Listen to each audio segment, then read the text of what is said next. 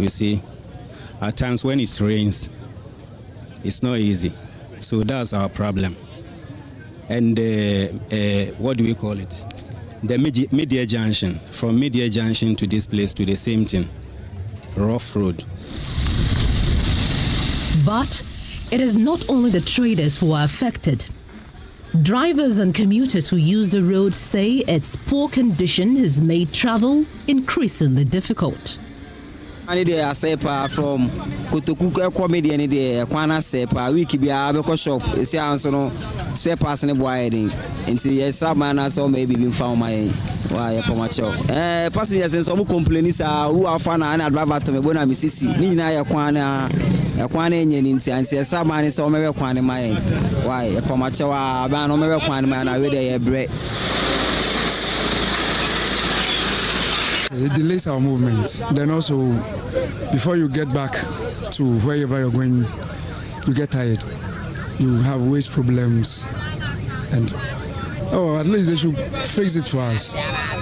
If not the asphalt, the normal ones, I think it will be okay. And you can imagine the stress that you pass through. The drivers don't want to even come.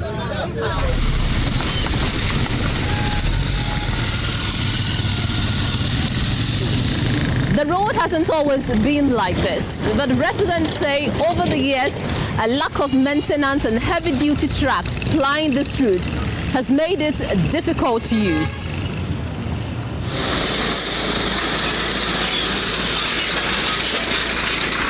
Beyond the market, the mid-year Agyeman-Rawlings stretch serves as a key access road to several factories.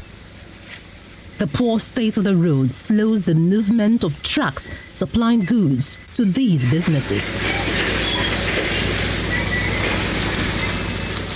At the Kotoku Electoral Area Office, Assembly Member Udate Mohammed admits the state of the road is stifling development and discouraging new investment. When the road is done, for first one, the industries, I think their business is going to grow.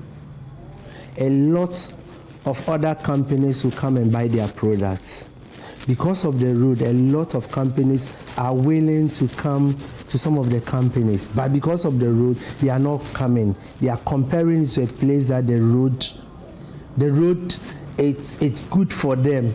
So that at least going to a mechanic or doing maintenance will be less. So it's my dream that when the road is constructed, the companies on the stretch from Media to Kotoku, their business is going to boom. And I'm praying that the road should be fixed. He also points to steps being taken to address the issue. Well, I remember the last assembly meeting, I asked a question to Engineer Edrin. He worked with the urban roads. I was honorable. When is the road going to be fixed from Media to Kotoku? It's honorable. Your road is 4.2 kilometers. We are waiting to come and do a feasibility studies. When the feasibility studies is done, I can assure you that the road will be fixed.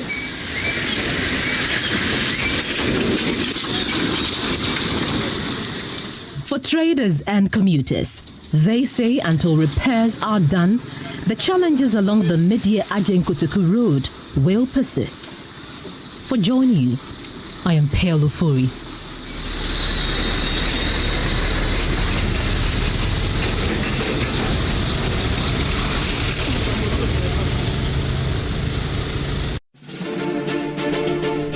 Love 99.5 FM presents the 7th edition of the Lovatham Primary Schools Quiz. This is where brilliance meets challenge as talented pupils from schools across the region go head-to-head, testing their knowledge in mathematics, English, science, and current affairs. It's more than just questions and answers. It's a celebration of learning, courage, and excellence. Watch as young leaders step onto the stage, confident, focused, and ready to make their mark. The Lovatham Vitamilk Primary Schools Quiz will be live on TV, Joy Prime, and Joy Learning, and on your favorite radio station, Love 99.5 FM. The Lovatham Vitamilk Primary Schools Quiz, an avenue for kids to learn and have fun.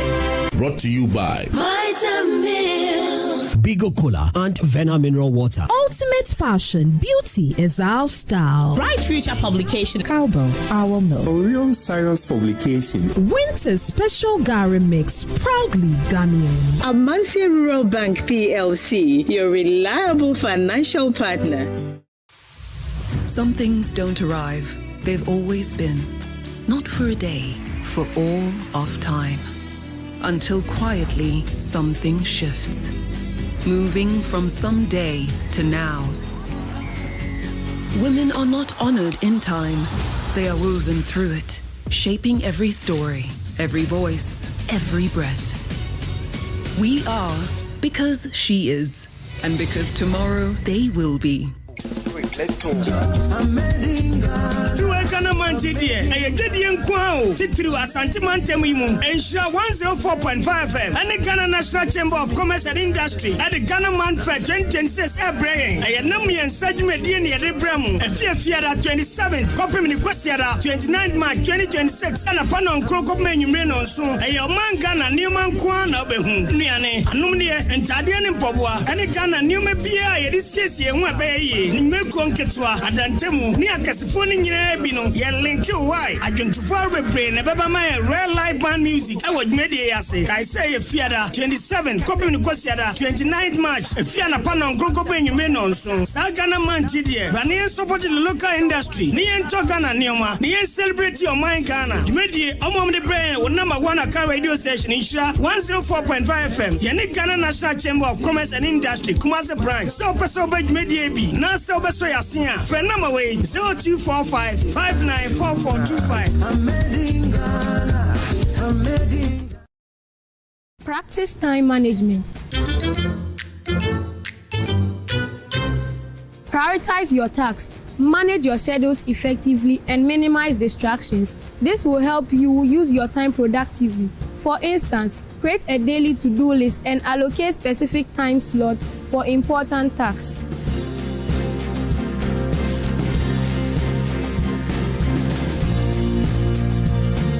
Good Conduct, Great Life is brought to you by Indomie. Tastes great. Kibo 4-in-1 Gary Mix. It gets everything inside. Champion taste.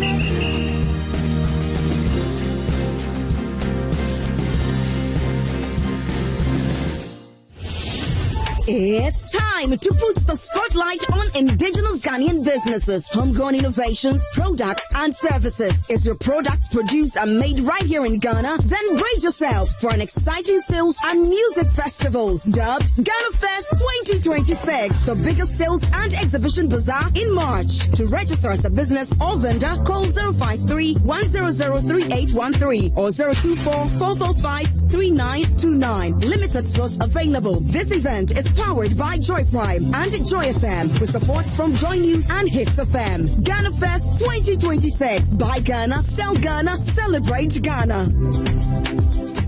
Cut out the noise. The anger. The hostile opinion. The spin around the issues. The superficial colors and effects.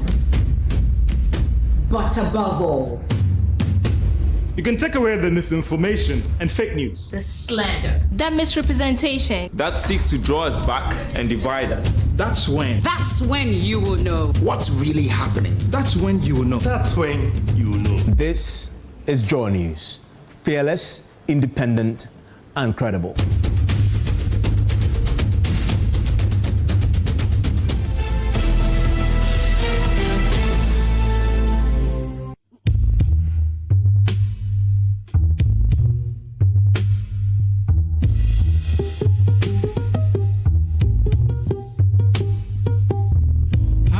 Say we all day matter inside, we all they suffer. Something they cause me, they cause you, they cause your son and daughter. Where we all feel come together and try to sort each other. Then you go turn around and sell out just because of dollar. And just they think how fast he go fetch up something today. Forget about him, people, make them find them our own way. Forgetting, say the same people put out for where he day. He cast to too high to see suffering below. He's too far away.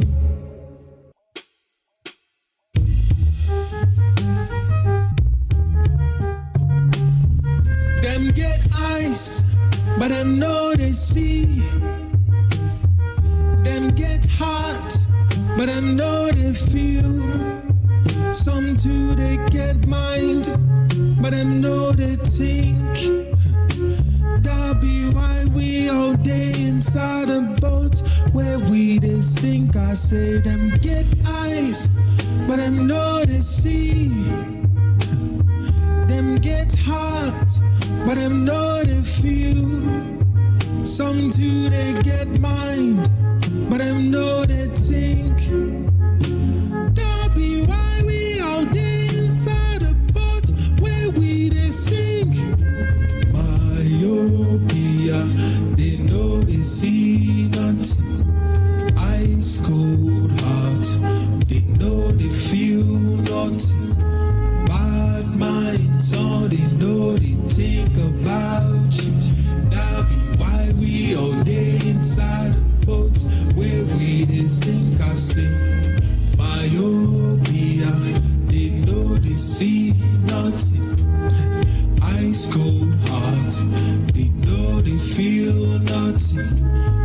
Bad minds, all they know they think about you. That be why we all day inside the boat where we they sink.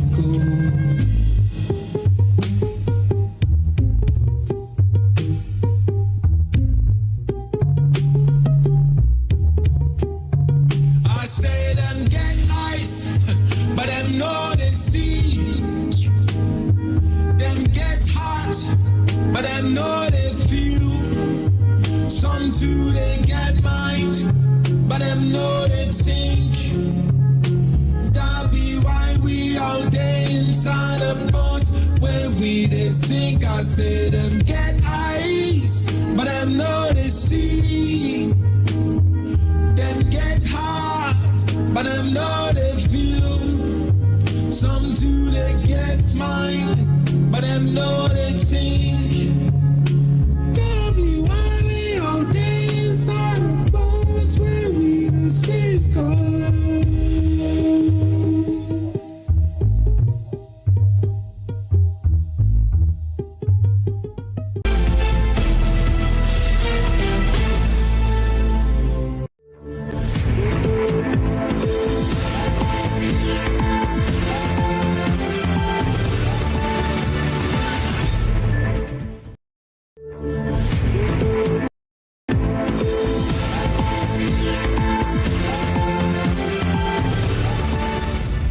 The noise, the anger, the hostile opinion, the spin around the issues, the superficial colors and effects.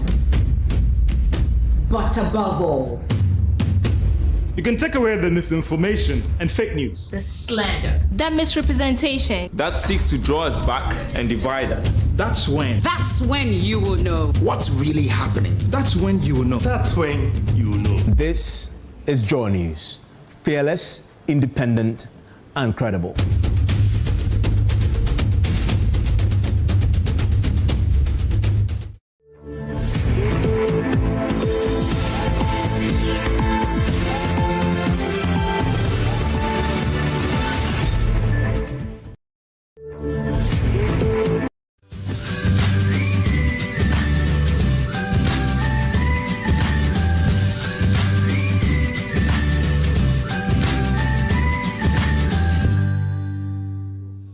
I have in my hands grains of paradise. So they are a bit red in color and they are very small.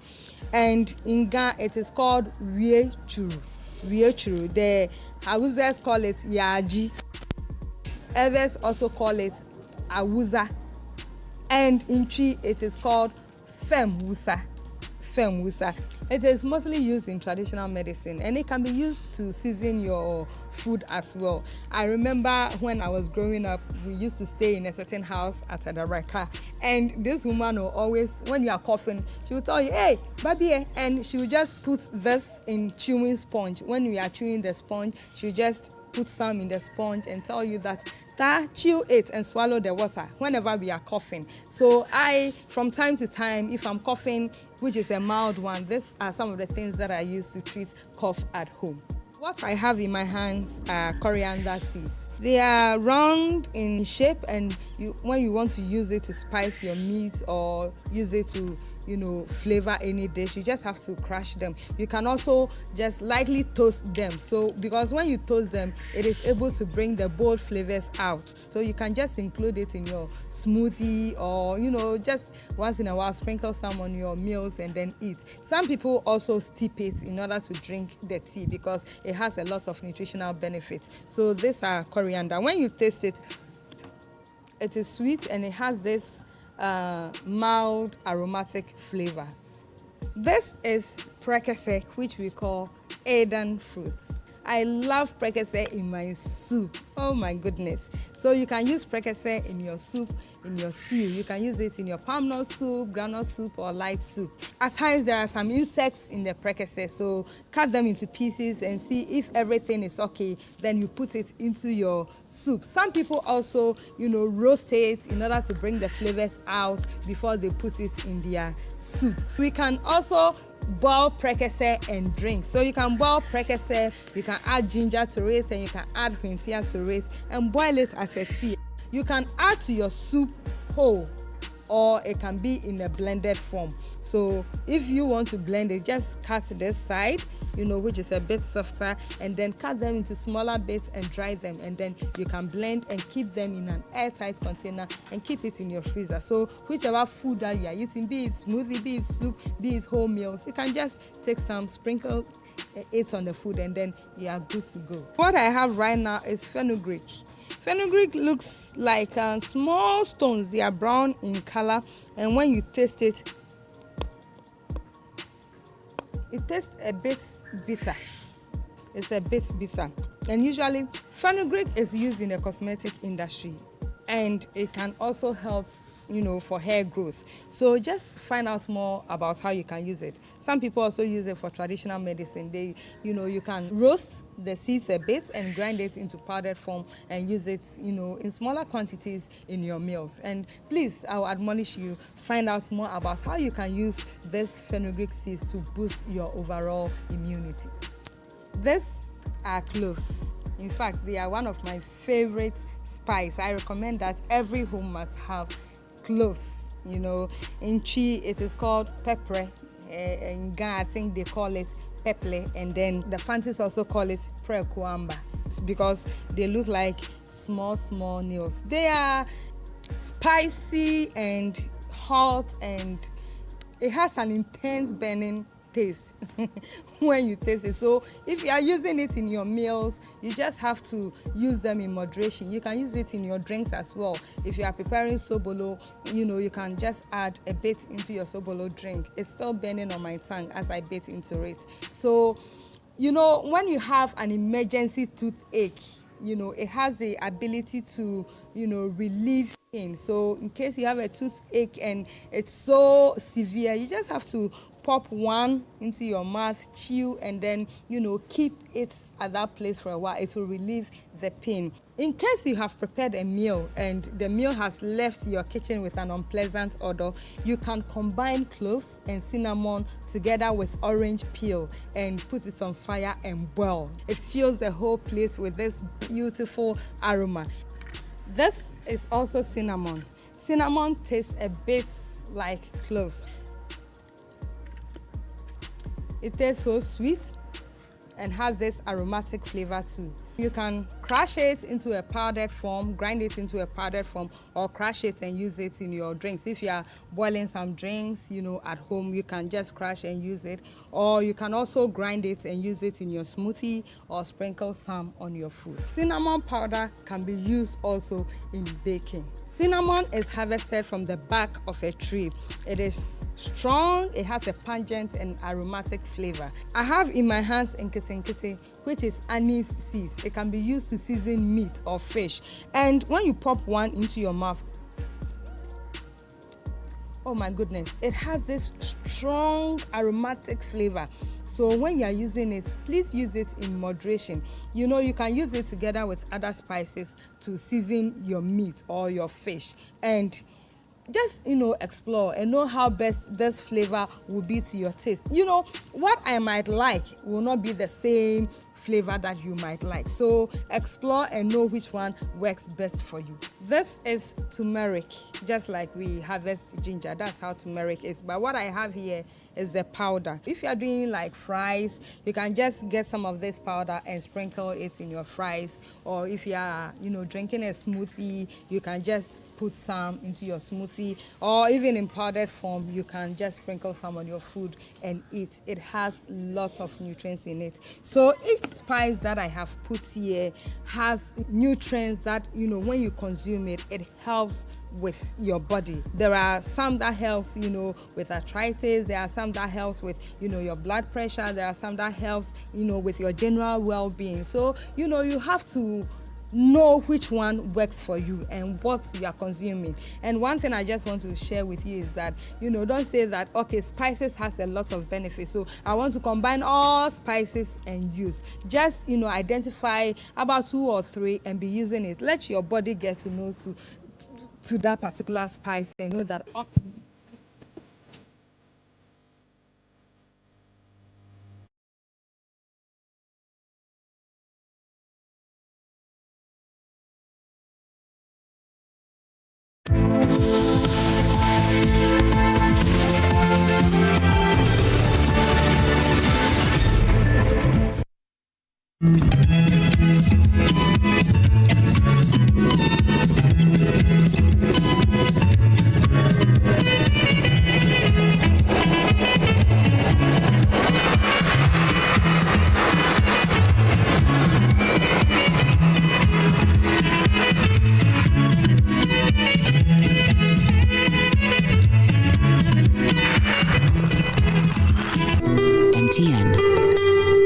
Bank of Africa, as strong as a group, as close as a partner. Where Duraplas goes, water flows. PS Industries has introduced a new roofing system known as ColorLink Plus.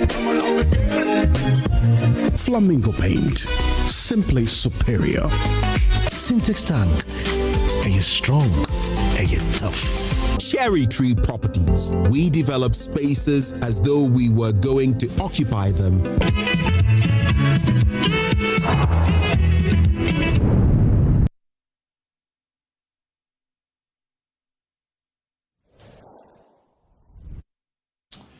It's the morning where I don't know to say I'm used to this or I should be angry. I don't know whether to say I'm fatigued just hearing these figures of brazen daylight robbery of the exchequer. It doesn't appear that there's consequences for some of these very serious crimes. The Republic, once again, is a classic example of a crime scene. As you may be aware, the Deputy Minister for Finance was in Parliament. And there are people who have been seeking, companies, contractors, who have been seeking to confirm or to extract from the state monies. How much are they looking to get from the state as arrears that the state needs to pay? A whopping 68.7 billion is what was submitted as arrears. The auditors rejected 8.1 billion outright due to fraud, duplication, and lack of work done. An additional 13.3 billion Ghana cedis remains unvalidated due to insufficient documentation. So what is happening? We'll give you the details of what appears to be a very serious situation discovered by the Auditor General through a special audit involving Ernst & Young and PricewaterhouseCoopers. As many as 500,000. I didn't say 5,000. I didn't say 500. 500,000 Ghanaian youth are chasing 5,000 jobs in the security sector. Yes, we have places for 5,000. But when we advertise for applicants, we got as many as 500,000 youth who want the 5,000 places. The president has been flying in his brother's private jets. He doesn't see anything wrong with it. Absolutely nothing wrong with it. Is there something wrong with it? But why has he decided to ban CSOs or CEOs and boards from traveling for studies, for retreats, and so on? We'll be right back to get into the details. I'm Samson Ladi Anyanini. Don't go anywhere. My guests are right here in the studio.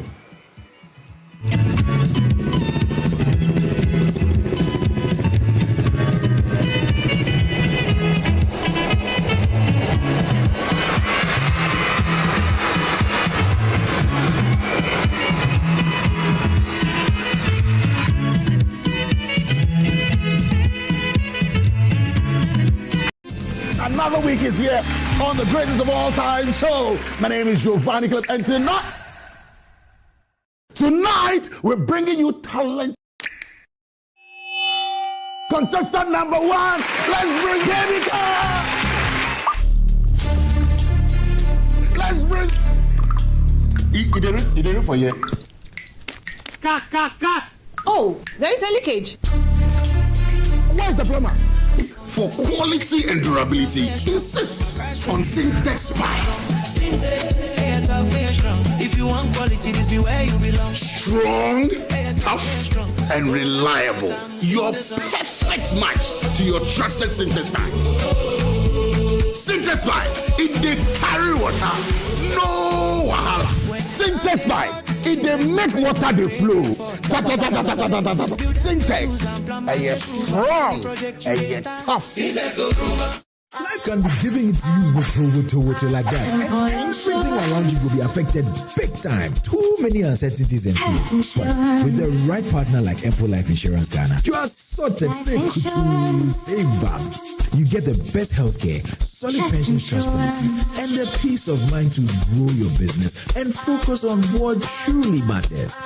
Empo Insurance, empowering people. When nations rise, it begins with bold conversations. When economies grow, it is driven by partnership. This April, Ghana's business and policy leaders converge at the Pro Business Forum 2026, the nation's premier platform for investment, enterprise, and economic transformation. With special guest of honor, His Excellency President John Dramani Mahama, joining captains of industry, financial institutions, investors, and entrepreneurs. The Pro Business Forum is more than just an event. It is a call to action. And so let us work together to build a Ghana that is competitive, productive, and inclusive. And a Ghana that creates opportunities for all. Come, let's engage in high-level dialogue, explore industry exhibitions, build powerful networks, and unlock real opportunities from finance and insurance to manufacturing, agribusiness, SMEs, and innovation. This is where it all happens. From the 3rd to the 5th of April 2026 at the Kwo Convention Center in Prioso Hills. Go to www.kwobusinessforum.com and register now. To register for exhibitions, call 059 555 5885 or 059 555 5995. Kwo Business Forum. Connect, promote, grow.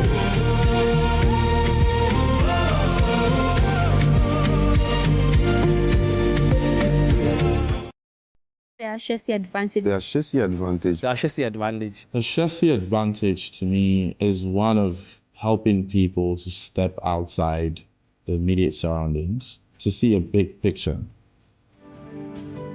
I think that the Ashesi advantage has to do with the fact that no matter where you find yourself, you are able to stand out. One thing that helped me take up entrepreneurship was because I had been at Ashesi. The culture had encouraged us to pursue passions. The culture had encouraged us to solve problems for Africa. Over the years, I've seen Ashesi grow into a more trusted brand that is recognized across the globe. I think the highlight of my experience in Ashesi was its ability to impact the spirit of empathy or a sense of responsibility to people less privileged than myself.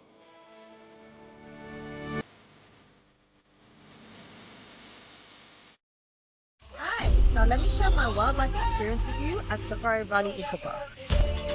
Welcome to Safari Valley Eco Park. Our electric shuttle pulled up and in no time our tour began. We were surrounded by wildlife from the moment we entered the Eco Park. We were greeted by experienced tour guides who took us through orientation and how to better enjoy the experience. Watch these animals roam freely in their natural habitat undisturbed by our presence. We saw zebras, sable antelope, brown crane, mara, silky chicken, nyalas, Shetland ponies, and so many animals I just couldn't keep up. Our tour guides taught us so much about the wildlife, their behavior, and how to interact with them. I even fed them. We also went fishing on a man-made canal. Then we took a break to have lunch in this serene environment. All this amazing experience for this price for adults, this price for teenagers. It's a bargain. As the sun began to set, it was time to go back home, but not before dinner by the campfire. It has been a thrill of a lifetime, and I can't wait till my next visit. Safari Valley Eco Park, bringing you closer to nature.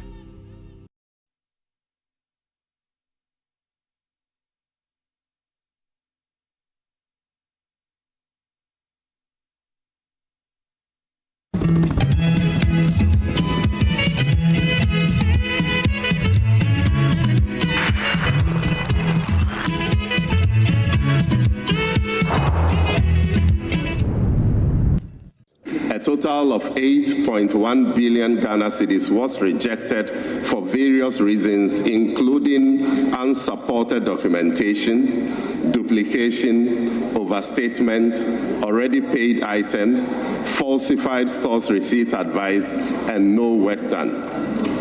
About 1 billion Ghana cedis of the outstanding BTAs, which refers to invoices and IPCs processed by MDAs in 2024, approved by Ministry of Finance, submitted to Controller and Accountant General's Department, and pending payment were rejected. It refers to requests by MDAs for payments to suppliers and contractors and certified for payment by various public officers across the approval hierarchies have also been rejected. They were rejected for various reasons, including absence of supporting documents, duplications, recycled invoices and IPCs, overstatements, and no work done. When auditors contacted these 5 banks to confirm the liability, every single one of them denied being owed any amount by government under the said arrangement. According to the auditors, the said 89.4 million Ghana cedis debt was fictitious. Without the audit intervention, a whopping 89.4 million Ghana cedis of hard-earned public money could have been disbursed to settle this non-existent liability. The government of Ghana paid for 34,000 metric tons of rice to address the impact of the dry spell. However, the Ministry of Food and Agriculture received and distributed 24,000 metric tons of rice. To date, 10,000 metric tons of rice remains unaccounted for, even though the entire quantity has been fully paid for. Right, Honorable Speaker. Payment of 10.5 million Ghana cedis was recorded as having been made into an account named the buffer account at a commercial bank. Upon verification, the bank confirmed that it had never received such payment. The account number cited did not exist within the bank's records and did not even conform to its account numbering format. We need the Public Account Committee to go into this matter. And Mr. Speaker, nobody should attempt to invite you to set up a certain ad hoc committee. We have our own regular committees that have been established, and there is no exceptional situation. I can understand why you are protesting that a special committee should not be set up, that it should be referred to the Public Accounts Committee. Mr. Speaker, we will not accept that because your side chairs the Public Accounts Committee. We will not accept that. We will not accept that. It's a special audit.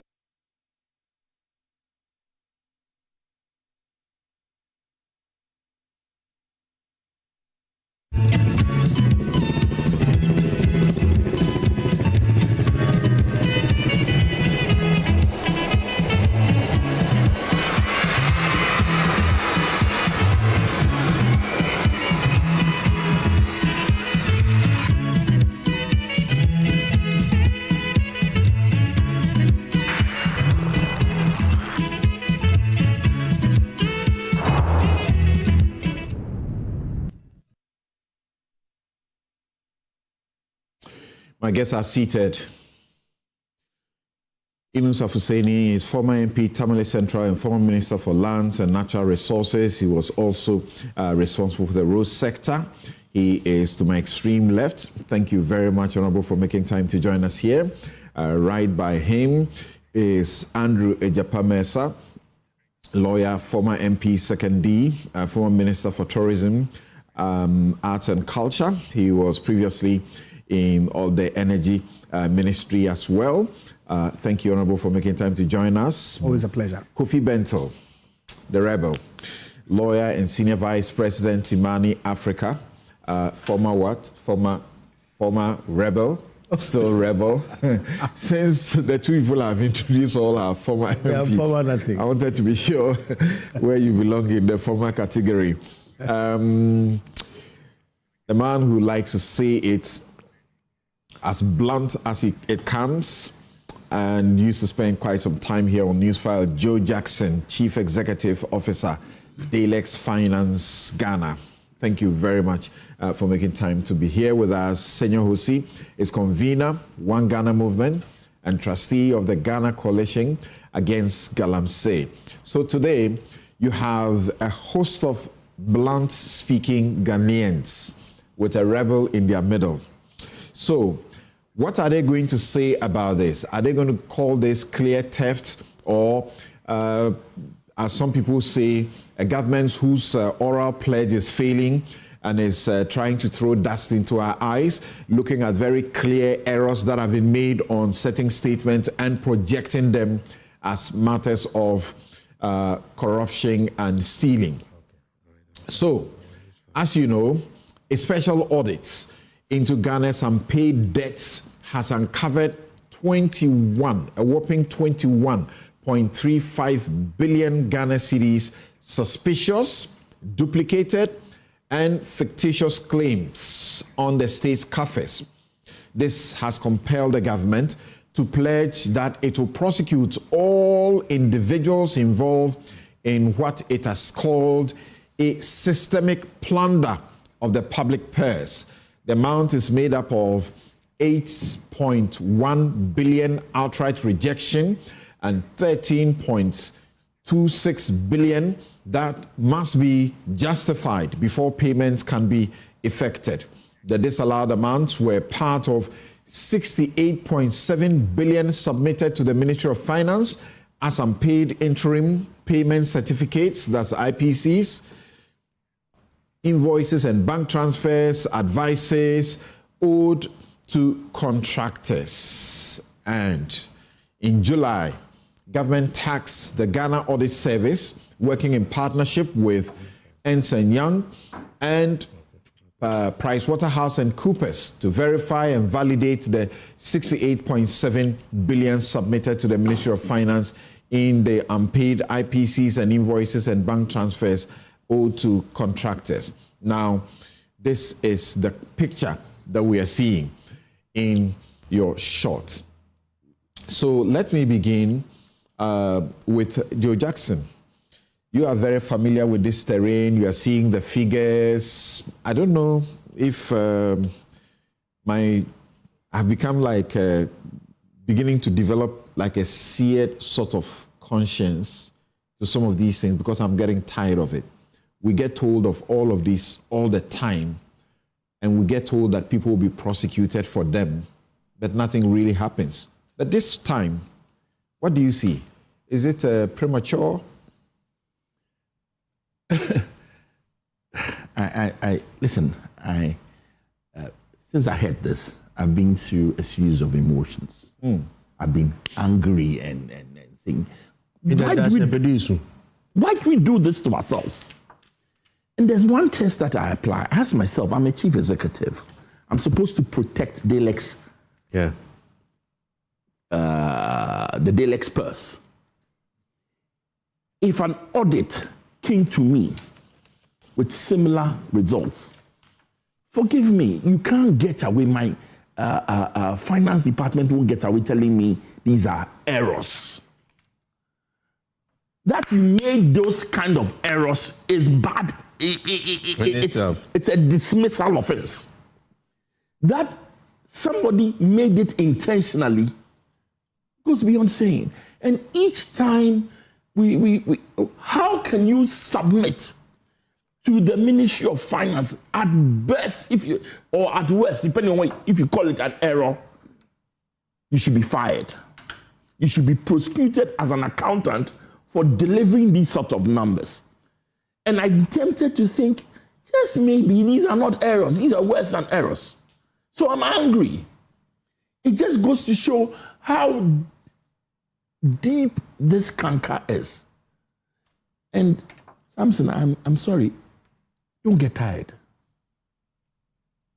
We should continue to be angry. We should continue to be furious, because the day we get tired is the day we give up. Then everything is gone. We can't afford to look at this, the numbers that have been presented, and say we are tired. It's the same old issue. No, somebody should be prosecuted. No, somebody should go to jail. And if it doesn't happen. So those are your preliminary comments. I'll return to you. Kofi, we'll get into the details, Kofi, because I'm reading where the minister says, in one circumstance, the bank, is giving an account. Banks are called and the banks confirm that we don't actually owe anybody. Then accounts that were supposed to be the accounts to be the conduit for the corruption, so to speak, are actually not bank accounts that exist. So how is the payment going to be made in the first place? Because the people in the chain are part of the rot. Okay, look, we make these things sound so esoteric and so wild and weird. This is common thievery. Has been going on for decades. Both NDC and NPP, the richest subsector of our whole citizenry are politicians and senior civil servants and these senior bank people and that kind of thing. You and I know what we've done with Occupy Ghana and everything, trying to bring these people to book, and it doesn't work because there's a bipartisan agreement to loot this country. If you even provide service to the government, there was a time I used to sell computers and I made a decision I won't sell to government anymore. In fact, I have a funny story. I sold to one of these government institutions, and just to get my money out, go here, come here, fill this, pass here. I actually went into the office, packed the equipment, and took them out. All right? Why am I giving you this story? If you even provide service to government, to get your money out, to get paid, the forms you fill, the places you go, the things you have to go through. And then we keep hearing about people just taking out millions of dollars from government coffers, fictitious accounts, fictitious this, fictitious that, and as if it's so easy. Meanwhile, we have thousands of people working in Controller and Accountant General's department. You have Auditor General. Auditor General is the largest accounting firm in this country. They have over 500, chartered accountants, and they are far more qualified than any other institution in this country. Point I'm making is there is no excuse for this happening. It is happening because some people have agreed, colluded to do it. Joe asked, why do we do this to ourselves? Joe, we don't do this to ourselves. Our leaders do it to us. We keep fighting I have been fighting decades, okay? And they keep doing it. Each comes, they have their own clique, they do it, okay? And it's somebody's plan working well. These are not errors, they are not mistakes. Look, the day somebody who is really intent on solving these problems comes into office, you know what will happen, Samson? We will track from the start to the end, okay?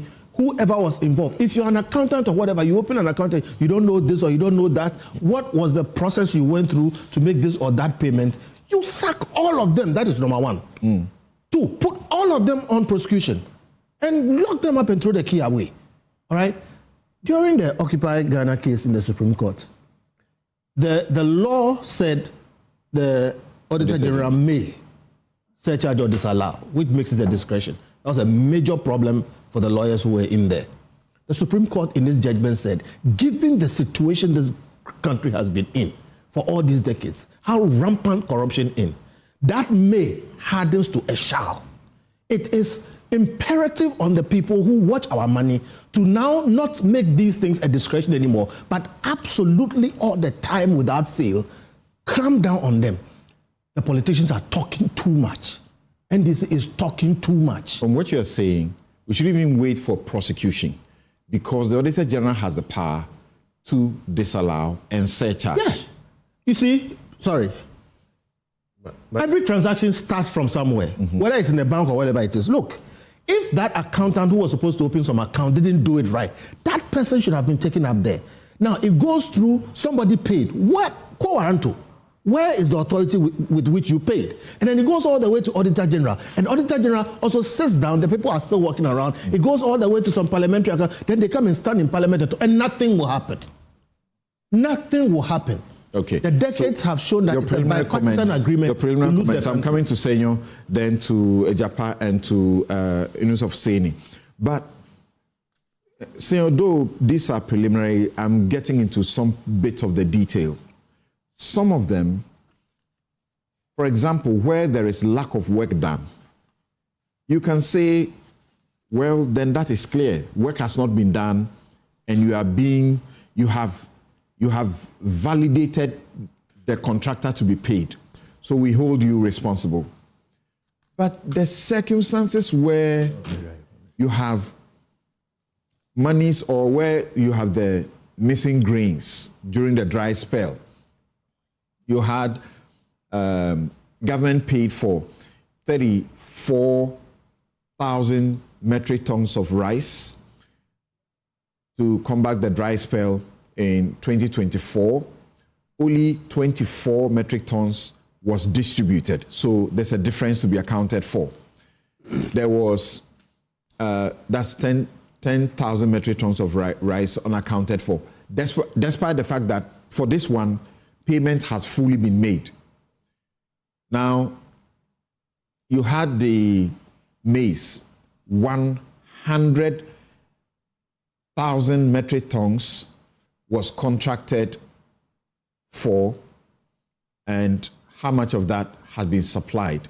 So, can't we take our time and be clear about where we can actually say, even before a prosecution goes on or the Auditor General does anything, something wrong has gone on?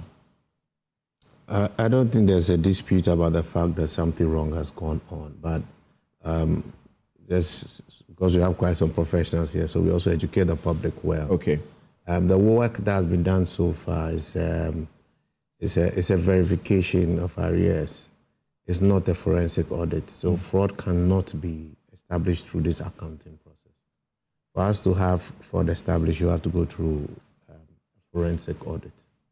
So what you actually have now is enough data for us to, preliminary data, that's why you use a term there. So just to guide all of us.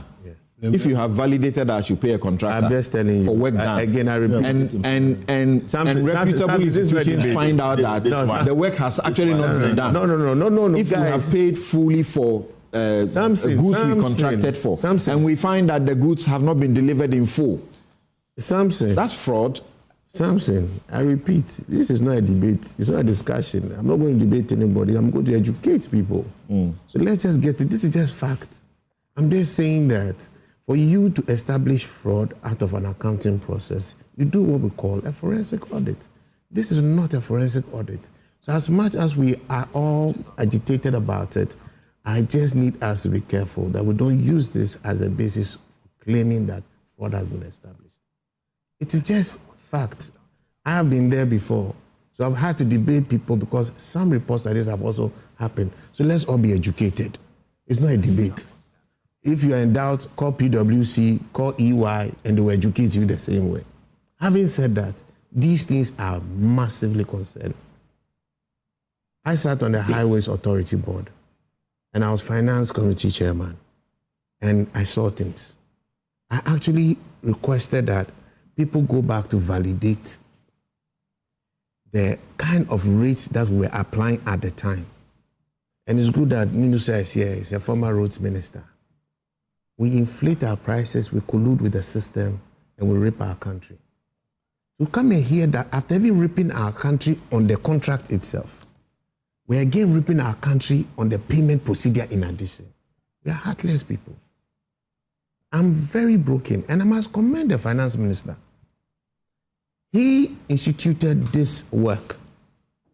I don't recall the previous finance ministers doing this during a transition, but it is a known fact that our public servants, and in policy terms, we call them the permanent government, that's the civil service, are skilled enough to know that there's always confusion during a transition period. And colluding with other businessmen, we facilitate the looting of our state. Through all these kind of IPCs that have actually come, which are not validated. There's no doubt we must take this, cut the English and take action. If oral was complicated because we said that there were challenges with the preliminary data that was given, I think this one, it is like you're doing ID science. So you remember the acid test. So there are preliminary tests, there are confirmatory tests. There's no time to waste. Government should spend money quickly and go in. This is indicative information for you to immediately interdict people quickly within the next 2-3 months. Execute a forensic audit so you can validate the fraud, and where there is administrative culpability and clear negligence that you may say that what do you call it, criminal negligence, right? You should take absolute action. We are all truly tired. Jackson, we have a right to be tired. And our tiredness should not make us stop. Our tiredness should not make us stop talking about matters and now demanding action. Okay, so pause there. So that is the matter here. Akufo, I don't want to see your face on TV. I want to see you and Dominic Ayini. I want to see the president hold a press conference immediately, speak to the country, and give the right instruction. Right. So they want in the next 6 months, people found culpable and action taken. The English, is too much. Okay. Is it just English to find that, to find that multiple agencies, including the Ministry of Defense, the Ministries of Defense, let me get to what I'm referring to. The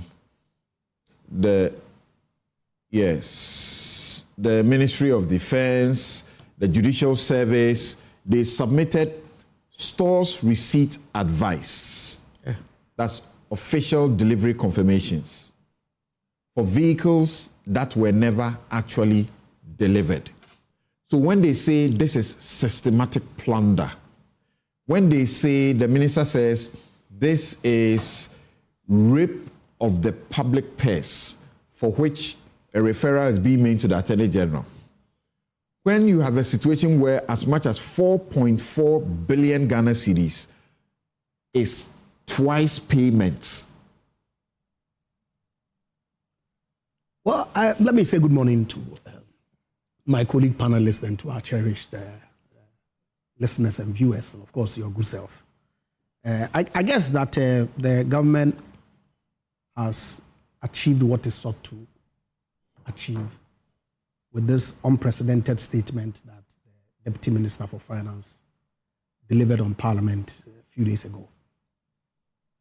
Because I've been in Parliament 2 times we're told that this is a special audit, and so the processes that are required under our law for submitting these documents to Parliament was not what was followed. They delivered a statement. I hadn't ever seen a statement of this nature before. COVID audit was also a special audit. The Auditor General conveyed it through the laid down procedure for the benefit of Parliament and the people of Ghana. Why I'm saying that they've achieved what they sought to achieve, it's pure PR. As far as I'm concerned, this information is already in the public domain. As far back as November 3rd, 2025, publication was made by the Auditor General in the Daily Graphic and gave a website address where the list of all the claims that have been rejected was published. And so the question is, why now? Yes, I agree. The sentiments that are being expressed by my co-panelists, especially Kofi and Joe, and of course, Senior Hossi, about the worrying nature of the information that was put out by the Minister for Finance. But sitting where I sit, this is not new.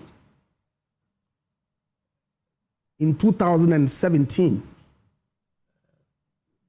claims that were left by the NDC, 11 billion or so, went through the same process, and 51% of it was rejected as ghost claims. Fast forward 2025, this same process has been undertaken by the Finance Minister, and it's expected that when you go through a transition, people would want to take advantage of the system and do all sorts of things. And so, legitimately so, you conduct such validations to confirm whether the arrears that have been left are indeed legitimate. And that's exactly what they've done. But I think that the government did this, what they did, purely to kill or divert attention from the issues that were playing out in the public domain relating to some issues that particularly their party supporters were crying over. And also the issues relating to the sale of gold by the Bank of Ghana, which had become topical, the Cocoa Board issues, which were also topical, and of course, oral. Okay, and so to that extent, they've achieved their objective. But to the more substantive issues that were raised in the report, worrying, like I've indicated in support of what everybody has said. The truth is that apart from some specific issues relating to the national, the 1D1, not even the 1D1F, the ones that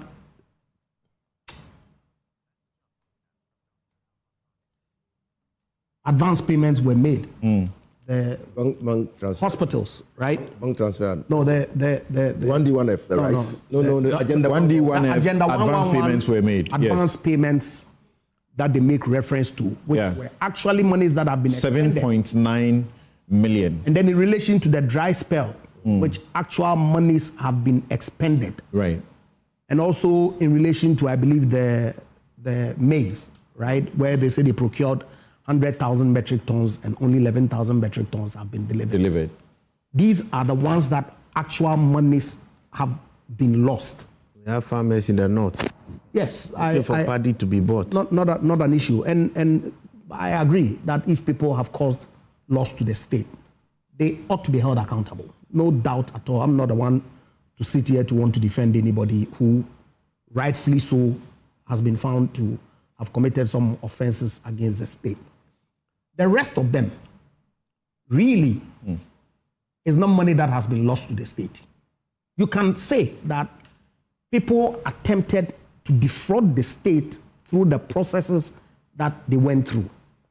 And as a result of the validation processes that the Minister for Finance commissioned, these loopholes that people sought to exploit have been blocked. I'll return to you. So I'll return to you on that in quickly. fact, how much has been lost to the state, separate and distinct from what it is that people try to, if you like, use the existing systems to as it were, make themselves. But thank you. See, those are your preliminary comments. I'll come back to you. Yes, Inus of Seni.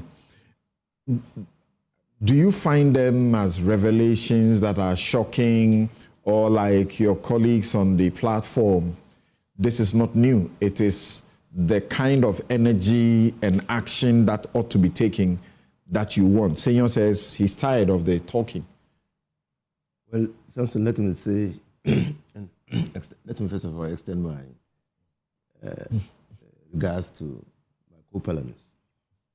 And to say that you feel to be shocked by the revelations that came out in Parliament last week is to some extent be complicit in these matters.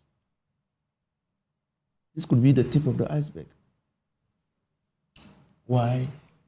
Samson, these were validated claims by the Ministry of Finance and forwarded to the government's treasurer, accountant, to pay. It's not as if they were sitting at the ministries. These were validated claims by public officers in all the ministries. The payment was stopped because it was felt that they needed to do an audit of the payments. Can you imagine how many of such payments have gone through? Can you imagine? And that is why I agree with Sonjo when he says, or Bentley when he says that if you were in charge, you will go back and track payments. Yeah. Because they were only stopped because there was a change in government. Explain to me, when under the 1D, 1F, about 90 million is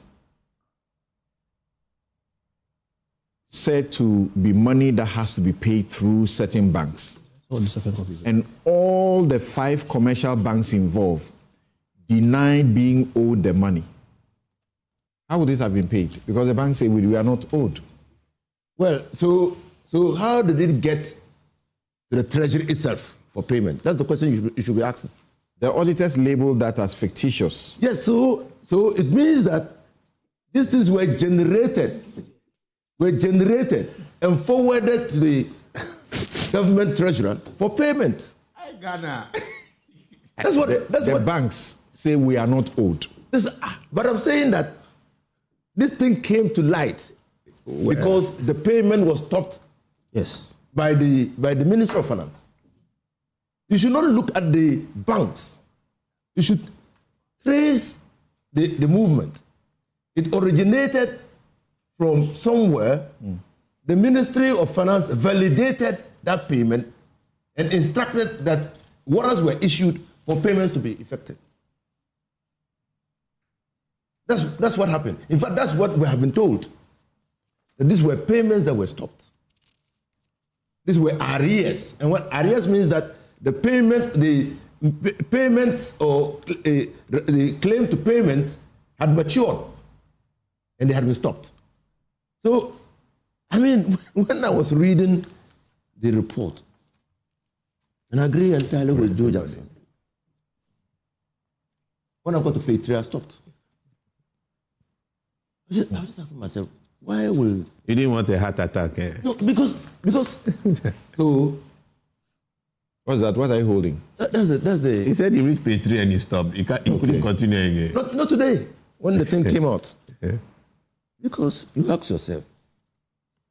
You mean our research work shared with you, is that it? No, this is the statement. Okay, right. Ministry of Finance. All right. Now, so you ask yourself, so who sat there, for instance, the Judicial Service? So who issued the letter saying that the vehicles had been received? And directed that payment be made? That's a very interesting one. Who issued that letter? So what was the basis? What's the approach? Refer for prosecution, or at this time, let the Auditor General deal with it? I've heard Domelevo say that we always, try and hide things under prosecution and waste everybody's time, where there is opportunity to sort of quickly grab something. No, so I told them review in 2017. I agree with Senor when he says that these are preliminary findings. You have to be careful. Findings of fact. That there were some malfeasance, inappropriate conduct. Okay? You don't know the faces behind that. That's the first thing. The second thing, audit has a trail. Yes. And when there is a break in the trail, it's a query. Yeah. When you're not able to answer the query at the time given to you, it's a finding, to be a finding against you. So I told them in 2017 that this is not, when your findings are still subject to challenge. Okay, so for me, it's not, I mean, when people... Kofi and Joe Jackson have their hands up. Let's hear them quickly. Let's hear them quickly, Kofi. Okay. So the buffer stock, we are told of a ghost account. Over 10 million Ghana cedis was recorded as being made to a buffer stock account at a commercial bank. Verification revealed the account number did not exist. So the point to make there, you see, there's a very important point that Ejapa just made. These are plans in motion. Okay? This whole idea, you see, we focus too much on politicians. Too much. Permanent government. There is a permanent government called the civil service. Yes. Now, without due respect, okay, thieves are thieves. They will aim to steal. All right? That's why we have a huge system. The Ghana government employs 1 million people. Like I said, the Controller and Accountant General Department is the largest accounting firm with the highest qualified people, over 500 chartered accountants. They have thousands of staff, spend millions of software. All these things you read. Look at it. It says, when auditors engaged GTech, the agency confirmed that as of December, there were no outstanding arrears. Over 159 million would have been lost. Somebody processed that. Yeah. It's just that it didn't get to the end for it to be paid. You got to the end, but... No, it got to the end. Is that Kofi just referred to a request for 160 million in unpaid teacher trainee allowances, which GTech confirmed that there was 0 arrears outstanding. 6.1 million 2020. Ministry of Education, 6.1 million scheduled at the Controller and Accountant General's Department, even though the same funds had been already paid. Somebody recycled it. If you go to the stores one, it says forged stores receipts, 9.4 million. Somebody actively did it. Okay, I can go on. No. But where we need to be focusing is who are those in the middle processing these things, okay, working with all kinds of people. Sometimes we focus too much on the politicians. There is a certain middle section that we have to be looking at. And please, this whole business of we should wait till the forensic audit that Senor is looking for. Listen. I beg you, just 1 minute. Listen, we have office. We have officers who have to do their work. Yeah. They have bosses. Without even this thing, we know about inchoate offenses, we know about conspiracy. Without the money even getting paid, it is proven that somebody falsified accounts and pushed it beyond a certain point. That person's crime is complete.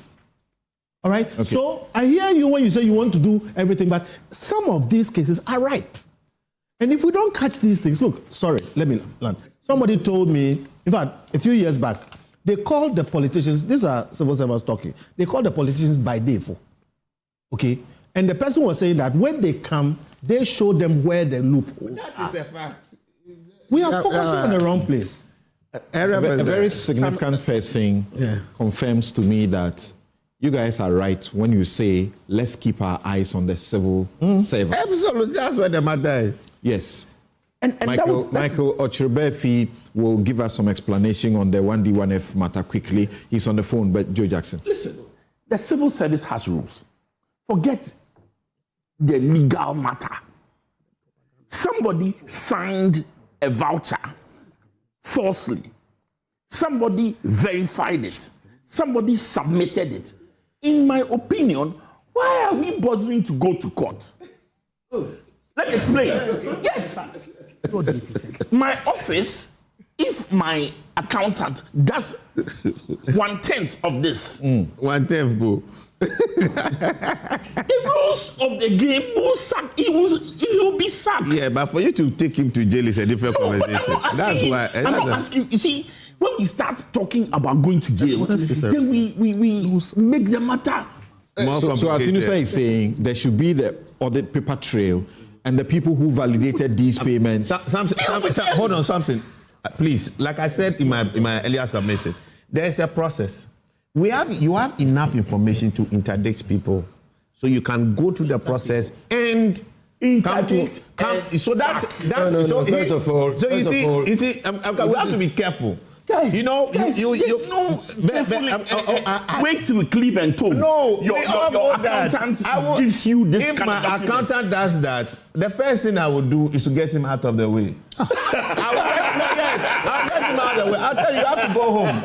We have to investigate the matter. But that's exactly what you're saying. That's exactly what I'm saying. So go home. I'm not going to now say quickly you are going to jail. No, hold on. Is not the matter now. So what I'm just saying is that there's enough information for government to start administrative action. And then you still go through the process of a forensic audit. So you can now be able to create a basis to establish fraud and prosecute people. So even now, otherwise, again, it will become a passionate conversation that ends up nowhere. So we have to go through the process. There are motions. Forgive me. Jack Johnson.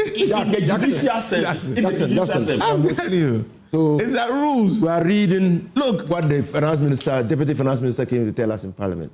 He didn't mention any name. Did he? Nothing. Yes, but he says the individuals are known. Unless we assume something for you to establish actual fraud on the part of it, for everyone you are saying, you ask the person, what are the rules governing the guy's role? Did all the documentations match for him to sign that voucher? It may have matched, and he may have just done his part. Yes, but maybe it's one of those documentations what was actually fictitious. So maybe the person you are even seeing right now, and that person should be excused. No. So in that forensic audit, you'll be now able to find the root guy. So be patient.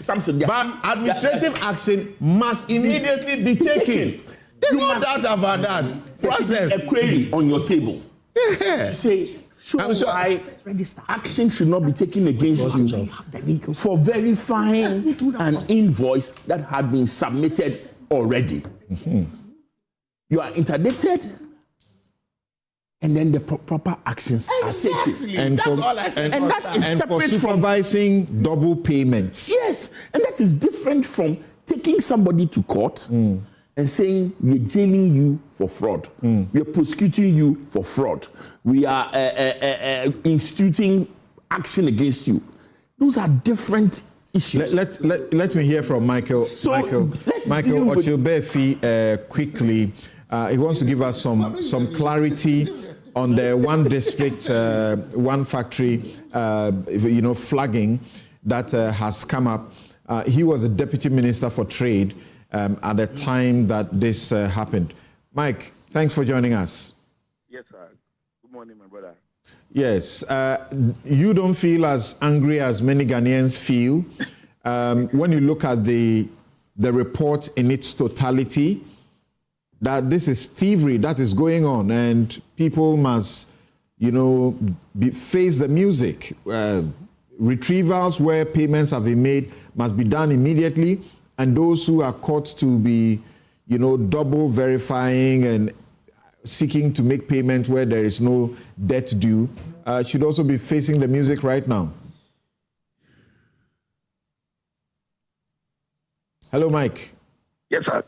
So my point is that I think I want to extend my greetings to your panelists, and I want to say that if there's a problem, and we all know that there's a systemic problem in the public service, I guess what we have to do as a nation is that we have to come together to fight the problem and make sure that we cure it once and for all. We are never coming together to fight it. It is the reason every year $5 billion is lost to this country through corruption. It's okay. The point is that I also want to say that the Deputy Minister came only to read a statement on the floor of Parliament. He didn't come to present the report. that must be established. He only teased out parts of the report. At that time, Parliament even didn't have access to the report. You are not saying that you doubt what he presented, and that no, I doubt parts with regards to what happened in our ministry, especially with the 1D 1F arrangement. I mean, it's very clear that they got it wrong. In the 1D 1F matter, what we are told is that the auditors discovered 89.4 million requests for interest subsidies under that project. All 5 commercial banks involved denied being owed any money. So the auditors labeled that debt as fictitious. Sir, what's your problem with that?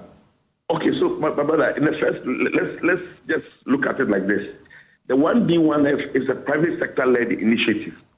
It's a 2-tier policy. I mean, it can be a greenfield business or a brownfield business.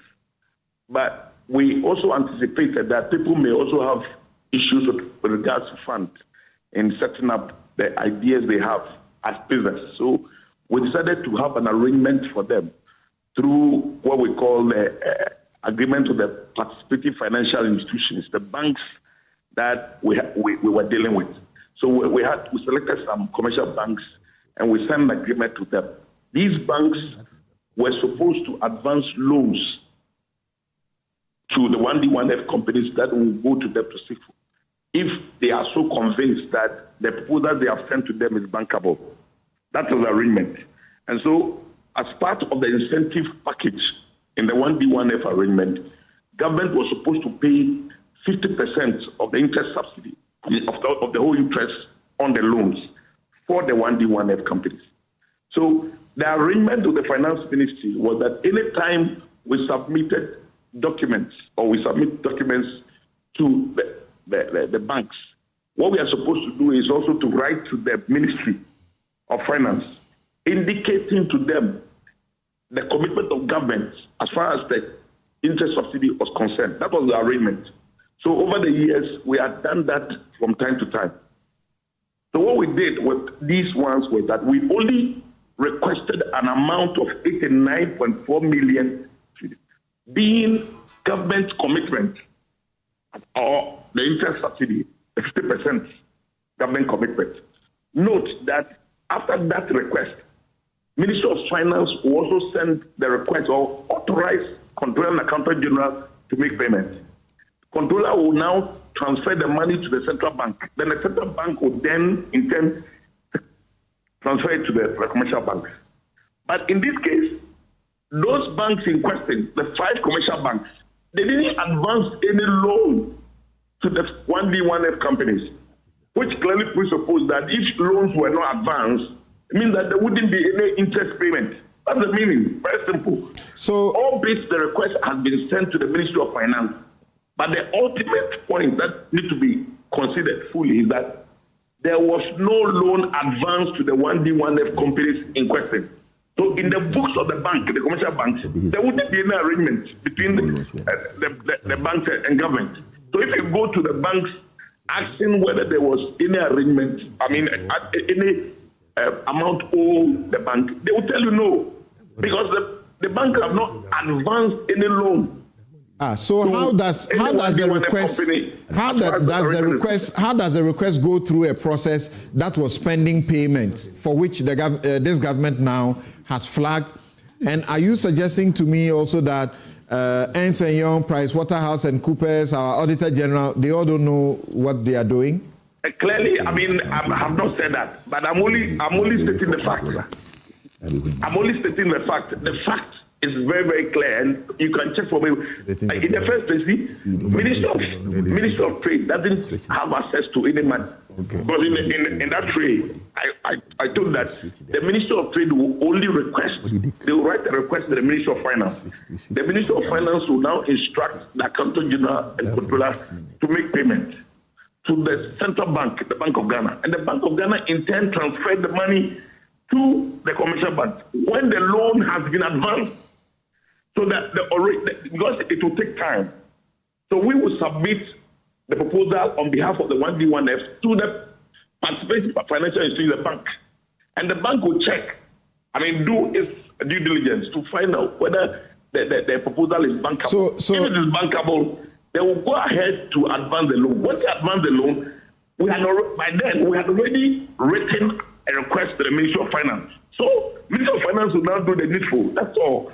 So in a nutshell, what I'm trying to say to you is that there's something like 89.4 million, which as a debt, a fictitious debt. Clearly it is misleading. This is misleading. And government can also, we can confidently tell you that it's a diversion tactic. But they know that they are just trying to shift the system.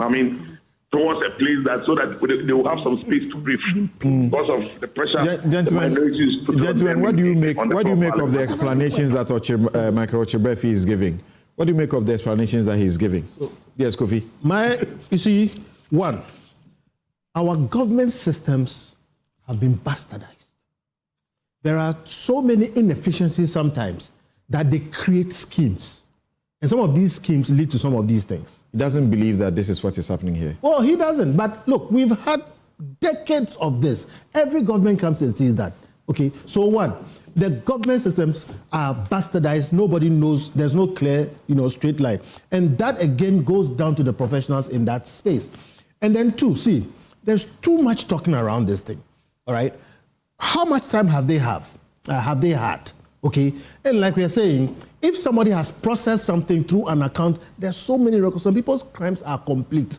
There is too much propaganda. Clearly, there are politicians trying to make... This process kicked in July of 2025. So why is it that... And what we are now learning from people like Michael Ochebefi is that these guys didn't do their job well. Exactly my point. So my point is all this time, I beg you, see, one, the politicians are seeking to make political capital out of this. They cheat us when they do that, all right?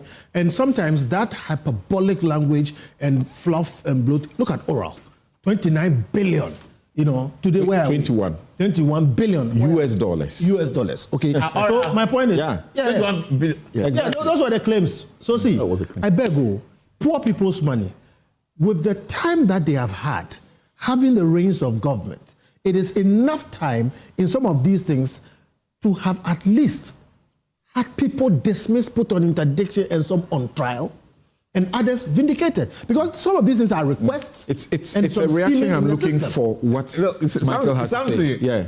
I am very clear in my head right now that our governance system, designed by our politicians and our civil servants, is woefully meant to loot this country. Look, this can't happen in my office. What we've invested so much in a lot of accounting systems. Give me that. Get what? What now? They are gonna give not what? Oh, Jesus is Lord. How is it that from a click of a button, when an IPC is processed, is passed in one system, it can't reflect globally in all the systems, that we should have any problem with duplication? And we claim we have chartered accountants at the controller and accountant general. You know what? In this specific I think that what government must immediately... The banks did not advance the loans. I want to no interest has hold on. for which government will be liable to pay the interest. Something, my submission is not hasn't got anything to do with Bayfee thing. Or what Bayfee is saying, at the end, they will just have to go through this forensic audit. That's all. I think that it's not that we should... My difficulty is that reputable institutions, accounting firms like Ernst & Young, PricewaterhouseCoopers, acting together with the Auditor General, according to Michael Befi, and the government, are misleading all of us. That's the propaganda. I didn't hear that. There's propaganda in this country. There was no interest due for which government should be paid. I want to react. There's propaganda in there. See, the real problem is the statement. Because you and I haven't seen the report. Right? If they had published the report, then we could interrogate them with all the responses that people have given to then arrive at some definitive conclusion as to what really has transpired.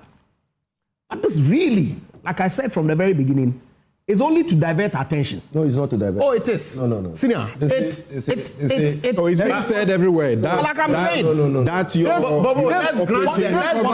initially published on the 3rd of government's November. operation recover all loops, 2025. what do you call it? Mantra. It's there. Or I brought the it's newspaper. failing.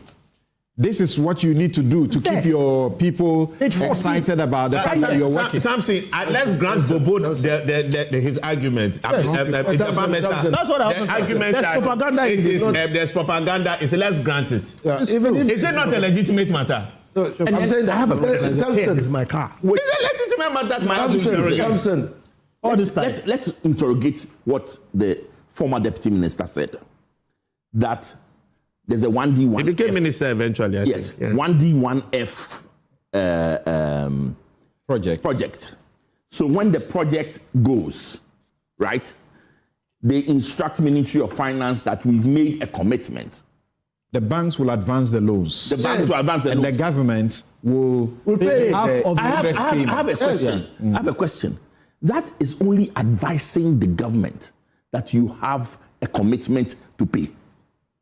When that moves from being an advice to now controller, for it to be deemed, because you see, before you put an account to be paid in, it means somebody has received an invoice and passed it. And passed the invoice with some account number on the invoice, which was deemed fictitious. Somewhere.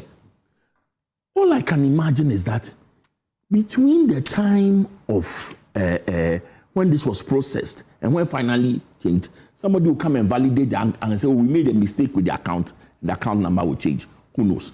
But the point is that somebody is confirming that to me, that we shouldn't take that for granted. Thank you. That because a bank says this account doesn't exist, the number is actually not correct, does not mean that that plan could not have been executed. Thank you. That's what at the final point of payment, new account numbers. But you see, I'm making a point.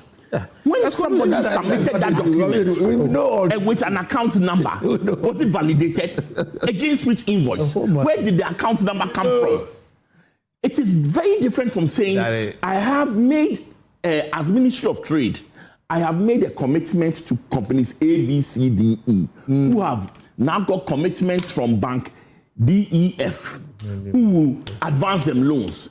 And for you to pay 50%, I'm advising you that this is the commitment that has been made, and so plan for it. Legitimate. But it went beyond just plan for it. Somebody said, be prepared to pay this amount. Not be prepared, pay. Pay this amount into this account. At that point, we've gone past just an advice. Somebody must have had an invoice. Put a request for payment. That request for payment, where did it originate from? Did it originate from any of these banks? Yeah. If the bank say they don't have that money, it won't come from the banks. Exactly. So it will always come from the one they were. We're told about you matter. You were saying pay a bank. Yoko, right? Oh yeah, that's where the account numbers were changed with a certain small difference in name. That is why I'm saying that we should move this conversation. We should move this conversation. Yeah. That look. So there is a preliminary statement or finding of fact against some government institutions in the deputy minister's statement.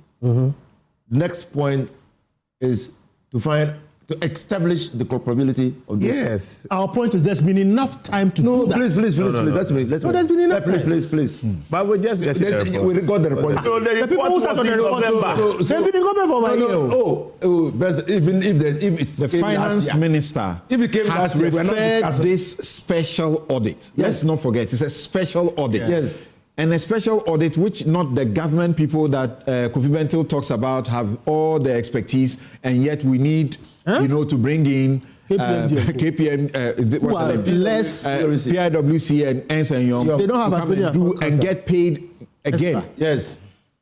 And they have done a special audit. Yes. And make these findings. Yes. And the minister says, he's referred this to the Attorney General for prosecution to happen. No, for forensic again. Yeah, it cannot just that this data is not enough to what is it? That's why I have said. You have to be careful. This is the point that you take a leave from Akufo. Yes. President Akufo establish a special investigative team to immediately. That's quickly. And Some of the culpabilities are complete. Some people in the chain, okay, if you didn't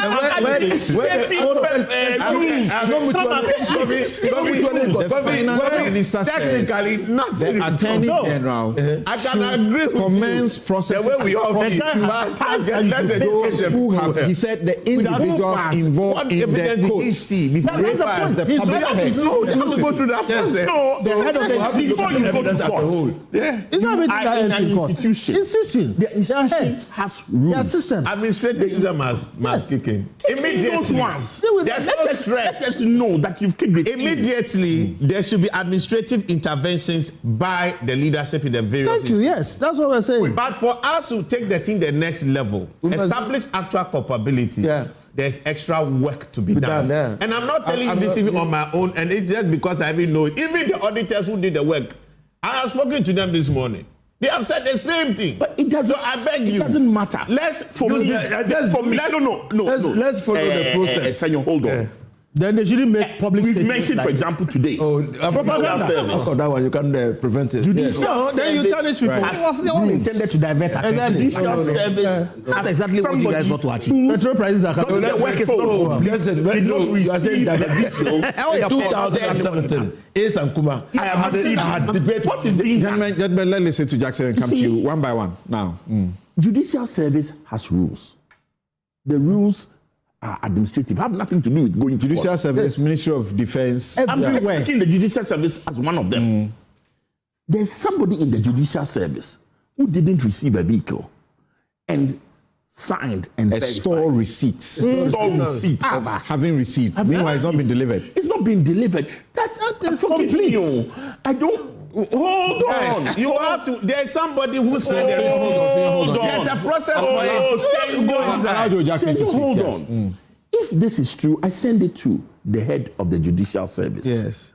He says, "Come, Kwesi Mensah, sit. I'm giving you a query. Why should action not be taken against you for signing a store receipt when there's no vehicle? That has nothing to do with prosecuting you in court. I'm not saying. You see, let's see some. So it's part of the investigation. No, it's action. Administrative action. Hold on. Action is not investigation. So, guys, let's hold on. So immediately, Judicial Service can tell us that based on these issues that came out from the PwC, etc. report, we have taken actions 1, 2, 3, 4. We are giving these processes within the institutions don't last for years. They don't last for months. 3 months. It's a 1 month, 3 months thing. Maximum. They convene a disciplinary action made up of if there's a union, the union, a significant person. They sit down. The committee sits and says, "You know what, Kwesi Mensah, the cars didn't come on, and you signed. You are culpable, and there will be several people in the chain. They may be dismissed. They may be other actions may be taken against them." But that is step one. And that does not require us to go to court. That does not require us to have a forensic audit. That says that Judicial Service, somebody issued a false stores receipt. So what do we do? So as far as you are concerned, for the government to indicate seriousness about this, there should be a directive to all the institutions who have passed, invoices and all of these, and be giving timelines within which all the people who must give such kind of answers go through this process would have gone through it. Yes. Like, how long should it take? 3 months maximum. 3 months, 1, 2, 3 months. So that we are in March. By the end of June, we will know that these people who did this, who were party to the please.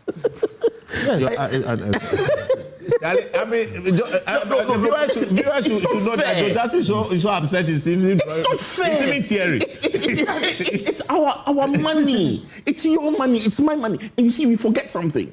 It's very easy to take this and think about, some vehicle was not delivered. It is somebody who didn't receive health care. Honorable, It is somebody in your constituency up north when there was famine who didn't get relief of rice. Big man took it. It is, you see, those are we gave out money for hospitals.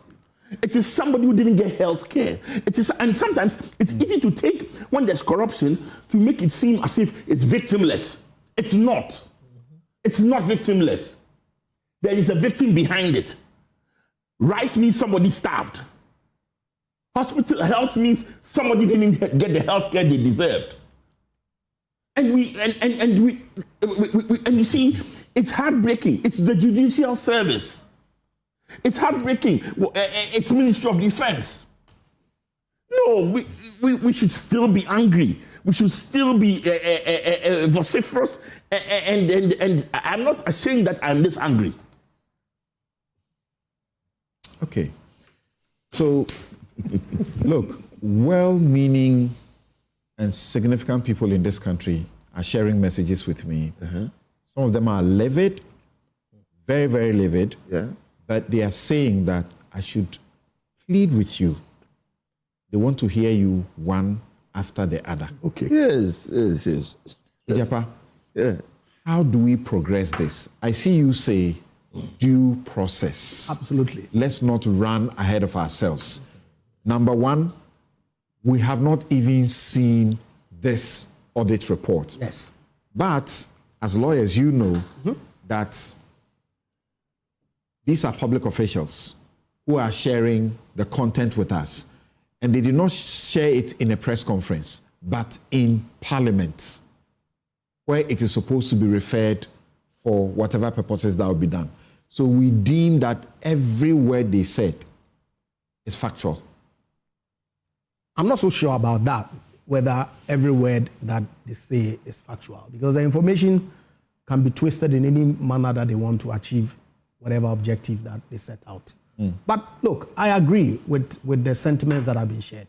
Okay, the report, if it's anything to go by, clearly demonstrates some wrongdoing on some of the issues that were outlined by the Deputy Minister for Finance. No doubt. And necessarily we expect the government to take action and bring all those perpetrators to book. Do you subscribe to Joe Jackson's approach? Yeah, why not? It's fine. Administrative, internal, a directive to all of them. I have issues with. Issue that Bayview raised, for example, maybe some exaggerations, pure propaganda to achieve a certain end. Some maybe attempt to defraud, possible. Some maybe circumventing the process to, if you like, avert typical transition delays in payments. So, for example, schemes. You would see people purport to receive vehicles, for example, so that the process can be carried through Ministry of Finance for the funds to come to the particular ministry, awaiting delivery so the payments are made. I mean, all sorts of things could inform what it is that my good friend in the says we know some of these things. Okay, it may not be with intent to defraud, but purely to. So that's why it's important that the entire report is made available. We look at it. People would have been asked questions already. They would have provided responses, so that in totality we can see where the issues are. Those that require actual further investigation carried through. Those that require prosecution immediately. Those that require administrative action to be taken immediately certainly ought to be done. Because I agree wholeheartedly that we all ought to be concerned if the public purse really is being ripped to the extent that the Minister of Finance put out. And I, from all the information that is available to me, from what I've read from their own statement, I'm not so sure that the entire figure that they put out is intended to be ripped from this. How does this happen? Help me. How does it happen that bank transfer advices are issued in respect of 293 million for 6 ministries, and there are no supporting contracts, no supporting invoices, or records of any work ever being executed. That's problematic. And yet it has got to a point where payment would have been made but for this process. Yes. Those are problematic. That's the last line. And that's why I agree. So that's why that's why they ought to look. You see, let me. This somebody did something. Don't lead us astray. Yes. In 2017, your NGO led us astray. Don't lead us astray. Hey. Yes. You know, you said that this thing should have been laid before Parliament. In 2017 State of the Nation address, go and check Akufo-Addo's State of the Nation address. He borrowed or copied copiously from Dumuluvo's statement on the arrears payments. Meanwhile, the report had not come to Parliament. Go and check thereafter how many people have been convicted of wrongdoing. Don't lead us astray. There are processes. I'm telling you guys. There are processes. And I said, you remember in 2017 they said contracts have been awarded for non-existent rules. Yes. You remember? Yeah. Or have you forgotten? Yeah. No, we haven't forgotten. But who have they arrested and prosecuted for non-existent rules? If you like, give me a minute. No. So you see, you must. Yes, this is shocking. They might be criminal intent. They might just be willful negligence. Exactly. Okay. So no one expects anybody to raise invoice for payment without supporting documents. So when the auditor asks for supporting documents and you are unable to provide, it's prima facie evidence of wrongdoing. Exactly. But that doesn't mean that a wrong has been committed. Exactly. You understand? So when the auditor gives you a time limit to bring the documents, when you fail, refuse, or neglect to bring the documents, there's an exit meeting. He says, I've not seen this document, so the payment is unjustified. That's it. That's an audit report. So for us to know... In the National Service Secretariat case, the people who are standing trial, the Auditor General was asked by the Attorney General to do an audit after the Fourth Estate and Media Foundation discovered some of these things. It was a forensic audit. There are a number of people who are standing trial under oral where you haven't asked us to do a forensic audit. And they are standing trial. Why is it that in this case, reputable institutions finger contractors or individuals involved, and you say we should wait until some forensic... Accountancy and business people, let me tell you what the difference. What is not forensic about this audit? I'll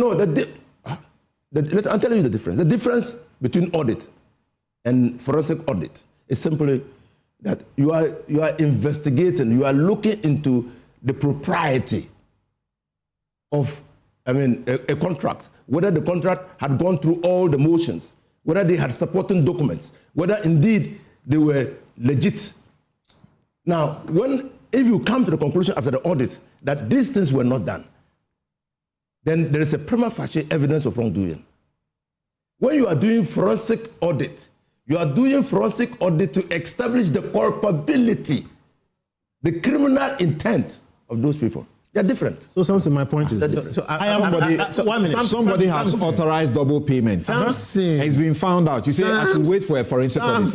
What does that mean? So we should establish the fact that our systems as an administrative are not working. I do think that we should draw an existential line to some of the heads and say, if some of these things emanate from your place, you are out until we establish otherwise. I am 100% sure. Wait. I am 100% sure that by the time this is properly processed, more than 50% of them will come out to be nothing. I don't understand properly processed. When I hear Ensign Young, when I hear Ensign Young himself, I'm telling you. That is what. So what did they do? I've just said something. Why are they being paid? It is a verification. They did this job to be paid. Why should we pay them? Our listeners want to hear us. So let them hear me well. To get their money back. Let me finish my point. When I say properly, 21 billion is at stake. But Samson, we have the same thing with Samson, I'm saying this 21 billion. How much is for Big Push? Hey, can I finish? Yes. The amount of monies that are being spoken of, what the deputy minister stood in Parliament and spoke about, I can say here, without fear, that by the time we finish going through it, more than half of it will be nothing. 1. 2, it will turn out that some of the things that have happened here should have been caught way before now. Yeah. That's the point I'm making. Yeah. You are head of an institution. People pass things without, Now, so what we all have to agree to is that when it comes to some of these things, we have to have a bipartisan and civil consensus that we shouldn't pussyfoot with these people because they are stealing from all of us. The bipartisan you won't get. I won't get. So we need to move on. But no, we can't. Inusa just said, you at Imani, you have misled us before. But here we are. Wait. Here we are. When the oral figures came up, Imani told us, Kofi, Imani told us that these $21 billion thing, forget it. At best, we can only be looking for a quarter of it. Today, people are saying, Imani were prophets. He's saying that these figures, by the end, we'll find that to be whittled down to less than 50%. It surprise me. Let me tell you. So 34,000 metric tons of rice was imported into this country. We received 24,000 metric tons. Right. That's what the auditors have found. Where is the 100,000? The maize. The 10,000. The maize. The maize. 100,000 was supposed to be. 100,000 was supposed to be. 11,000. 11,000 came. 11,000 came in. 88,000. Where is it? We need to understand. Where is it? That's why you need further. As the head of that institution. But I have a little problem.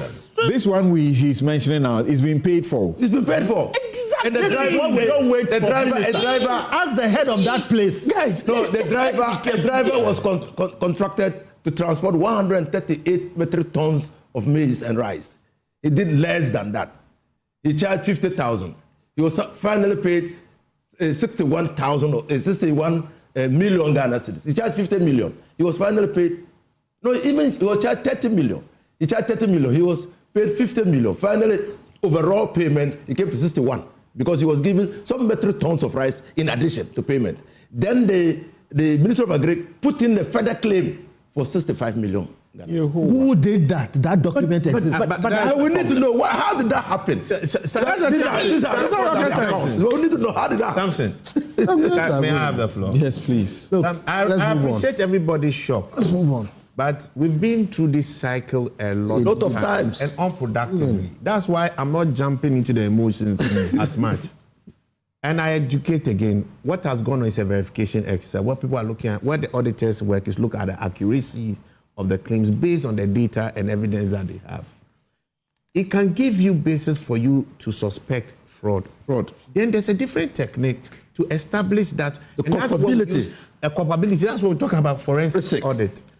You can actually take this information and you as AG or as an investigator can do that work on your own if you have the capacity to. And then if you have enough evidence, take the next action. Let's move this conversation properly. There are a number of things that this tells us. We need to ensure accountability in our governance frame. So we can't just keep talking about these. When I started, I suggested, which my colleagues have, everybody has agreed, that we can start with administrative interventions. Because if you've seen that there's a problem, things unanswered, the various institutions must start getting responsible, delve into them, and start taking administrative actions. If somebody is somewhat prima facie culpable, the person has to step aside. People should start seeing accountability being exacted. Further investigations, and if your culpability is fully established, you can take a decision as dismissal. You can't go around dismissing anybody in public service. I'm not accusing you of anything. Don't worry. I'm just saying. So that is step one. How is the reset exactly working? The reset. Wait. How is the reset Samson, working? please, you said your people said... A chief justice. Yes. A chief justice has been removed. I'm going to say that. Yes. Do you know some of the basis for their removal? I remember them. I remember them. Was there a forensic audit? That was not a verification audit. That was actually a full audit. It didn't go to establish her crime. Forensic audit, you go and establish fraud. That was not the case. So she was removed from... So she was not, the case was not about her fraud. So please, let me just stay focused. So we move this conversation out of just passion. We have to go through a process. There's an administrative intervention that can be taken to exact accountability immediately. That all of you have said. Which we have all said. The president must lead that conversation. The next thing, if for us to now get into the forensic side and have the president who is not seeing conflict of interest I will get there. Flying on his brother's jets. We'll discuss People are asking those questions. We are taking a break. No, please. There's something important. I beg you, something. You said that people want to listen, so we'll get it clear. The critical thing that we must now start looking at is the clear gaps in the governance system we have after all the investments we have made in technology. And I dare say that this is willful. This weak gaps, these weak links we have in our governance system, accountability system, our accounting systems are known. And that's why people can't take advantage of it. But how is it that we spend so much money on all these systems and we've realized nothing? There's a need for a proper review of our processes, and I would rather ask the finance minister to now call on the same people who did this, who saw some of the gaps, to lead that. There is no way that in Jackson's system you have the story. Okay. If I have one accounting system and you are taking out of your stock in somewhere, everywhere in the country when we go online, we'll know that you have taken your stock. We'll take a break here, but before I do that, Joe Jackson and Benton would like to hear this. This is a procurement expert. He says that if a bank pays money without the requisite documents to support it, it is a violation of the Banking Act. 1, did this show in banking supervision's oversight reports? 2, did this show in the bank's own internal audit report? 3, does this show in the bank's external audit report?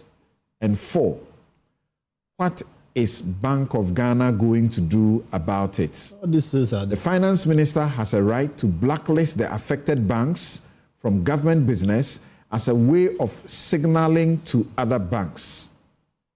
You don't need a soothsayer to tell you that there was intent to defraud. Good.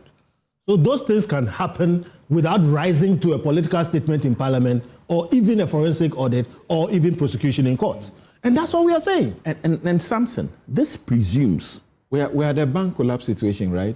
Yeah. How many banks went down? How many financial institutions went down? How many years down the line? Who has suffered? You may be aware of 2 people, 1 person. Who has? The banks that supervise all of the money that was given that the people are being held for. Who in the banks has suffered? Who in the Bank of Ghana? Yes. Who has suffered? These banks who are now saying, you know, what? Not my deed.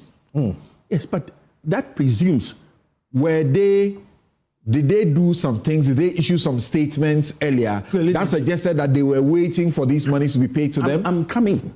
So, you see, why this whole thing sounds weird is this. Either somebody fictitiously created a bank document to say, I've disbursed, so pay. Or somebody in the bank was in collusion. The internal process should start now. Yes. Thank you very much. We'll be right back. And when we return, yet again, this is a big crime scene. What did over 500,000 youth in this country do wrong? That they were made to pay application fees, 220 Ghana cedis, is it? How much? Then they paid and went through a process to be recruited for only 5,000 spaces. They may have proceeded, a good number of them, at least let's say 100,000, would have proceeded into medical examination or test. They would have paid in excess of 1,000 each. And only 5,000 would have been employed. We'll be right back to interrogate that. We have some exclusive information in that regard about the 2 parties and the way they are talking about it. I did something stake here. People died. They stampeded and died at the work stadium and elsewhere. Many years, for several years, this continues. We'll be right back.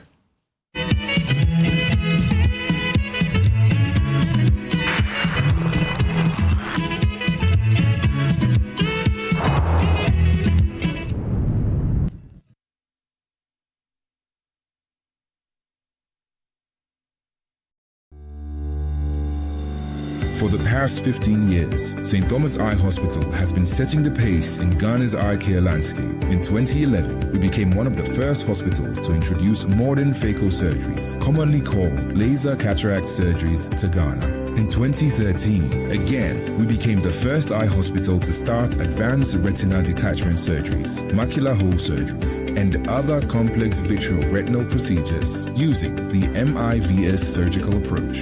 This year, we have set a new pace in glaucoma care with the launch of our advanced twin-star SLT-YAG combo laser, giving the glaucoma patients enhanced options in managing their conditions.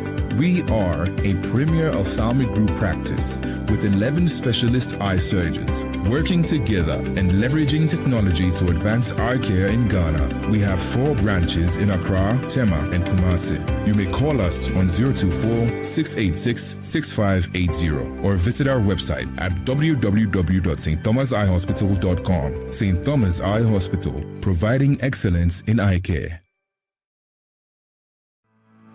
For decades, we have helped businesses connect with their trade partners all over the globe.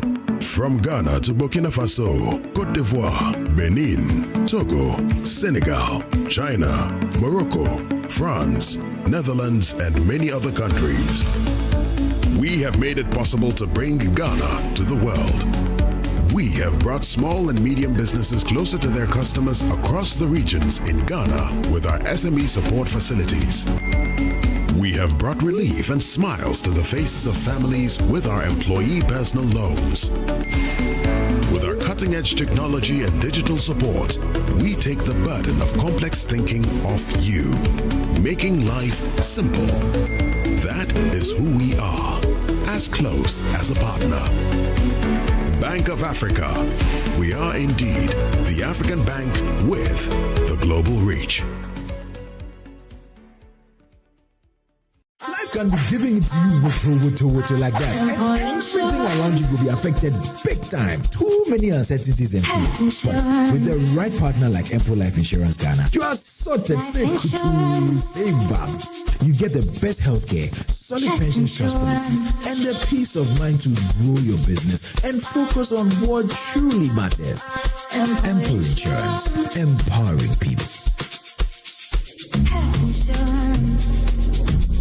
When nations rise, it begins with bold conversations. When economies grow, it is driven by partnership. This April, Ghana's business and policy leaders converge at the Pro-Business Forum 2026, the nation's premier platform for investment, enterprise, and economic transformation, with special guest of honor, His Excellency President John Dramani Mahama, joining captains of industry, financial institutions, investors, and entrepreneurs. The Pro-Business Forum is more than just an event. It is a call to action.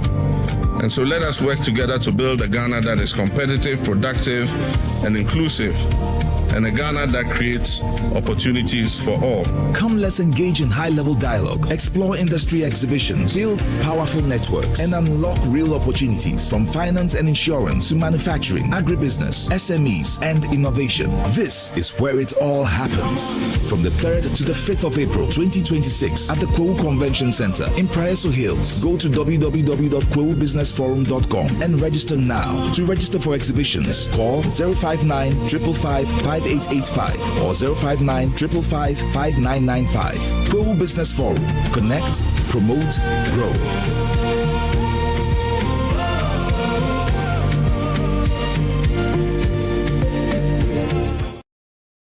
March is Colorectal Cancer Awareness Month. Have you attained 45 years and older? Notice blood in your stool, a family history of cancer?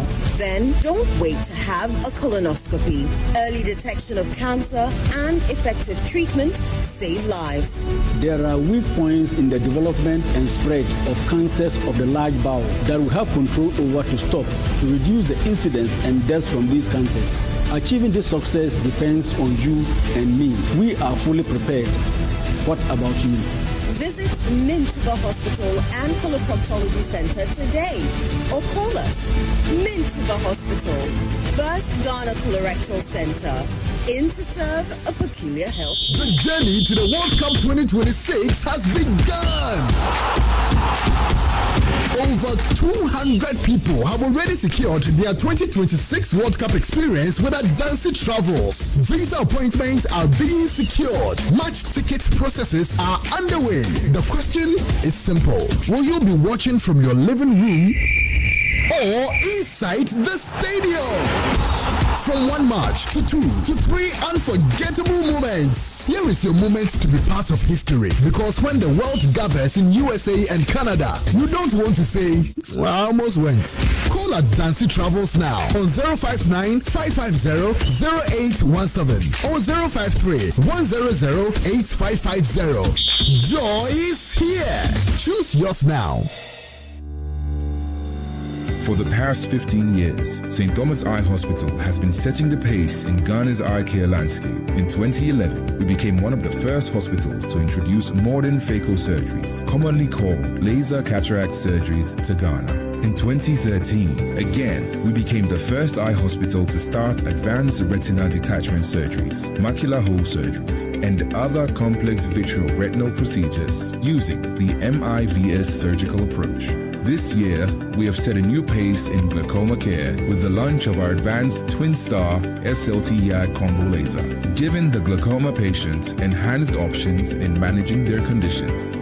We are a premier ophthalmic group practice with 11 specialist eye surgeons working together and leveraging technology to advance eye care in Ghana. We have 4 branches in Accra, Tema, and Kumasi. You may call us on 024-686-6580 or visit our website at www.stthomaseyehospital.com. St. Thomas Eye Hospital, providing excellence in eye care.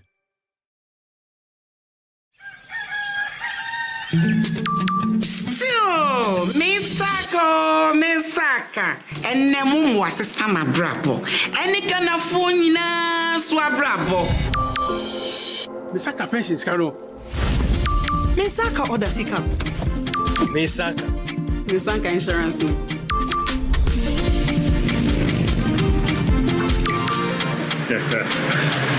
Misaka loan. Momo Fogosuri Echumaden, the Aboyenina Yesika Mumbai, say MTN, Ana Momo Jumayeni Befrewa, or the 0244 300,000 and a Befro. Nenumpo Orim Bitsao, 1-time password, and now say Upin code, 80, Wonso, Yawa Femuji, Nama Weni Nao, Nawonsa, and Kaumo.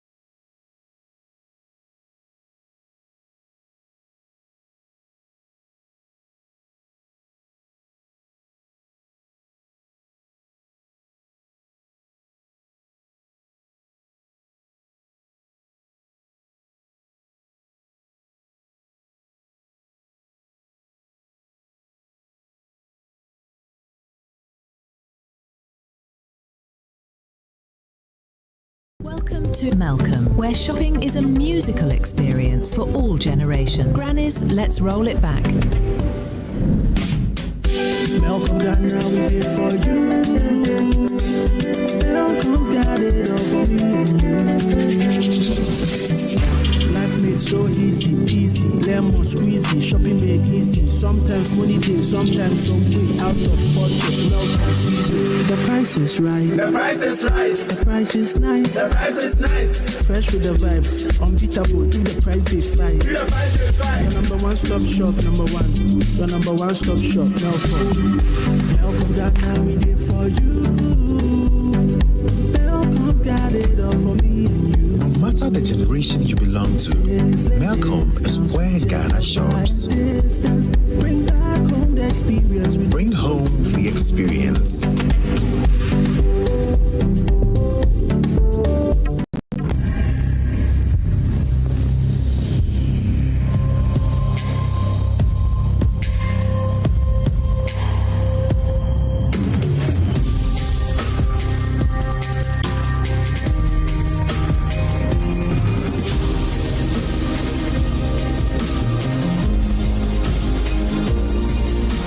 by-day men, strong and refined. The skincare you deserve. Dream. Hello, CEOs. Ghana's foremost business platform marks 10 years of leadership impact. Join the 10th Ghana CEO Summit and Expo on Monday, 18th May 2026 from 9 a.m. to 5 p.m. at the Kempinski Hotel Accra. The summit is themed accelerating Ghana's economic transformation, driving bold reforms through leadership, technology, and industrialization. Tagline: from vision to action. His Excellency John Dramani Mahama, President of the Republic of Ghana, will attend as special guest of honor and officially launch the CEO Government Compact 2026. Highlights include presidential CEO dialogue, masterclasses, panels, brand expo, CEO profiles, networking, and the Ghana CEO Excellence Gala. Register now at GhanaCEOSummit.com. Call 054-639-1970 or email info@GhanaCEOSummit.com. Powered by CEO Network Ghana in partnership with Deloitte, PwC, EY, GIPC, SIGA, University of Ghana, Media General, and the Multimedia Group. The 10th Ghana CEO Summit and Expo. A decade of leadership impact. T&Cs apply.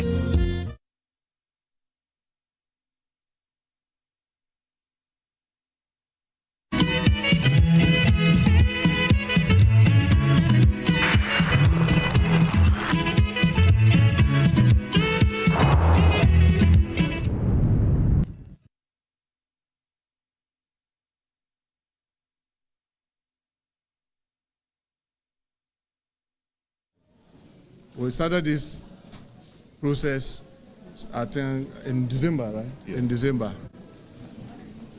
With the hope of trying to make the system as transparent as possible. And with transparency, you need to open it up by showing people how they can apply. Then you take them through the process. Coincidentally, by the time the deadline for application was closed, and this is very important, there was a total of 506,618 applicants. Over 500,000 Ghanaians, youth, were urging to be able to join our security service. This is an excellent thing. People who want to come forward and be able to serve their country, which is a very good thing. But as all of us know, out of these over 500,000, there was over 130,000 applicants to the police alone. And let me say this, the current police strength we have today, from the IGP to the last constable, is 49,000. The total police force we have is 49,000. Yet we had 130,000 young people wanting to join the service.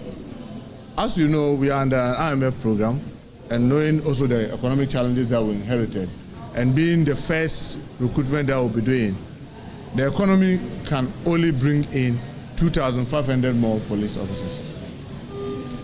2,500. I mean, other ranks, and then 500 cadets. So when you put that, that's just about 3,000. Meanwhile, we have 130,000 that are opting to join the police. With the Ghana Immigration Service, by the time we closed the portal, to our utmost shock, there were more applicants to the Ghana Immigration Service than even the Ghana Police.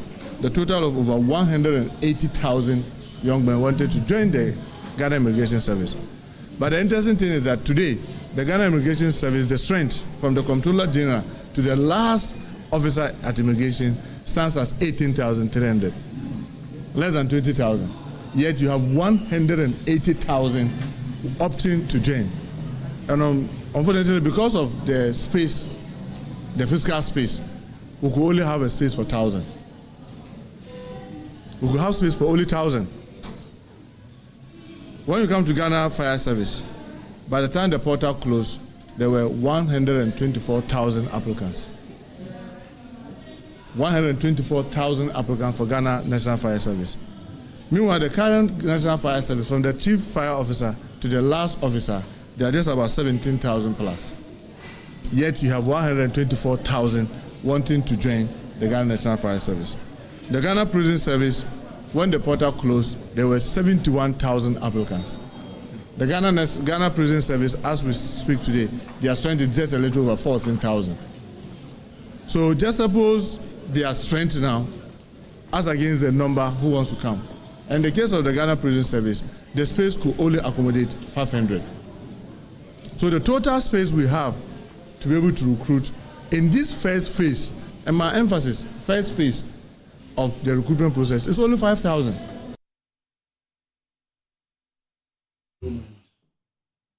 So you heard the Interior Minister, Mohamed Muntaka Mubarak, speaking there. So I don't know how to process this, but Kofi, this tells me we are in trouble. That this is the face of joblessness. And some of them know that some of these places, they are not really decent paying jobs. But they must get in. Samson, you remember I've used this term predatory elite. Correct. It breaks my heart to say that. Okay? Because when you have a system where your elite, and your elite are the people who are at the top and are supposed to pull the rest of us up. Okay? But when they feed off you, they become a predatory elite. It's a painful thing. Look, one, this is not the first time. Okay? Two, the minister himself is saying, well, we expected 100,000 or so people. That's serious by itself. And then in the process, you get 500,000. Okay? Again, you said we are straight talkers. Let me say this because we all know that what I'm going to say is true. These 5,000 openings in the security services are already filled. MPs have submitted names. Ministers have submitted names. The elite have submitted names. They are filled. Chiefs, whoever, 5,000, they are filled. Who doesn't know that? And I look at some of these young men. But that's a serious allegation. Well, that we just set these guys up. Like Intim Fojo says, it's a scam. It's a scam. The spaces are filled and the people are being asked to come in. Samson, I am challenging anybody who knows. If you don't know, you don't know. That when you have 5,000 spaces to fill in the security services, the police chiefs, the army chiefs, the chiefs around, the pastors, the 275 MPs all have names, the ministers have names, the staffers in Jubilee have names. More than 5,000 names have been submitted already and they'll fill those spaces. At least the former Interior Minister had told us about how they give protocols. Protocol? He was forced to say that even NDC, MPs got quotas. So I speak with pain. Look, Samson, let me tell you something. When you have a young man standing in 30-degree sun, wiping your windscreen, prepared to take 50 pesos, and sometimes they get nothing, the desperation that leads that person to stand there, and those young men are strong. That's why they can stand there. True. The desperation that leads them to do that is the same desperation that leads to armed robbery. We have a problem on our hand. We need to be solving it. Look, we are not saying if you want to do recruit, you should not collect forms. But many of us have been, part of systems. The initial form that you fill today in this world, it doesn't make sense to sell physical forms. Put it online, let them fill it, whatever it is. That itself is an elimination process. If you can't go online and fill a form and whatever it is, that eliminates. But this has been standard, applying to university everywhere. They take you money. But that's the point. Online. Application forms. That's the point. Forms are online. In the first place, we have systems that save you from that. Okay. Secondly, you have to have the empathy that the people we are talking about are people we owe. These young people we owe. So you don't add stress to them. And especially when clearly it does not look like we are going to go through a real process. And like you said, people have died in this thing. Yeah. Okay, why is it necessary? Why should we do all those things? And by the way, if you are going to do it, honestly, I think... You just mentioned people have died. The last time, that was just for the military. And people died. Please, does anybody know what has happened to anybody? Those who organize the process and everything, anybody has been held culpable? I have been trying to follow, and I haven't heard anybody be held culpable. And what pains me is that the military is supposed to be one of the most disciplined institutions, they are disciplined, the exact discipline, etc., and they couldn't handle a mob when they knew they were coming. What they've done is they've offered the people who died automatic recruitment for their relatives. Yes. I'm saying that is not enough. You see, what led to that mess that cost people their lives should be studied, documented. Those who were negligent, whether criminally or just negligent, something has to be done, not because we hate people or whatever. So we don't. So this system, as we understand, is the cure to what happened. Instead of getting them to mass up at places, they are doing it online. No. So see, as for the massing up, I don't know why they had to do that. Now, if you're going to do it online, like I'm saying, you don't need to charge them ahead. Because there are ways you can do it without charging them. Now, there's a screening process. Even corporate, recruitments today, they are done online. They are done by AI, 2-3 steps. You don't meet anybody.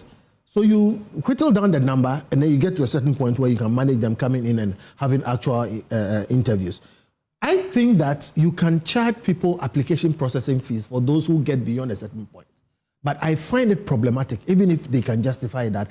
At the very first instance, you charge people this kind of money. And my problem is, they know. So clearly, this thing was intended to raise some money. And I think that is wrong. That is bad. If they want to make some amends, what they should do is refund the money. But we should have a policy that says, we won't do this again. Look, when you do this, you build up anger in the youth.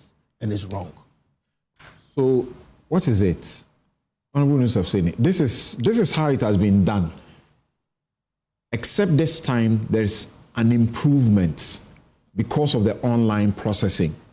Paying application fees. In fact, the application fees was more than 220. It has actually been reduced to this amount. Yeah, it was 300. So what's... Tell me, what's going on? What are we doing? So when I listen to Bentil, his submissions are dangerously repulsive. Dangerous. To say that the youth were deceived into filling forms when there are no vacancies. I don't think we should be saying that on national platforms like this. It's very, very dangerous. You mean it's not true? It's not true. Truth can be dangerous. No, it's not true. Did you hear the former Interior Minister? I heard. What's his name? Is it Henry Cote? You heard him? I heard him. Was it true or it was false? Well, I don't know. He was there. No, but you know. It's not as an you say that there is no opportunity. The NDC at the time, the NDC was absolute. At the time, but there's a significant. Let me remind us a bit. At the time, the NDC was accusing the NPP of doing favoritism, sort of putting their party people in the security services, and he was forced to come out to say that all the NDC MPs who are complaining have been handed quotas. They were all bringing people into it. What I'm saying. And he mentioned all of these things. Today he's saying that today he has spoken. He says he knows the situation that Muntaka finds himself in, and it's a difficult place. So if Bentil is saying that some of these places have already been filled. The 5,000 is gone. He says the 5,000 is gone.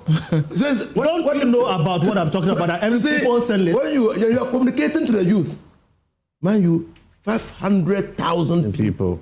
That's what you are communicating to. The truth is what you are trying to dodge. You are trying to dodge the truth. Honorable. I have a question for you. The second thing is that, you see, it's a criteria for enlistment. Okay? And that's why they had to go and fill the form. And you have to go through. So even if you are given a quota, if you are given preferential treatment, that person you are bringing must necessarily pass through the system. Look, there are people who were in airports and MPP who were selling phones at Circle, and they ended up in national security. Well, this is not MPP. Yes, I'm saying so. Yes, I'm saying so. So you know that it's a bipartisan problem. Then three, even what has been said by the ranking member on Interior is counterfactual. Because I know people who bought forms for all the various job openings in the security service. So you could get one person. You mean now? Now, yes. No, because now the system has actually been designed to stop that.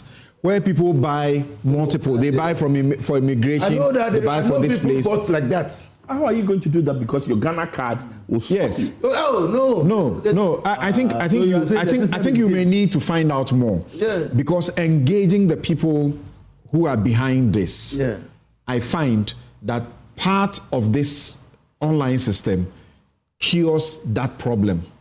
Where they will pay multiple, go here, go there. Oh, that's why he even said, you remember, Team Fojo? Yeah. He said, some bought 3, 4. You said it. So you are saying the system has been gamed?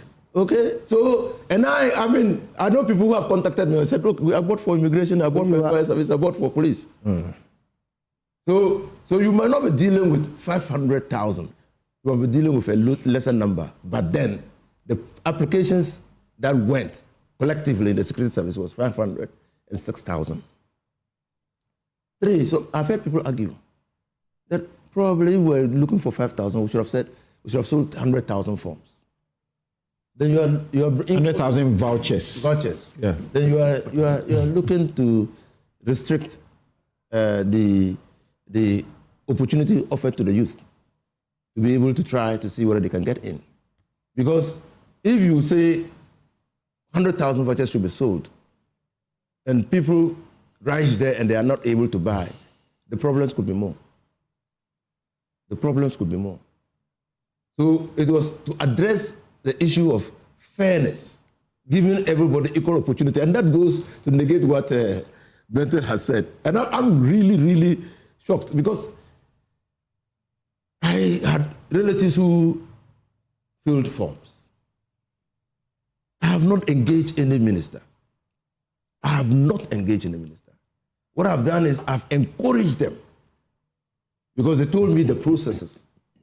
And 1 or 2 have sent me their alerts. It shows that they passed through the aptitude test. Okay? And some have not. So let's come and look at this. What is happening is symptomatic of a larger problem.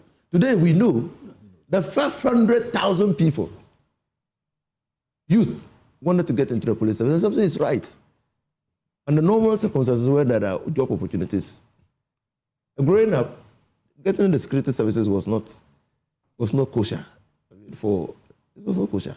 So if this number of people are going to go into the security service or applying to get into the security services, that should tell you that there's a problem. That government should be working to expand the economy in such a way that we can create more jobs for people to get in. Because, yes, this is the first time. Montaka is right. Whatever be the case, next year they will recruit. So this is or even within this year they will recruit. Because this is last year's recruitment. Okay? And we are in 2026. So they will continue to recruit. And he's promised that there will be a database where they can call the people back. Some people who have gone through the processes, passed to the last end, but they can get the 5,000. Okay? That's what he's saying. Next year, you mean? This year. This recruitment is for last year. And so there's still that opportunity. But the longer to address this problem. There's still that opportunity for how many people? Oh, for people to get in. How many? I don't know the number. Another 5,000? I don't know the number. Meanwhile, when this 5,000 was negotiated during the time of our engagement with the IMF. You don't know? You see, are you surprised? Don't even go there. No, are you surprised? No, don't go there. Are you surprised? So, when was the IMF program? When did it commence? 2022. The IMF program? Yes. It commenced in 2023. Yeah. 2023. It commenced before you did your manifesto. Oh, it did. So you knew. I thought that you were saying that. Please, I don't have a problem. I'm saying that the commitments that you made to the youth of Ghana. I thought that you were going to say that this is not part of the IMF. I'm even surprised you are going to IMF. That's where my surprise really is. Because you see, thankfully, the manifestos, we read them after you win power. No, we don't read them after. We read them after we win. We said that we were going to decentralize recruitment. Senior. We're not going saying to you that boys from we read the manifesto in detail after you win election. No. That's when you read it. That's the MPP. We haven't gotten to you yet. Can you let him finish? You get to me. So you see, you were shocked. And to divert attention from what I'm saying, talk about the manifestos. It's not our manifestos. There's only a number that we can take. So we are faced with a choice. Knowing that the number that we can put on our payroll is this. Do we limit the number of vouchers and make only a limited number of people apply so that we screen, or do we open it up? That's the choice. Open it up, but let it be free at the beginning. So that I like that. So that's the suggestion. But are you not giving false hopes? Mm-hmm. The number you expect to take in the next decade, will it be up to 100,000?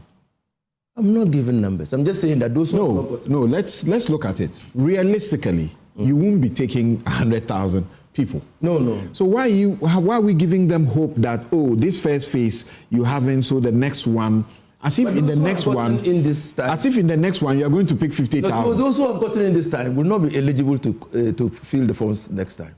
So the number we will take 5,000 out. Some may not even be qualified the next time. By age, some of them may not be qualified the next time. So some of them will even not be qualified the next time. But there will be new people. There will be new people. Because there are no jobs. So let's create the jobs. That's why we are thinking of doing the 24-hour economy. It's been a year past, though. And the 24-hour economy secretariat doesn't work for 24 hours. Yeah, it's been a year past. But that doesn't mean that the idea, concept, the initiative. Your supporters, your foot soldiers are very, very, very unhappy. Yes. And we have heard even NDC MPs showing how they are unhappy because they say there's pressure on them to get your people spaces in the security services. I perfectly understand them. To be honest with you, I'm not an MP. I'm not in government. But I also have pressure. I perfectly understand them. And I sympathize. Even you have pressure, you are selling forms. How about the people who are sitting MPs? Oh, that's why I said your suggestion not to sell forms, I think that I'll take it back. Yes. Me sitting here, yes, I get it. But do you know how I get it off my back? No. I simply tell people, follow the process. I don't give them hopes that I can help. That's what I did. I said, follow the process, follow the process, follow the process. Because if you fail, there's nothing I can do. The MPs don't say that. When they are campaigning, they promise people jobs. So when you get into office, you can't say for... I'm talking about my... In fact, some of them boast. In office. Kofi, some of them boast that I have been able to bring this number of people into immigration, into this place, into that place. Yes, I know one or two MPs who have boasted. So why were you saying what I said was repulsive? Which one? We need to confront truth. No. That there's enough protocol between MPs, parliamentarians, ministers. So you mental. When an MP says that you think that is verifiable true. We sitting on this thing, all of us know it is true. So no. I mean, I know sometimes. I am challenging you to say it's not true. It's just mere puff. I am challenging you to say it's not true. Sometimes I know it's mere puff. Don't dodge. I am challenging you to say I just know that it's mere puff. He's not saying it. So I just think that we're confronted. It's between the devil and the deep blue sea. Okay? Or the devil and the hard place. The youth are excluded. That's why Akufo did this youth program. Because we have always identified the youth as being a security threat to this country. And so we must find ways as a country to grow the economy, ensure that we have job openings for people who want to work, to be able to work. But you keep telling them, when you campaign, you keep telling them that you create the jobs for them. That's what you did, and that's why you are under pressure. That's why we are creating the jobs. Now, I heard Muntaka under pressure to tell the people, the party people, that they did a recruitment for YEA, and he believes that the majority of those who entered that were the party people. He said your, what do you call it, polling station executives or what, the number alone is how many people, and even if they were all to be giving these spaces, not even like 1/3 will be catered for. Why are you selling forms? But this is not what you were telling them in the campaign. You were telling them that NPP is putting their people there, you also put them there. That's what leadership is about. Leadership is sometimes confronting the truth. And you are failing to confront the truth here. That's about leadership. You are failing to confront the truth here. You have just said that even if they gave all the opportunities, the 5,000 opportunities to NDC, only NDC, only bring NDC people and we'll get them into it. Not all of them will, not all NDC. Not one class of NDC executives, not everybody. Not everybody. No, they won't even get in. So that's leadership. So you need to communicate that. Because it's just not possible. But you are communicating after the fact. When you were campaigning before them, you didn't do that. You didn't do that. But, I mean, you didn't do expectation management. It's now you are trying experience to has always been a better teacher, but I said that you must experience it before you become a better person. Hold on. I'm coming to you. Senor, do you see what has been complained about? A bastardization of the security services. The Emil Short, Henrietta Mensah Bonsu, and former, Commissioner of Police Committee. That's the Ayawaso West Wuogon Committee. Yeah. When they sat, they told us this: how the parties now just, push their people in there, and it's an avenue to put party people there. Samson, this story, we must move it from the conversation of just being a security sector story. It tells us about the failings in governance and the failings in our labor market. It also highlights the real national security risk that we currently face. Our politicians are not learning. This country is brewing all kinds of things every minute. Our Constitution, and I take the preamble, every time I come here, I like to quote the Constitution. Not because I'm a lawyer, but because this Constitution is supposed to be the frame for everybody. And you don't need to be a lawyer. For starters, this Constitution was done not by lawyers, but by hairdressers, truck drivers, students, and everybody. Everybody must find ownership in the Constitution of our country. The committee of experts were made up of mainly lawyers. Yeah, they were the employees. We were the ones telling them what to do. No, we made you think you were. Yeah, you guys don't have human rights in the conversation of Ghana's Constitution, the Ghana Bar Association. The preamble is very clear. We, the people of Ghana, exercise of our natural and inalienable right to establish a framework of government which shall secure for ourselves and posterity the blessings of liberty, equality of opportunity, and prosperity. It means no protocol. My brother, there are realities. A country goes through a certain phase and people have to sacrifice. Yeah. But there should be justice, there should be fairness. It continues to say, in the spirit of friendship and peace with all peoples of the world, and in solemn declaration and affirmation to our commitment to freedom, justice, probity, and accountability. My question is, where's the quality of this opportunity? Where is the justice when we are actually looking at conversations around protocol? Where is the realization of the liberties and prosperity, which is the reasons for which we created this form of governance, which we call here democracy under this 1992 Constitution? When we have 34.4% of our youth unemployed. And get it right. Unemployment here is not the level of security where you even have all your staff here going every month. It means possibly earning an income in the past week or so, or the reference week, earning an income in a day or like an hour within the period. For our employed people in our country, over 2/3 of these people are vulnerably employed, no social protections around any form of employment. So it is almost no employment in real terms. So when you look inside and you delve deep into this data, the youth that we have, those who are properly so-called employed, are just about 21%. That is why you look for a 5,000 space and you have 500,000 people go in. Yeah. And you have 500,000 people going because there were more people who could not afford the 200 Ghana cedis. Our whole labor force, all right now it stands at around 15 million. Dad, what are you doing? And if we say 2/3 are vulnerably employed, what does it mean? And we look at this and we look at the youth population, the contribution in there. My brother, we are sitting on a time bomb. If I'm a president, I won't be able to sleep. And there's a need for us to, at a minimum, in the middle of all this, start giving and delivering the minimum, which would be justice, equality of opportunity. Yeah. So one, I really commend the concept of using technology as a process. It's great. But we must be a country that's also sensitive to the realities of our time. The youth today, we failed.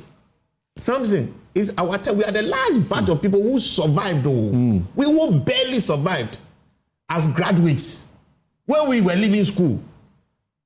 Our seniors way back, when they leave school, you see they go into a certain management training program and all that. When we were leaving there, our people are now going to call centers, and that's when the economy had opened up. Akufo's investments and what the policies around services, financial markets, telecoms, and all that. Those things open new channels within our economy. This country has still been stagnant, save for oil, and now for what do you call it? Small scale, I don't know how to call it, gold. I want to run away from Galamsey. You know, small scale mining. Mining, which created a different opening. We have barely restructured the economy. So I commend the finance minister trying to hold the line. But nothing innovative has yet been done to unlock our economy. Jacqueline, What new windows we have? Look, and you know, having said this, it's something. There's a journalist here. Her name is Jacqueline Ansumaya-Bua. She says that nobody is trying to fix the problems we have in this country. Everyone is trying to make enough money so the problems no longer apply to them. Yeah, absolutely the case. All right, but that is the natural course of nature when people now have to survive. So if you're a businessman, what are you looking at? You're looking at your survivor. You want your employees to survive. You want to thrive. There's no crime. But about the policymakers who will give the responsibility to deliver the promises of our constitution. And that's what the problem is. I am very happy about Statistical Service, and kudos to His Excellency the President and the Finance Minister for appointing Dr. Alassane. He's brought great innovation and sharing proper data. And that's why they say, well, data for Ghana's development. We are getting visibility on the reality of our problem. They released a recent, employment data. And it is sickening. It is scary. And this is what the president must start using as a benchmark. Empower that unit so we see whether we are making progress or not. The 24-hour economy, when you even look in the data, you realize that there's almost only 1.7% people are working in a 9 shift. All right, so there's nothing material that has happened. Unfortunately, we don't have a benchmark before. It's work in progress. It's work in progress. You see, the key thing here, that the conversation we should have, and we should have a proper economic conversation. How do we build or grow this company, make it competitive? The politics must cut out. We have had aluminium as a window for unlocking our country. We have played politics with it from, what's the name, Ibrahim's company that we did something with it. We have played everybody, Exxon, Cubic to Gear Deck, and then they also came with their own, which has also now hit the, please, the politicians are always looking at who they can control to drive the unlocking of critical sectors that can create real opportunities for our people. Can you guys get out of that bus and realize that there are lives at stake? It's not about you being in control of who runs these places so that you can actually make money for yourself, but rather be thinking about the lives of the people that you swore to protect. These 495,000 people who will not get the chance, where are they going to go? What lives are they going to live? I worry.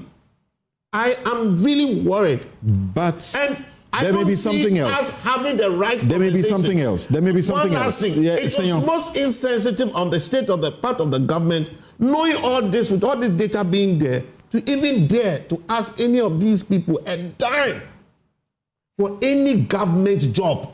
Okay, so this is not looking for school. I'm giving you a bit of information. Nobody should ask any of these children a single dime to apply to work for this country when we have failed them. So, as we know it, there is no budget line for the recruitment. Not for the Interior Ministry, and not for, of course, through the Interior Ministry, it would have been made for the immigration and all of the. There is no budget line for recruitment. This has been the case over the years. So what do? They get these third-party companies who normally put in their money, their equipment, to help with the process. And then they get, a cut. And when they are done, sometimes the state organizations, call them immigration, police, they will get maybe 25%. What I have checked, there's a history that shows that between 2016 to 2022 thereabouts, the company, this same entity, TribeNet, has been running these things, and it gets about 25%. I think the highest I have seen was about 30%. But no, they have actually gotten, there's been a point where there has been a sharing of 50-50. Sharing of 50-50. It has been getting 30% plus. But today, as we understand, they have not only reduced the application fees, but they have also made sure that they are getting only about 25%. So previously, you will see the trajectory that this company was getting up to even 50%. Samson, but now they are telling you that they have done well. So appreciate what they have done. Samson, I'm not appreciating.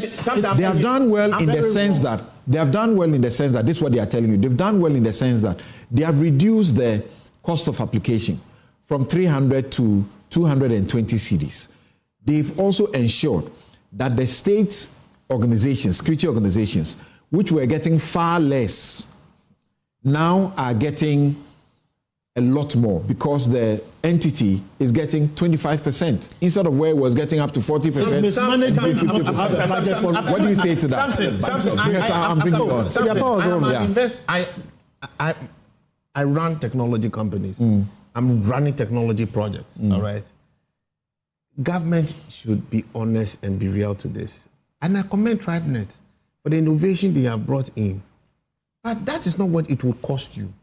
When you realize that the demand for your thing has gone because of these social pressures, all right, you make an adjustment to the model. How much did you calculate that the people were going to collect? 250 million? Yes. All right. How much will it cost for that solution? All you need to keep scaling is actually just resources. It's not much. Government needs to have a recruitment system. That central recruitment system could be run by the Public Services Commission. All right, and it should own it. Now this is what we are talking. Wait. It's information for you. Yes, I'm not. What we understand now, as the minister also disclosed in Parliament, now the third-party company is not only making only 25%, but the software, all the computers they bought, all the printers that they buy for the process, the state is getting them. Again, I'm just telling you that we have. You see, I'm an investor. It's a predatory I own a technology company, so I'm not speaking dumb, all right, or speaking social commentary. I understand that, and I commend them. Look, if Ghanaians are doing that, they've created this, but government should be able to scale up and say, look, we are creating a social problem. You can't be charging these people this money anymore. I'm not saying TribeNet shouldn't provide support services. This structure, this infrastructure must be owned by the state. It should be owned by the city. It won't cost us that much to own. The resources to maintain can always be managed by TribeNet. In the beginning, maybe you didn't see the model, but now you are realizing there's a lot of pressure. The truth is that whatever it is, we can't be charging these children for a thing. Poor people, these are poor people. They struggle to take their children to university, thinking that when they go to university, they will come back with employment. And then they go. A poor farmer will take the child there and come back. The child will come back to the farm. And he still will be feeding the child. Then why did you go? You see, and I honestly don't see a deliberate policy on the part of our governments. The current one and the past one, we sack them for it. So the current one must face the bullet. What are you doing to unlock this? Not just say you are giving people skills. Where's the opportunity? Okay. It 24 hours doesn't mean a thing. Let me get other people. When you don't unlock the supply chain in an economy, it means nothing. You don't need to tell anybody to do 24 hours. If I'm running my factory and I'm seeing demand and government is facilitating opening opportunities for me locally and globally, and I'm seeing demand, are you the one going to tell me to run 24 hours? Okay, thank you. Thank you. Let's hear that. Then I go to. I'll come to you last. I'll come to you last. Yes. Well, first of all, patriotic. Let's think about it. If I'm applying and a simple tweak of the software tells me, first of all, how many positions are available, so that as I go to apply for immigration or customs or whatever, I can tell that there are 5,000 positions. And there's a counter that tells me how many people have applied. All of a sudden, it becomes a lot fairer because I would know how many people have applied. And this information shouldn't be something that comes from the minister. Every applicant should be able to go there and say, hey, there were only 1,000 positions and 180,000 people have applied. That's number one. Number two, can we? But desperation doesn't respect that. No, that's fine. That's one. At least everybody one is step, trying their luck. One step, everybody is trying. But the another step is that can we stop pretending that the government can create enough employment? Any economy that has a government as a last resort is a failed economy. That's what they say. Any economy that has a government as a last resort is a failed economy. That's what they say. They should run 24 hours. That's what the government told the youth. Joe Jackson speaking now. We are pretending that the government can create employment. That's what the government said. It's not a question of pretense. I am saying that's their promise. I am saying that we are pretending. You see why it would be good for you to have the last final bite. So for so long as we keep up this pretense, this is what will happen. Those who will create employment are not going to. It's not going to be there. The government will pretend to create. It will pretend to pay.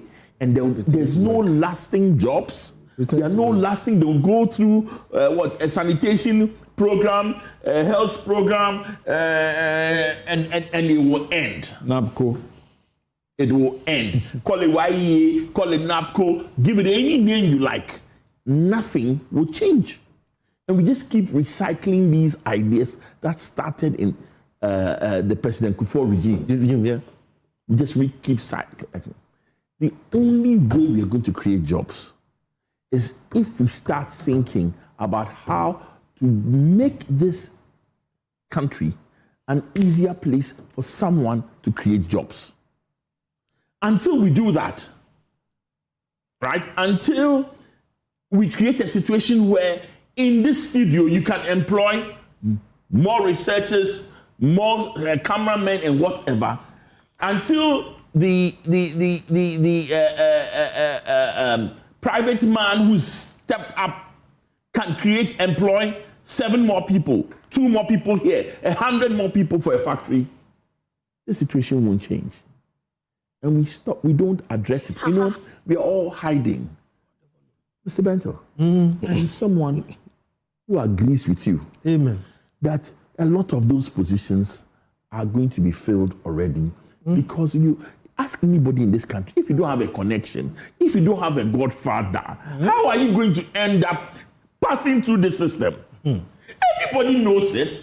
Everybody accepts it. So let's stop hiding. So let's stop it because at this juncture we cannot even give the people fair jobs. So the little that's there, let the people know that they get it fairly. The Constitution demands of us to ensure equal opportunity. Thank you. Where is our equal opportunity? Where is the justice for Thank you, Senor. Thank this you. protocol nonsense must stop. Thank you. So Joe Jackson, the NDC says that in their manifesto under security and public safety, they promise a merit-based, transparent, and decentralized recruitment and promotions for all security agencies. And remember, there's also the review committee work that I referenced, which also said, quote, the ministry must ensure that each agency under its supervision establishes a recruitment enlistment board. The composition of such a board must include the head of human resources or its representative. This is a visit to strengthen the ministry's oversight responsibilities. All agencies under the ministry must ensure that their recruitment or enlistment procedures are well documented and strictly adhered to. Again, as it were, merit-based. They say this is what they are doing. It didn't used to be this way. Okay, that's fine. Let's be transparent. Let's publish the list of whoever got recruited.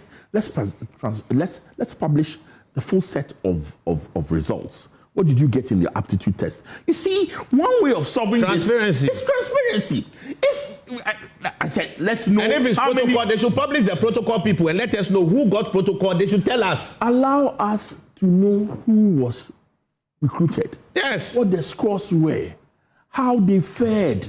Anybody will say how come me, somebody from Saito come up in life like this? If everything was protocol, me, who did I know? Who did my father know?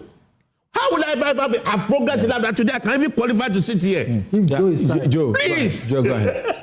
We have to stop the protocol. They should tell us who has got all the MPs who are even fighting it right now. They have their allocation. They should us. Thank you. There's no RT or official protocol. They don't have it, but they do it. Senor, thank you. Don't say just send me the number. It's not the terminology. But look, Senor may be a bit disruptive. I can imagine, I can appreciate his emotions. He just said something a while ago. If this were the system, some of us will not get close anywhere to where we sit. Or I've gone through schools. I never have to know anybody. Even today, where I have opportunity, I try to disguise so that I can get what I want on merit. Yes, Joe.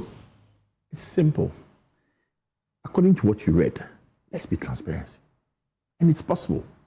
After all, everybody who applied, right, applied online. If there was an aptitude test, everybody scores, let us know. Let us know what they scored, who has been selected for the medicals. There are about 100 plus who are going for 100,000 plus who are going for medicals. Publish it. Publish it. Let's listen to Akufo-Addo, whether you agree or disagree with him, that at this point, let's just halt it. Hold on, let's just halt it. Listen to Akufo-Addo. Forms to 506,000 when you know that you have only vacancy for 5,000 people. You sold forms to 506,000 when you know that you have vacancy for 5,000. Then, apart from the 220 Ghana cedi per form, you are now going to charge them 1,600 for medicals. So, Mr. Speaker, so those who qualify for medicals, they'll go and do medicals. So you have about 200,000 going for medicals. When you know that even if all of them pass, you have vacancy for 5,000. Mr. Speaker, if 200,000, what is that? If 100,000 have even qualified for medicals, you know you have only 5,000. So you are going to get 160 million from the poor Ghanaian youth. You have taken 113 million. 1,600 cedis. Transportation not included. That is the fee. Meanwhile, you know that the person will not have access. Why do you do this? If all of them, even if 50% of them pass, even if 50% of them pass, that is 50,000. Yet you have only 5,000 vacancy. 5,000. And you are going to take 6,600 from each of them. Mr. Speaker, I do not think that this is the right approach. We've been told the minister will brief us, but the minister is here to brief us. Mr. Speaker, can the recruitment exercise be suspended so that these things are properly ironed out? Because the system that has been introduced, Mr. Speaker, for want of a better word, is duping the youth. Yes, so Joe Jackson. We should not stop the process. Is that the solution? No, that can't be the solution. Don't you think that the aptitude test and the mass failure is intended to get the number they need rather, and which has led them to get even over 100,000? Listen, whatever it is, there has to be a transparent process of screening. 1 million people. And then I think it is unfair to say stop the process because 500,000 won the positions. They are going for medicals. They are going to pay 1,200 or 600. But the problem is with the fees. Over 100,000 people. But how do you select? And you just need only 5,000. When we were young, but you know how you this. If all of us, people in the cadets, if you are sitting on the other side of the fence, why not? You'll be asking, well, if I've passed the benchmark for medicals, no, for the aptitude test, yes. Why should I be stopped from going to do medicals? Over 100,000? Yes. How many will be disqualified in the medicals? It is what it is. I would feel sore equality if of I opportunity. qualified, let's say the pass mark was 70 marks. over 100, and I qualified, I got 71. And it just so happens that over 100,000 people got above 71. I will feel very sore if you didn't allow me to go for the medicals. Let's be clear. We have to face the situation. The problem is not taking the option away from the 500. In fact, if you reduce that, then the Mugu will even get worse. Oh man, allow them. Right now, it is what it is. His solution is that you allow them to go through. It's not a solution. Then you keep the number so that the next phase, you don't open again, you just let them come in. It's neither here nor there. If that's, go through with this process, select your 5,000. Whatever it is, that's 5,000 people off the street. Yeah. Right? Let's be clear also. If I'm an applicant, the thought of not being able to go for the medical will be harsh because I passed. Let's do it. But let us be clear that what we need is some emergency measures to help create employment that is not driven. I get that point. So those who go through the medicals and pass, yes, there's going to be another recruitment again shortly. Yes. Should they have to join another queue, start all over again? No, if you've paid the fees, you shouldn't pay again. That's what he's saying. I don't think anybody should pay way. fees. Let's Thank stop you. this thing about use your guys to pay fees. It's not right. It's not right. So let me go. I don't see the moral ground. Senor, thank you. Senor, thank you. Let me go to. I was just saying. No, it's a Japan message. Why don't you charge it against their first income when they are employed? Thank you. What I'm saying is that, you see, again, let's be clear. How much are they paid? Some people, some of the 5,000, but they were going to pay before. Gentlemen, the feedback I'm getting is not the best. Actually employed. You know, some wanted to move jobs. Okay. 2, there were a lot of processes up to the point of the aptitude test, and candidates or applicants were dropping off along the line. It's not the 5,000 that got to the aptitude test. It's not so. So people went for a documents examination. Some did not make it to the next stage. That's right. Okay? But the total number that applied was this. But the screening process continuously dropped people along the way. Okay, I'm bringing Japan in now, and a friend in the media tells me that, says that he knows people that applied for the recruitment. Some did multiple applications, confirming what you said earlier. And he knows that some of them are already employed. Yes. But they want a better opportunity. Yes. And he believes that more than half of the 500,000 are either employed or they are self-employed. Yeah. You know, they are artisans and all who are in there. I was giving you that vulnerable employment. Limiting the number of applications sold could also be dangerous. What if the first 100,000 are not qualified? Hey, really, 100,000 per not qualified. Based on the set criteria. But the next 10,000 who could not meet the application cutoff have all it takes to join. So I totally agree with Kofi Bento that it should be free. If the security agencies still need their money, it can be deducted from the allowances of those who are successful, as Senor and Joe Jackson just said. Yes. What do you think? See, I'm not surprised people are calling this a Ponzi scheme. That's in Team Fojo. Yes, because this is all self-induced. How? You have the status quo being an eligibility age bracket of 18 to 25, 7 age brackets. Yeah. You increase it by 10. Why? And move the age from 25 to 35. Another 10 million. And you expect that what will happen? What did you expect?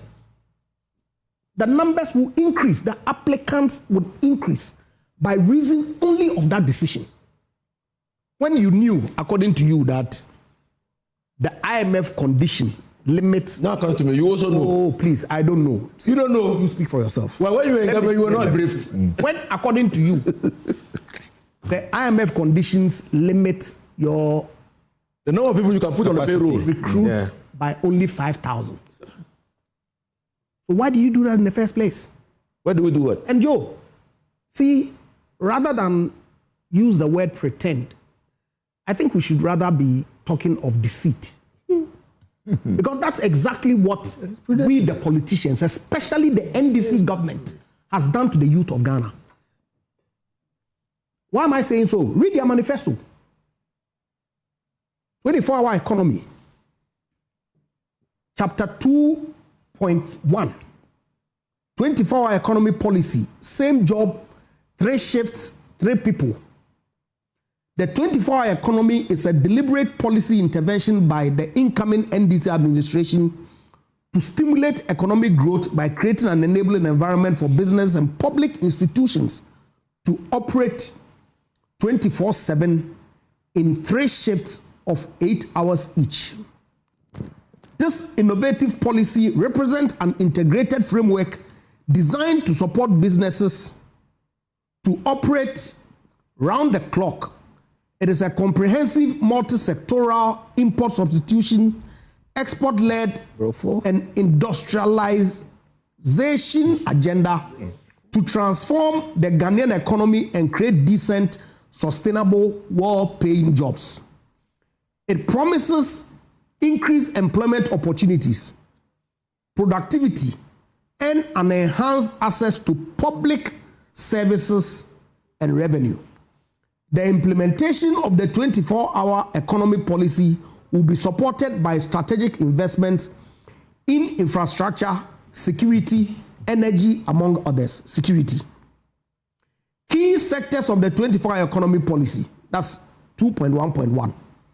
The 24-hour economy will focus on selected public institutions with large customer base such as ports and harbors, customs, passport office, DVLA, etc. They left it blank, open-ended. It will also focus primarily on. But we know this. Please. I'm not speaking to you. We know this. Please. Let him use his time.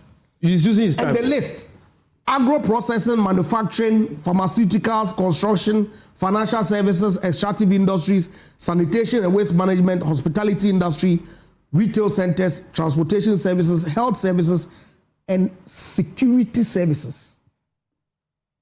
This is one of the primary focuses of the 24-hour economy.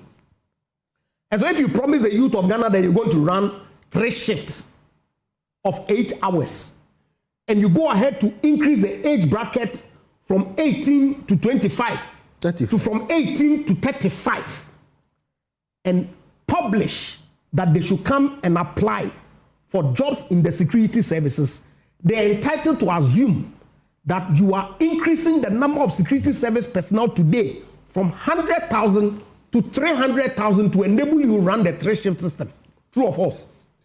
So why are they telling me 5 hours? Please, senior, please, with respect. It's false. With it's a false premise. With respect, it was only rhetorical. Okay, that's okay.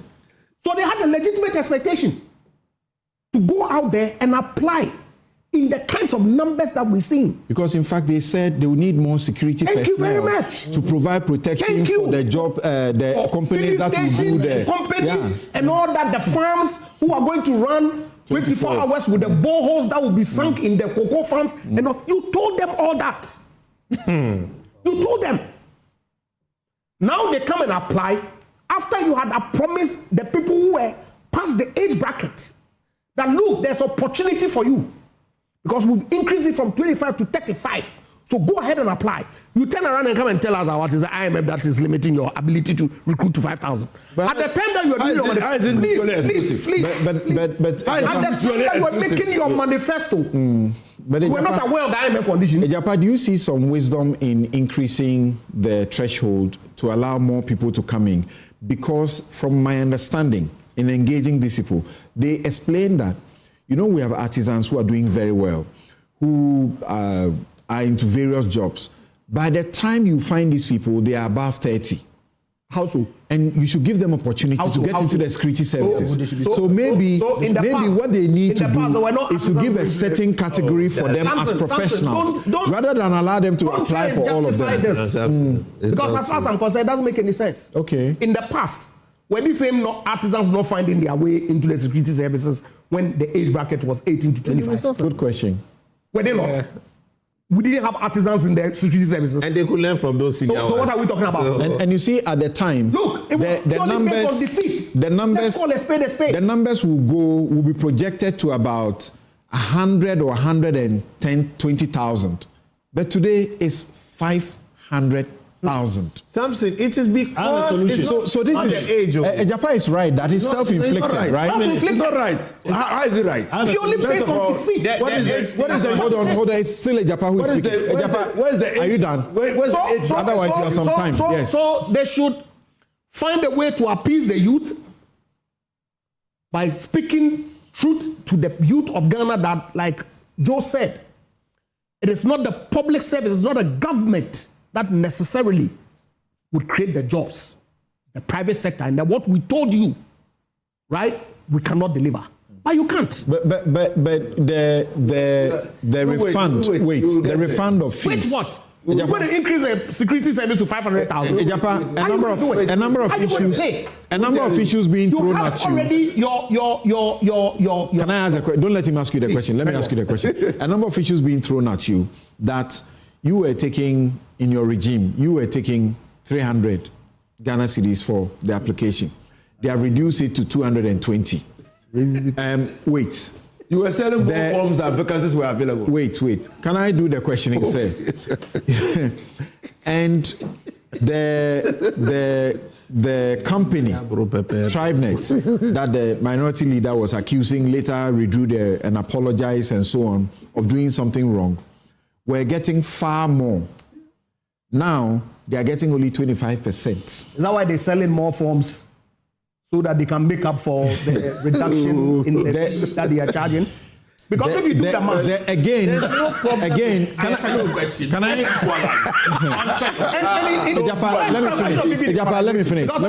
Let me finish. And we have heard around the table from Joe Jackson Senior that the state can do these processes. You bring in a third party, they get the money, they get the equipment, and they do it, and they keep all the data. That's what they used to do. Now, the data will belong to the security services. They'll keep all the computers, all the printers that they have bought for the processes and so on. Don't you see that there's some reset in that regard? How so? I don't see it at all. Senior. In any event, I don't even understand why MPP regime even arises in this matter. They made certain commitments to the people of Ghana, which the people felt was superior to what MPP was offering. Correct. So MPP was voted out. We are now assessing them on the performance of their promises. And they are showing you the evidence of the research. Which is what we're seeing being manifest out there. That you have 500,000 people buying forms as opposed to the period when you were having 100,000. Okay? Reduced fee notwithstanding. If you do the math, I'm sure those mathematicians around the table can do it for us. And it would clearly show that irrespective of the fact that the fee has been reduced from 300 to 220, because the numbers have gone up, TribeNet or whoever it is may be making much more money than they were making in the past. The stampede is over. Which stampede? They have stopped all the sitting in the sun. But the sitting in the sun would still happen because of the body selection. No, they have gone. They've gone through those processes. The reason you didn't hear about them is that it's been seamless. Listen, that's what they are telling you. Until last year, right? There were no stampedes. Yeah. Recruitments happened every year. Yeah. There were no stampedes. There were, except they did not result in death. I've never that we heard saw. of any stampede at security service recruitment until last year. Yes. Assuming that they were. It never led to any death. Last year, it did. The people who managed that process, I'm not sure what has happened to them. Okay? So, it is neither here nor there. I don't see how Why should it be neither here nor there? Kofi, why should it be neither here nor there? How is it even they say you are accusing them. You are accusing them of not doing things right. 5,000. And they are showing you that, for example, in 2016, there was a suggestion that even the tribe net, it's some way. Now they've shown you that when you were in power, tribe net was working. So, Kofi, check this. In 2016, TribeNet did their job for prison service. They took 40%. The Ghana prison service got 60%, and TribeNet retained the software and ownership.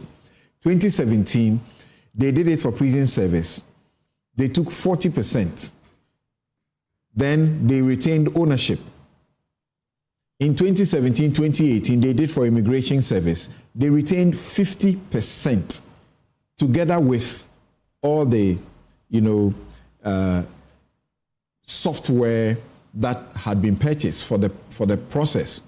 In 2018, they did it for National Fire Service. They got 35% and still retained software and everything. In 2021, they got 30%. Still retain software and everything. Muntaka is telling you that this time they are getting only 25%.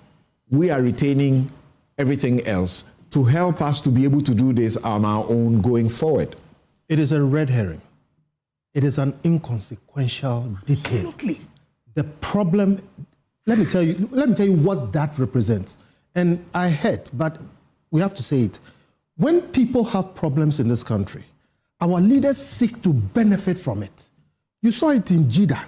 We ended up in all kinds of scandals where, because of the intensity of the problem, the politicians and business people create something that ultimately only benefits them. I am not knocking TribeNet or whoever it is, but it is unacceptable mismanagement. It is unconscionable. It does not, I won't use that word, but when you have a system, a government system, that does not have a budget for recruitment. All right? What do you mean? They are creating something so they can loot. What do you mean by managing? Where have I seen a budget for recruitment? Please. Where? In public service? It is unacceptable. Where? It does not make sense. Not only Ghana, where? Where have you ever seen a budget for recruitment? But it's part of the operational. When you have a security, it's supposed to be. It's part of the operational. It is part of the control. It's an administration. And you don't plan at all for it. It is unacceptable mismanagement, and it's actually... It's not that they don't plan, Kofi. They think that because there are third parties who do this and there will be money from it. I'm taking that avenue for somebody to make money. We had cadets in secondary school. Early. Right. We had sportsmen. It is cadet guys used to get into the services. It's a predatory elite creating a system to loot from the problem. Okay. So I'm saying, no. Let's go back to all these second cycle institutions. And if you want security services people, recruit from the country. What's the consensus around the table? Is it Joe Jackson's proposal and that of Senor that you don't suspend it, proceed with it, and finish with it? Yes, you've been heard. Refund the money to the people. Sorry.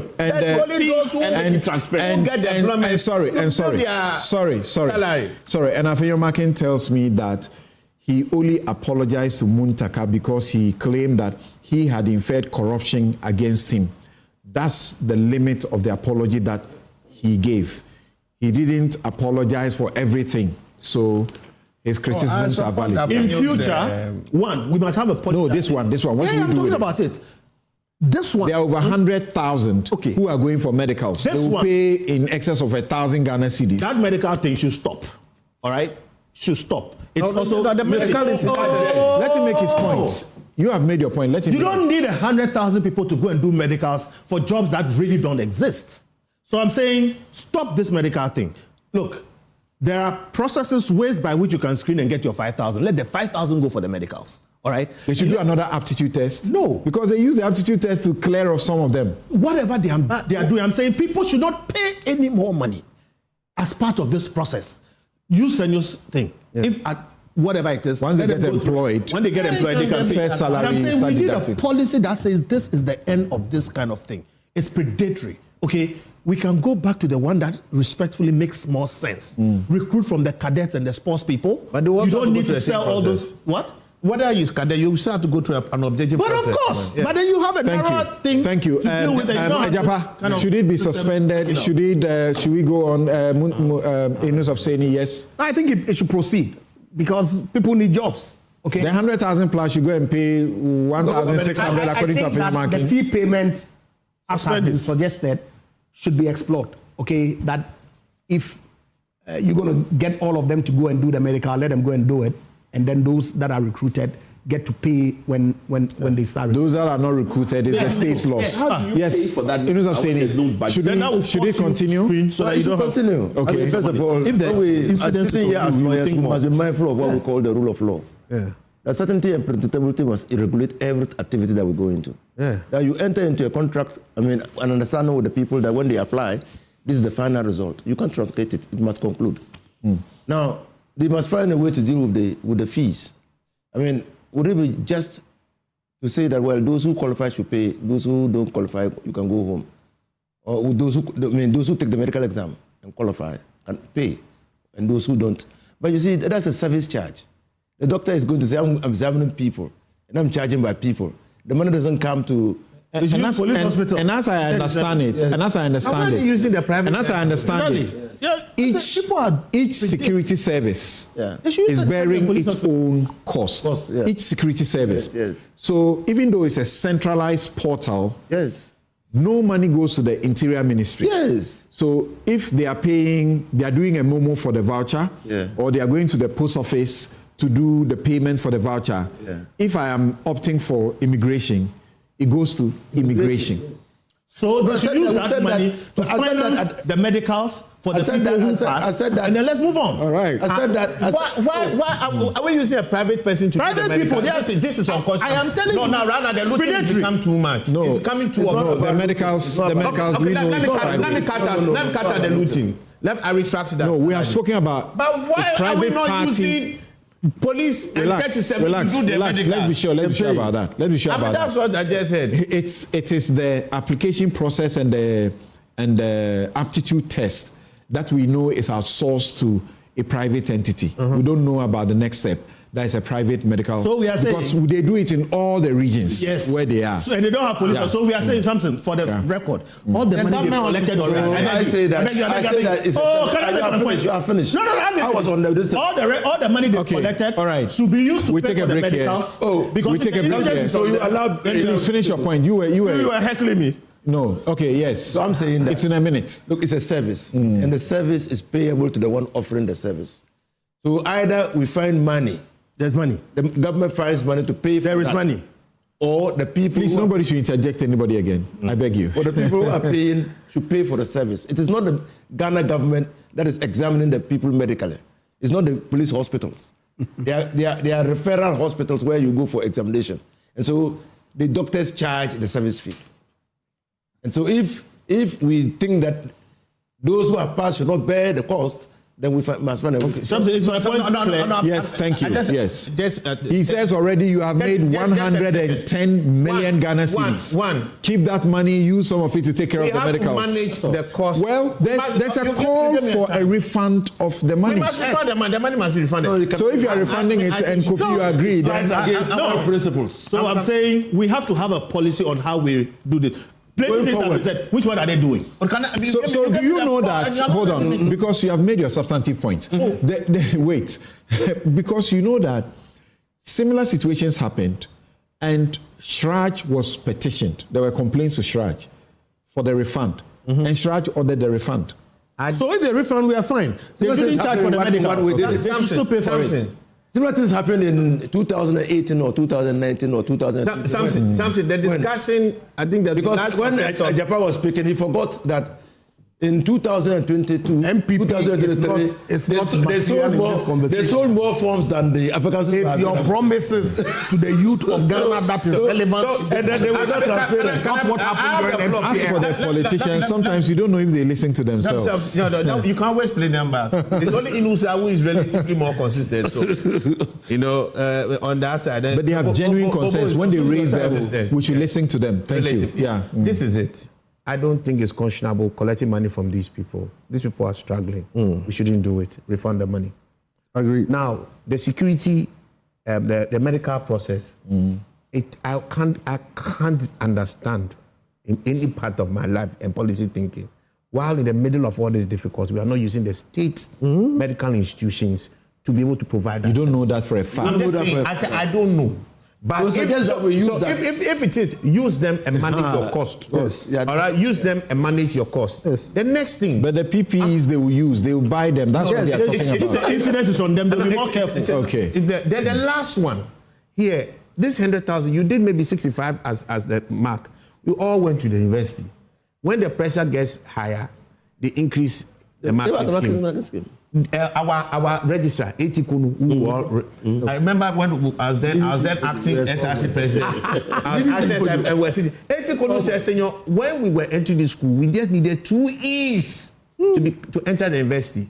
At that time, you were even struggling with 3 C's to enter the university. So if this is it, scale it and maybe reduce the 100,000 and to some 30,000 or some 20,000 and minimize your cost. That is within that period, because if the cost is on them, they'll be more responsible. Thank you.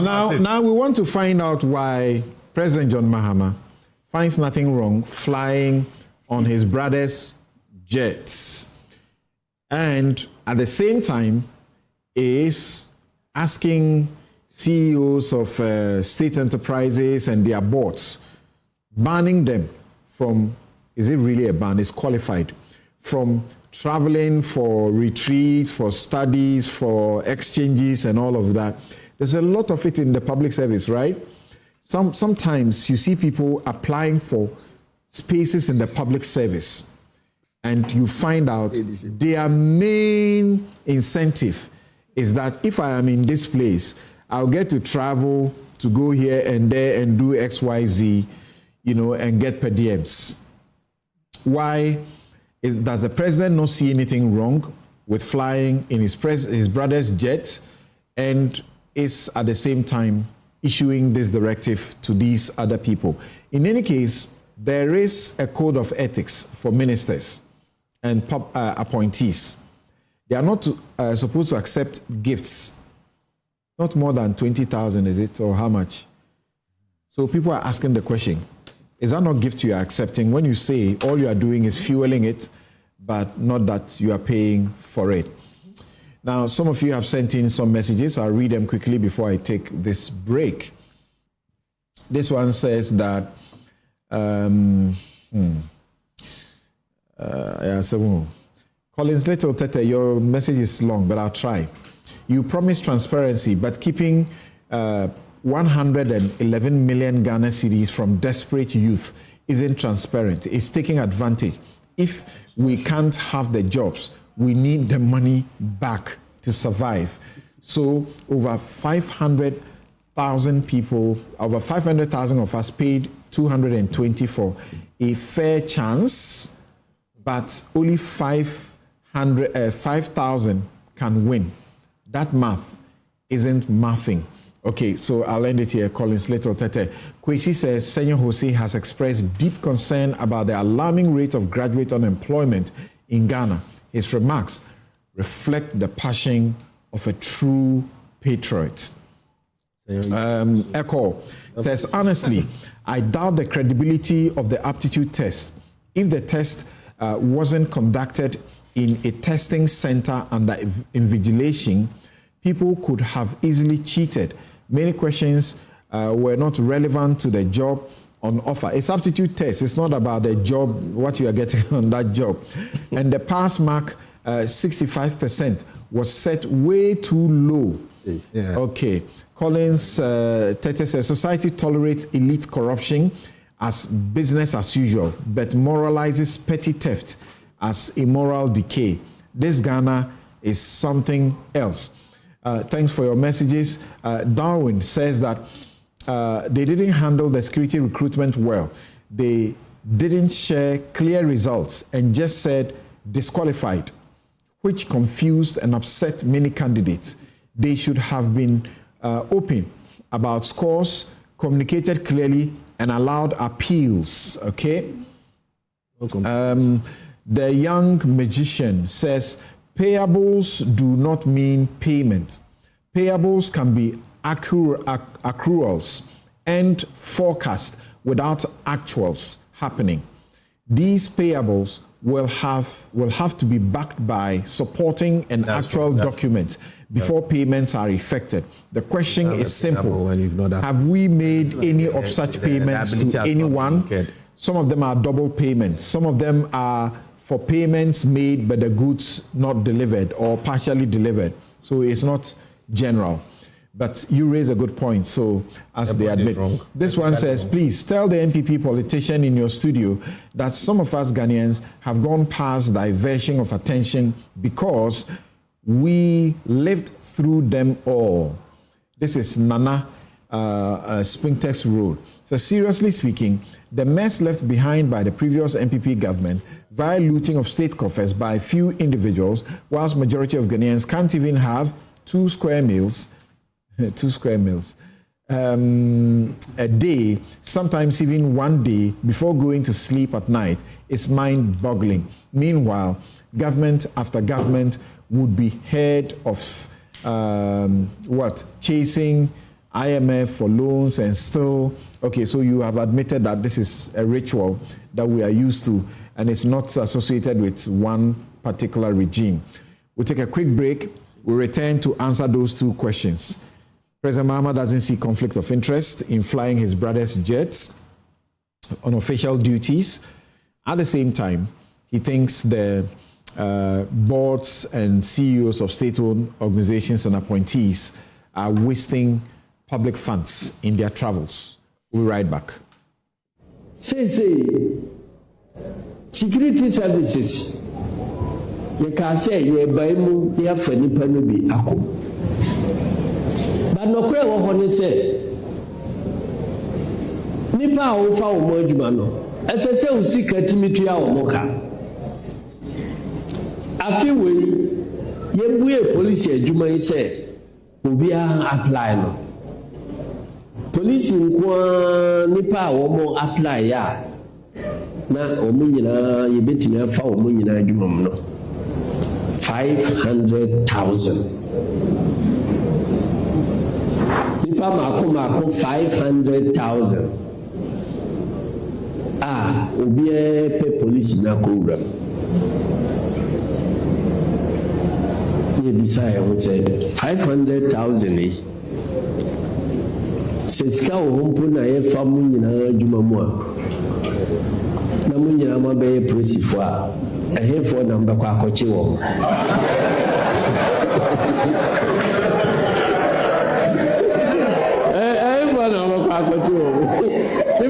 Obi akodi proti. Enti why na question?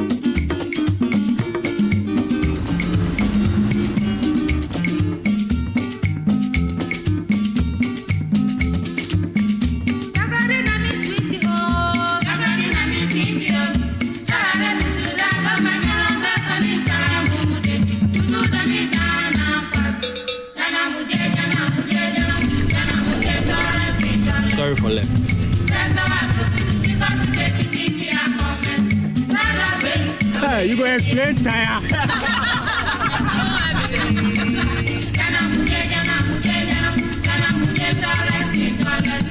Let's all join the ride to make our nation great and strong.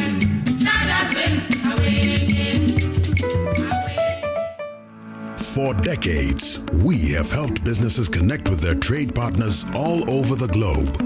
From Ghana to Burkina Faso, Côte d'Ivoire, Benin, Togo, Senegal, China, Morocco, France, Netherlands, and many other countries.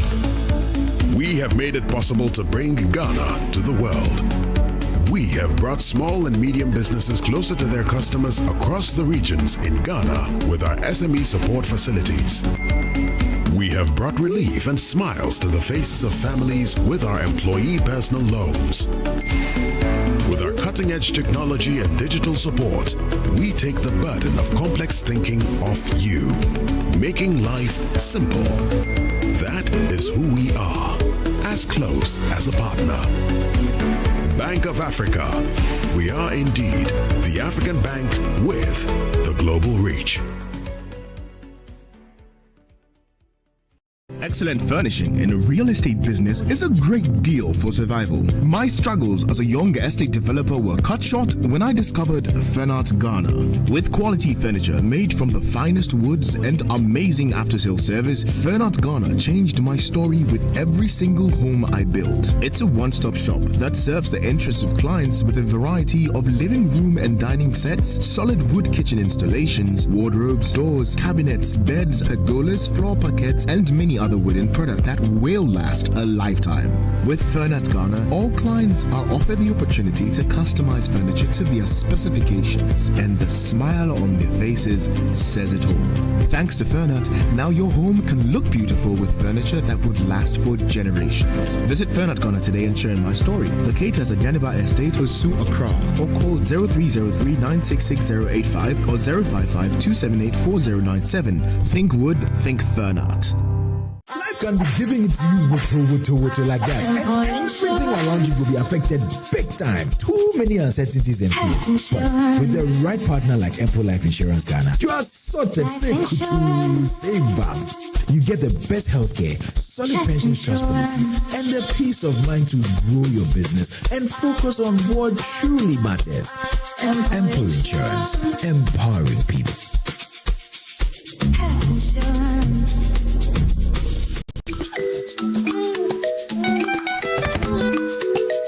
How may I help you today? We'd like to open a bank account.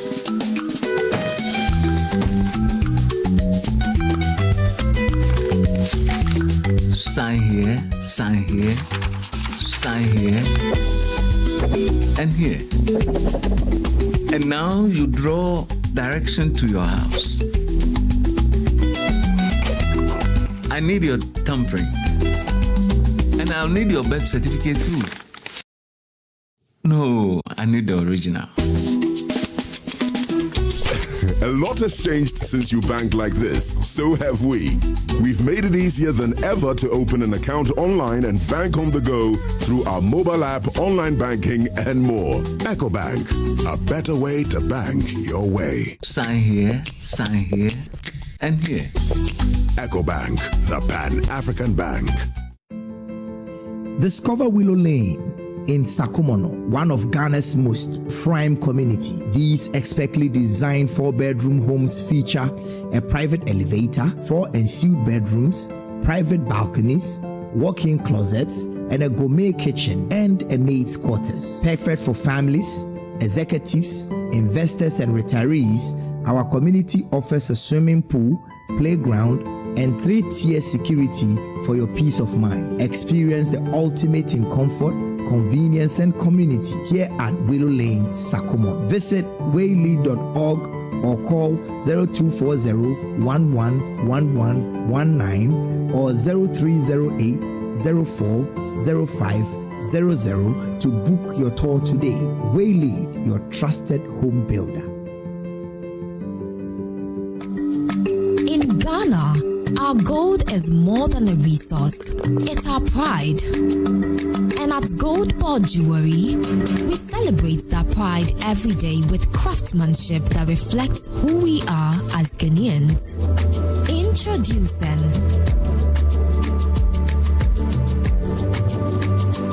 the Gold Ball Jewelry Gold Tablet. Pure, certified, proudly Ghanaian gold. The best part, when you buy a Gold Ball Jewelry tablet, you own it. You keep your gold with you, not with us. It's more than a jewelry. It's a smart investment for every Ghanaian who wants to secure their future. Gold Ball Jewelry Gold Tablet. Own your gold. Own your future.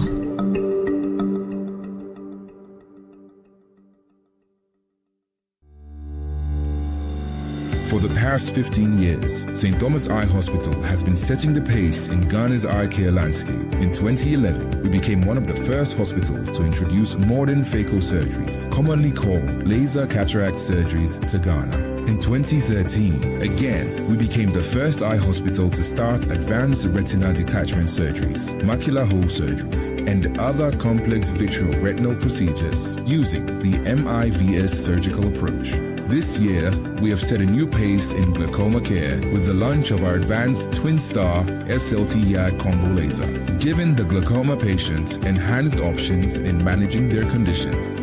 We are a premier ophthalmic group practice with 11 specialist eye surgeons working together and leveraging technology to advance eye care in Ghana. We have 4 branches in Accra, Tema, and Kumasi. You may call us on 024-686-6580 or visit our website at www.stthomaseyehospital.com. St. Thomas Eye Hospital, providing excellence in eye care.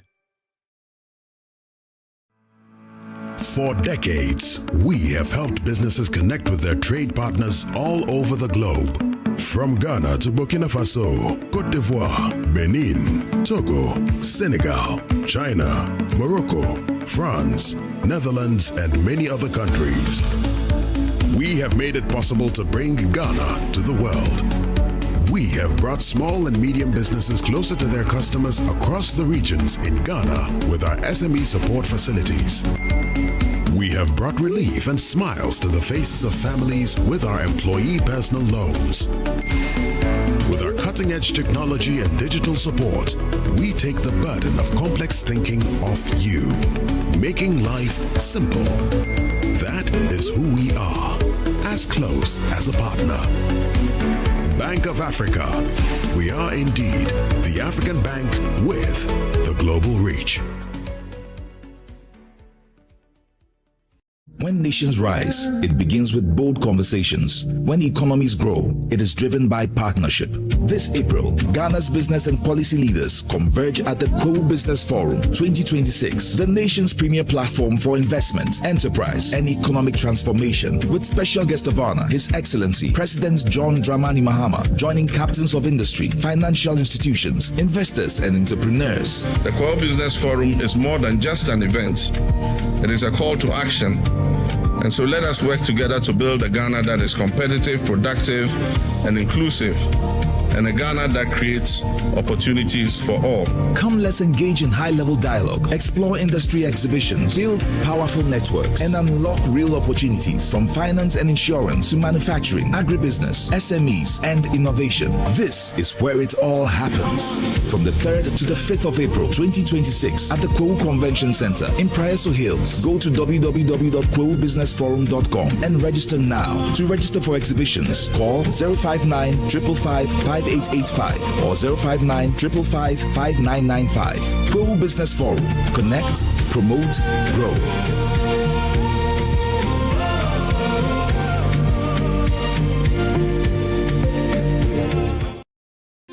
Another week is here on the greatest of all time show. My name is Giovanni Clip, and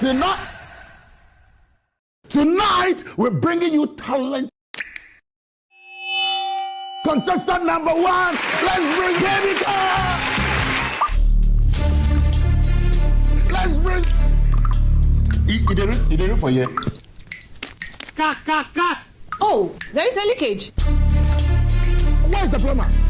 For quality and durability, insist on Syntex pipes. If you want quality, this be where you belong. Strong, tough, and reliable. Your perfect match to your trusted Syntex pipe. Syntex pipe, it dey carry water, no wahala. Syntex pipe, it dey make water dey flow. Syntex, and you're strong, and you're tough.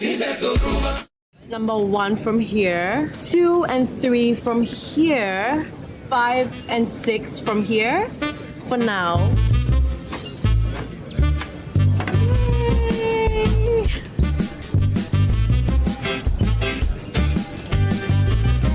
Now I have the number 7, 8, and the number 9.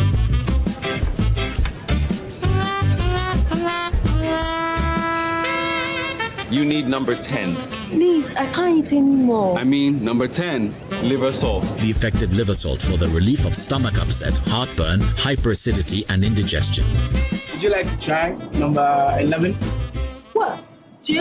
Number 10 liver salt. Refreshing relief fast. Manufactured and distributed by Ernest Chemists Limited. This advert is FDA approved.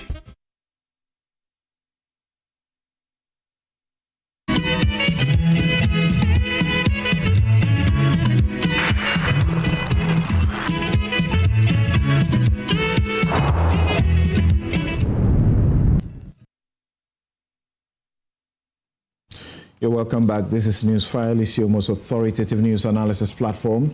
And here on Newsfile, we put Ghana first. And my guest, you've been listening to Joe Jackson, Chief Executive Officer, Dalex Finance Ghana. Minister Fuseni is former MP Tamale Central and former Minister of Lands and Natural Resources. Senyor Osi is convener, One Ghana Movement, and trustee of the Ghana Coalition Against Galamsey. Some of you are not happy that he interjects. He's getting too passionate. Meanwhile, he says he will remove his emotions. That's why your complaint is, but he doesn't remove the emotions. Kofi Bento is lawyer and senior vice president, Imani Africa. Andre Japamesa is lawyer, former MP, 2nd D, and former Minister of Tourism and Arts and Culture. Senor was pointing to something about the medicals, and I wasn't too sure whether it's private entities that were doing it, but it does appear that it's actually being done by private, facilities, even though they are holding them at stadia, assembly halls, police stations, Ghana Fire Service compounds, and police compounds. There are a group of medical, vendors that are responsible for it. What I have here, I suppose, is the accurate and authentic list. So there is this Peak Med. You have Lancet Laboratories. You also have Gratitude Children and General Medical Center. You have Interstar Eye Clinic and Laser Center, Lancet Laboratories. You have amongst them also St. John's Hospital doing a number of it. You have Medical Advocate Healthcare doing some of that. You have Medlab, Leading Ghana Limited, Medlab, also doing some of it. So, Senor, looks like that's what it is. And there's one message I need to read before we continue. It says, the idea that when our parents struggle to put us through school, we shouldn't return home and to the farm is part of the mindset that has ended us up with 500,000 people chasing 5,000 jobs, actually not 50,000 jobs. While we import tomatoes from Burkina Faso and vegetables from Togo, when we demean farming, the way Senor of all people, who is a farmer by himself, just imputed in his commentary, Ghana is in trouble with jobs that no government can solve. Same with the artisans. My disappointment is that it is Senor himself, a farmer, who made this statement.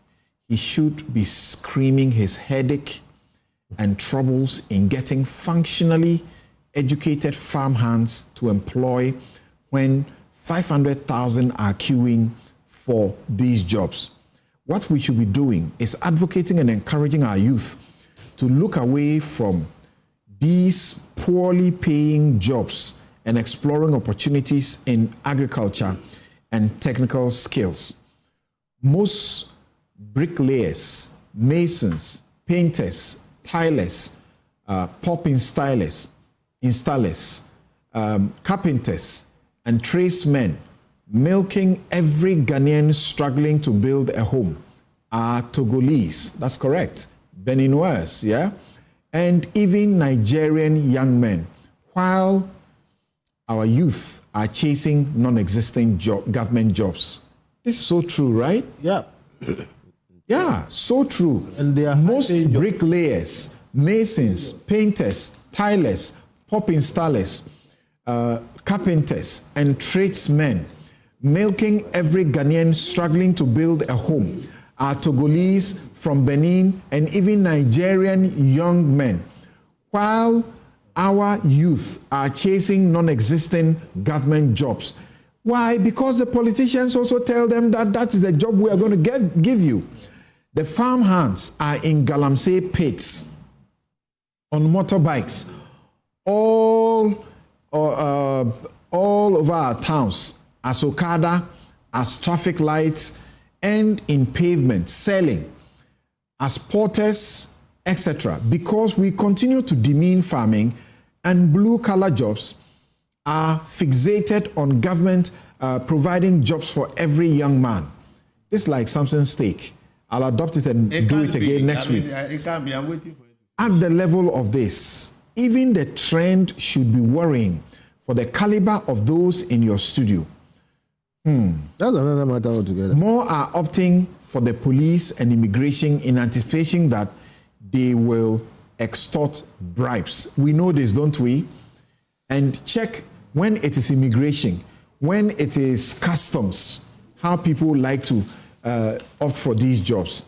The process for application, the best so far in our security service recruitment, is an orientation for our youth on what you go through in most places in seeking a white-collar job in the 21st century. There seems to be more anti-government sentiments than analyzing the issue at hand in the custom of the Newsfile.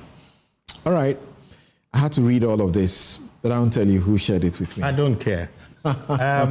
You either were not listening properly. You have to be careful. You have to be careful because I haven't told you who sent the message. I don't care. It can be His Excellency the President. So I don't care. Don't try it. No, I don't care. You make an imputation. I said I don't care. You need to listen to yourself back to be sure. I am very clear. Please, Samson, you have respect for me. You should have respect for me. So I don't care who the person is. You clearly don't understand. Someone you respect very much. I don't care, Cap Samson. Why? So let him make his point. Senior, speak. Quick. If I respect you and you make a point, you should also respect me back. So if you're making assessments that are wrong, I actually don't even know the extent of your investment in agriculture as compared to mine. You can't claim to understand agriculture just more than me because of anything. This is such a simple. I'm referring to the poor farmer. No peasant farmer goes to spend money, invest in his child, to go out there, come back, and for them to still come and manage the same peasant farm.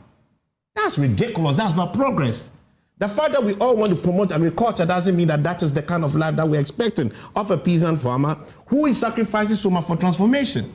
If his son is coming back or his daughter is coming back with capacity for them to optimize, build, bring better meaning to their socio-economic life. There's no demeaning in this reality. When Kenneth Japan perhaps misspoke about agriculture, do you remember what you did to him? I will maintain that any day. The future of our agriculture does not lie in us trying to re-perpetuate peasant farming. For us to actually drive commercial farming and use that as a basis in the backbone for industrialization. But when we keep building and rebuilding just within the same hole, we make no progress. So that I absolutely respectfully disagree with whoever sent you that. The portions about the skill set that we have relative to artisans, I absolutely agree. Anyway, I'll defer the rest of my time. Thank you. Thank you very much. So whoever sent that, to please get better educated. Thank you very much. Scholarships. Yes. How many of the children benefit from the scholarship and return? Kofi, yeah. Let me start with you. That's the question. Let me start with you on the presidential. It's not presidential jet, really. It's not. It's a private jet that is being turned to the president's jet. Yeah. Okay. And in any case, what do you say about that? Our failing agriculture, because policy has been more farming and the ban that is being issued on the CEOs of government institutions and also boards. Sometimes they carry themselves, all of them. They are going to a conference. And that is a loot of the state. It never makes sense. So I agree with the president on that. Too many times, especially when state-owned organizations and their leaders fail, they ask for more money for training. You get into the job based on your previous qualification and capability. If you fail, you should be sacked, not go for more training. But when the president says that and then proceeds to do what he does, he loses his moral ground.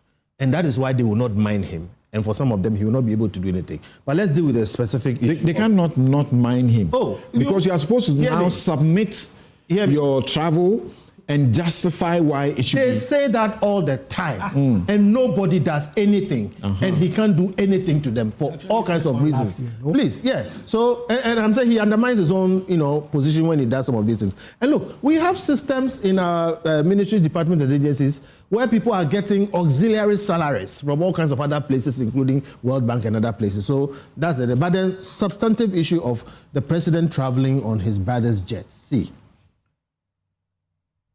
it is not just for the sake of comfort that nations provide their leaders with things like private jets.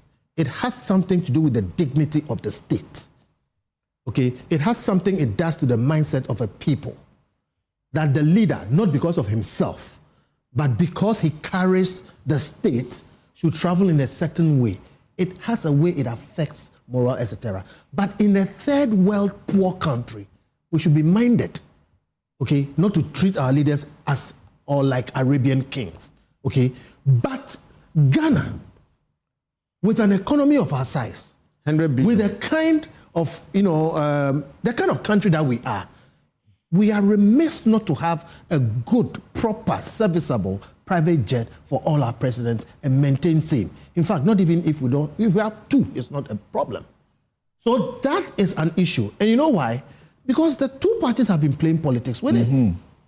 They have been kicking this ball and they don't do what they have to do. They play all kinds of games and then they come and they do worse than what their predecessors did. Now, if therefore we don't have a private jet, personally, if I am traveling and I meet my president together with me in the plane, whether in business class or first class, it will do something negative to me.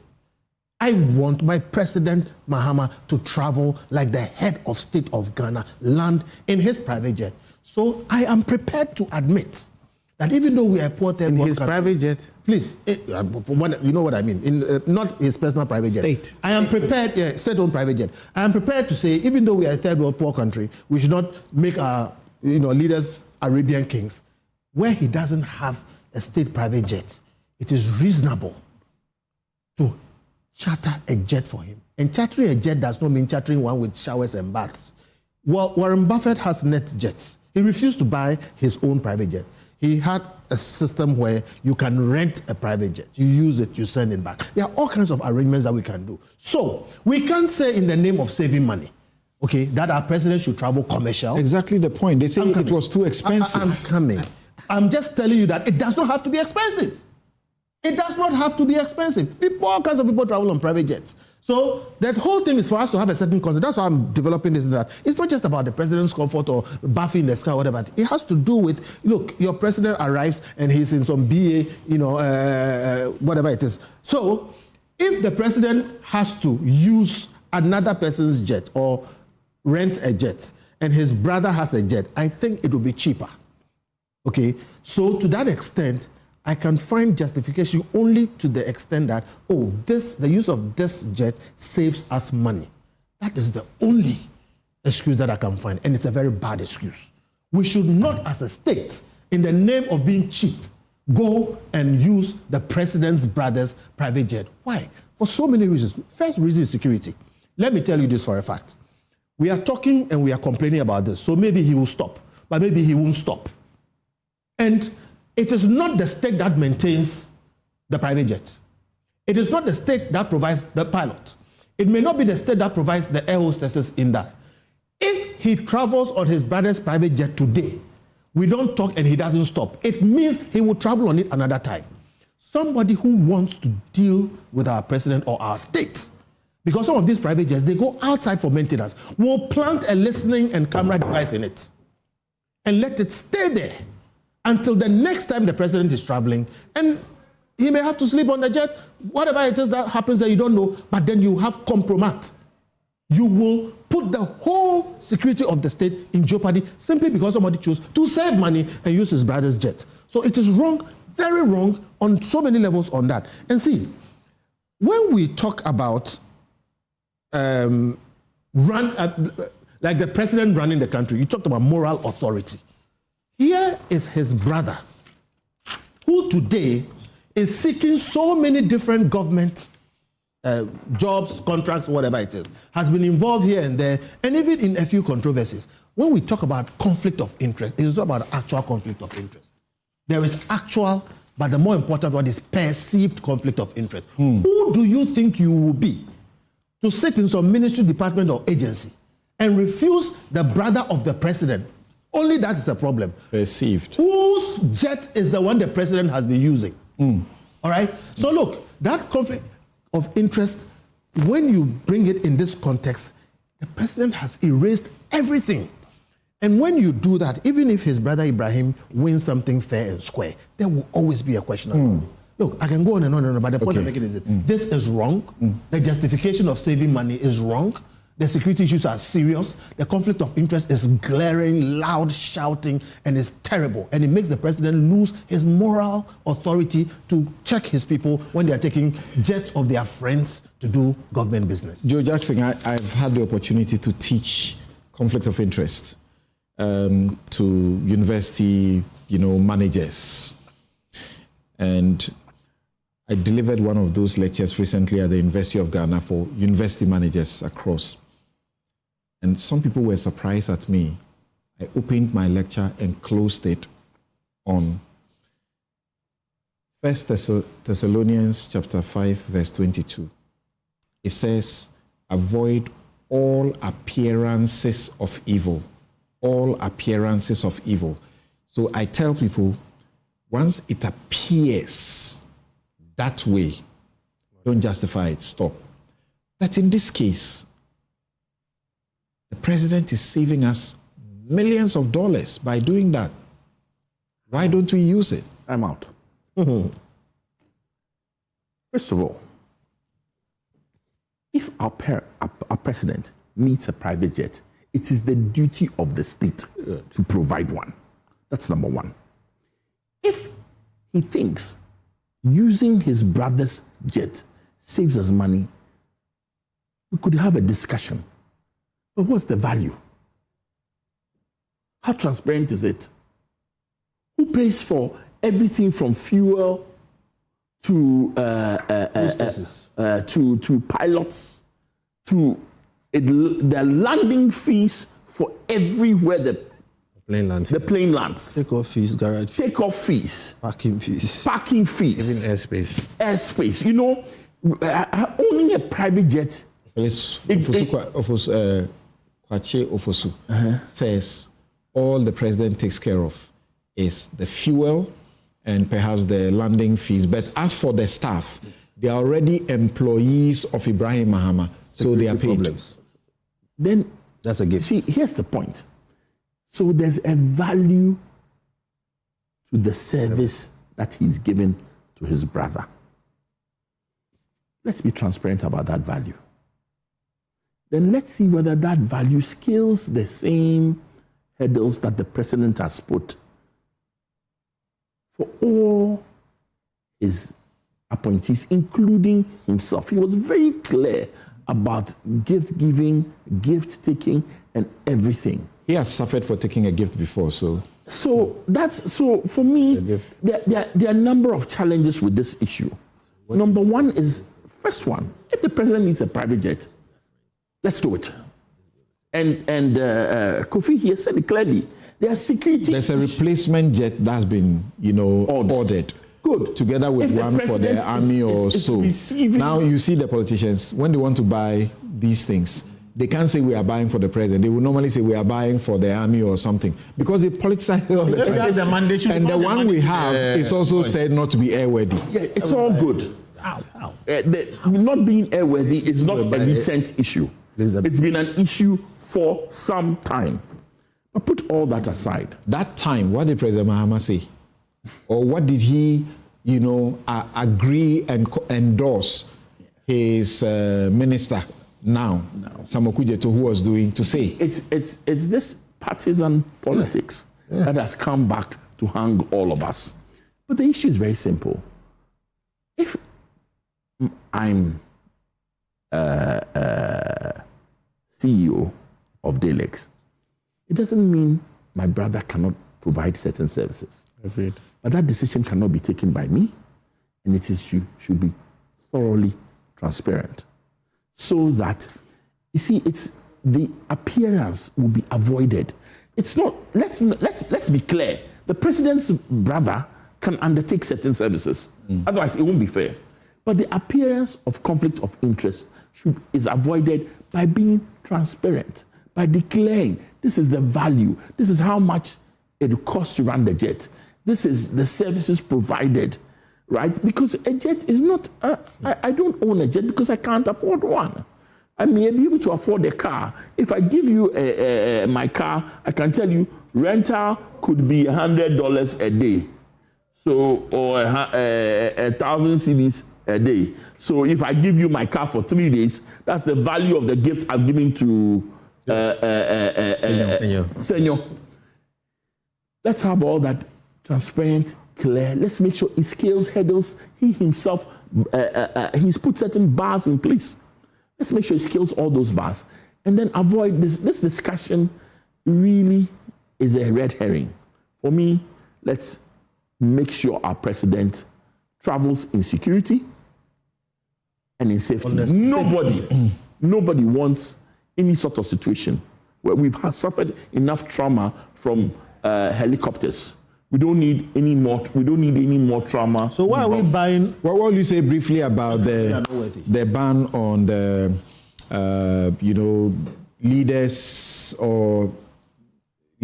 of state-owned enterprises, their boards, and public institutions undertaking international travel for training, retreats, conferences, and now we're being told that that's too expensive.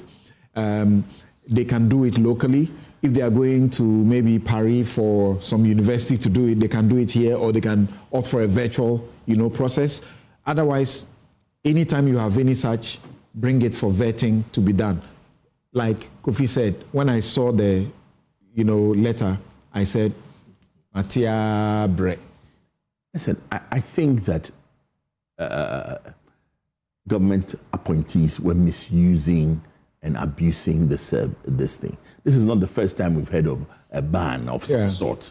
The previous regime had some ban of some sort. We don't know when it was removed. All we know is that at some point it ceased to be effective. There is, if we show teeth in this one, then we will believe that it works.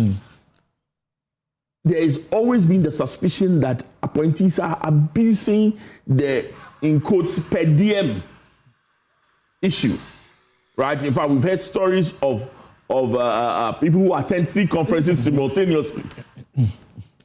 in some countries, they attend virtual conferences in the country. I will be the first to tell you that very few private organizations would sustain the level of travel that we do outside for training. And you see, there are some really decent training organizations in this country where we could achieve a lot without necessarily moving outside. Thank you. Ejapa Mensah, so you may know this already. Briefly about this, then we go to the private jet, because we are told that, according to the presidency, in several instances, such travels have resulted in significant expenditure on airfares, accommodation, per diem, and associated logistics, placing avoidable pressure on the public purse at a time when government is implementing firm measures to ensure fiscal discipline, efficient public financial management, and the responsible utilization of national resources. I've known a situation where a state-owned organization, they don't have money. It is the EU that is giving them money to do projects. Government is only paying salaries, doesn't give them money for anything. And yet, when the CEOs, they get an invitation to a conference outside, they get an economy ticket, they find the money from the organization to upgrade the ticket. Mm-hmm. Well, I guess there's just the embellishment, okay, that the letter seeks to, put out there that for me is worrying. Otherwise, we have to be very brief. Our time is almost up, unfortunately. Wow. Any policy that seeks to, save costs for the state should be welcome. Said that is not new. I know that when we're in government, there was clear directive on travels that you needed a chief of staff's approval before you could go. It's still enforced. In President Mahama himself, I've seen last year, same secretary wrote a letter for the ministries, departments, and agencies. So I guess that, maybe they realized that they were not complying with the directive, or that some people or category of public service workers felt that it wasn't applicable to them. And so they needed to come out with this one to make it, so it's good. Presidential travels. It's a big problem. And it's really the politics. And it hurts me. Because personally, I believe strongly that having a jet for the president is the right thing to do. For various reasons. Samson, can you imagine the president doing a 6-hour transit? For example, sitting at the airport, Dubai or London, waiting when that time that belongs to the people can be used for much more productive ventures. Yeah, I know people can argue that, look, even in transit, you may be in a position to have the facilities to work. But the environment itself, for me, is not conducive.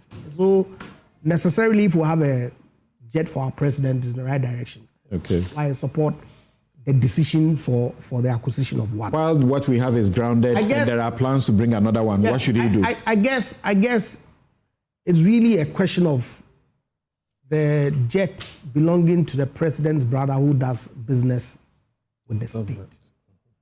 That's what is irking people. And so the questions coming up as to whether that in itself amounts to some conflict of interest. Right.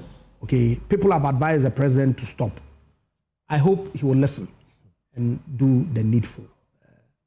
Otherwise, then like Kofi and... One of the best ways to deal with conflict of interest is to declare it up front. And Joe Jackson is talking about it. But of course, we all know that transparency. At least we are told. But it was interesting for me because even if I get a new car, it's very difficult for me to let even my driver drive it for at least 6 months or 1 year. To enjoy it. Even my wife doesn't go close to a new car. And so for the president's brother to give his brand new jet that he procured only last week, and the first significant travel that the plane embarks on is for the president's travel to Korea, the love must be deep. Of course. Yes, or that the benefits thereof. But then again, legitimate questions about how that in itself is consistent with a code of conduct that says don't take gifts. Okay, and so I think it's something that we have to do. All right. Ines of Seni, what do you see? On what? Should he be traveling on the jet? There's absolutely nothing wrong with it. Absolutely nothing wrong. I'm happy you said you teach conflict of interest to. The conflict of interest definition has 2 legs. One, putting yourself in such a situation that will affect decisions that you will make concerning the other party. Okay? Mm-hmm. Which other party has conferred some benefit on you. Right. It's perceived that conferment of that benefit on you will influence your decision. So it has got 2 parts.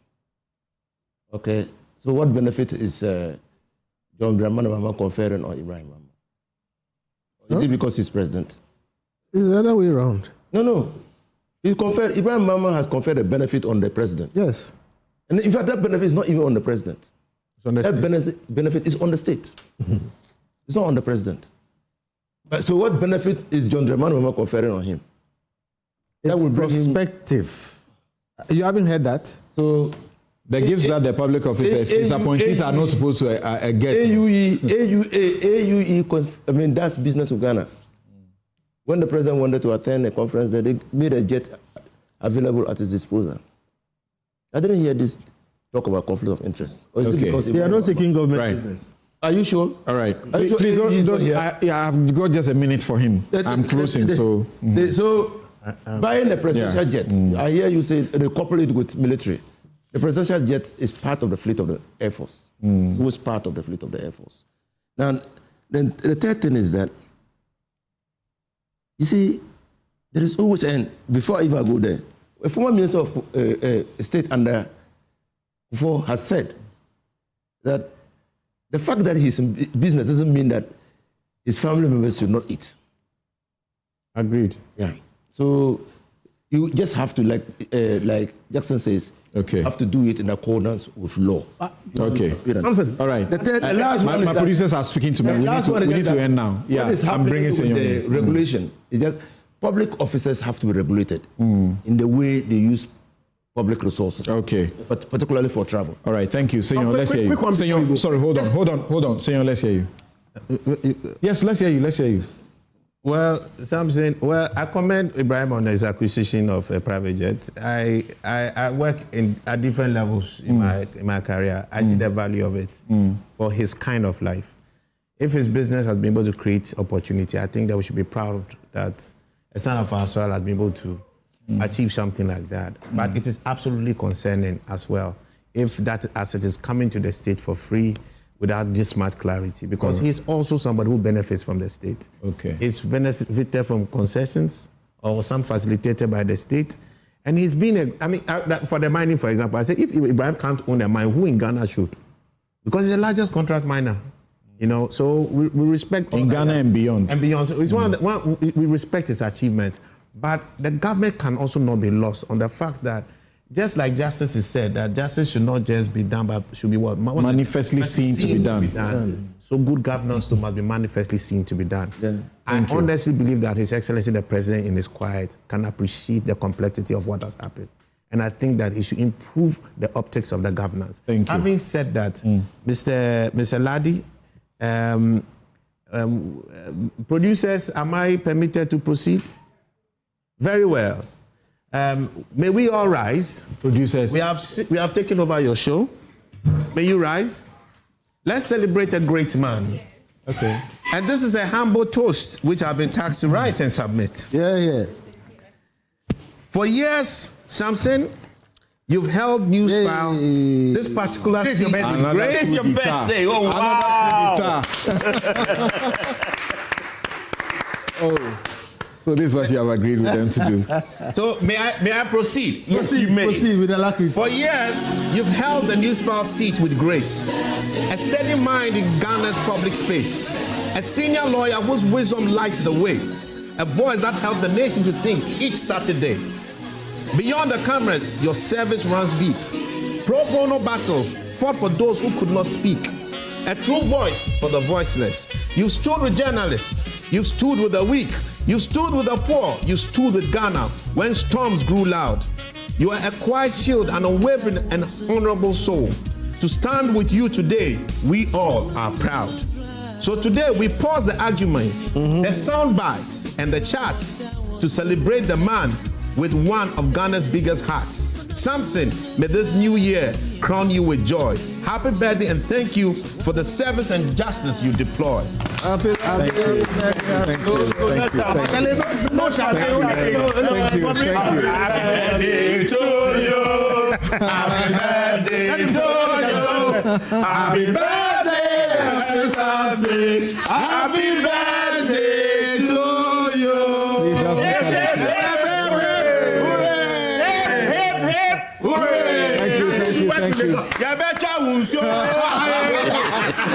Did you ever lead one of such against me in a cafe?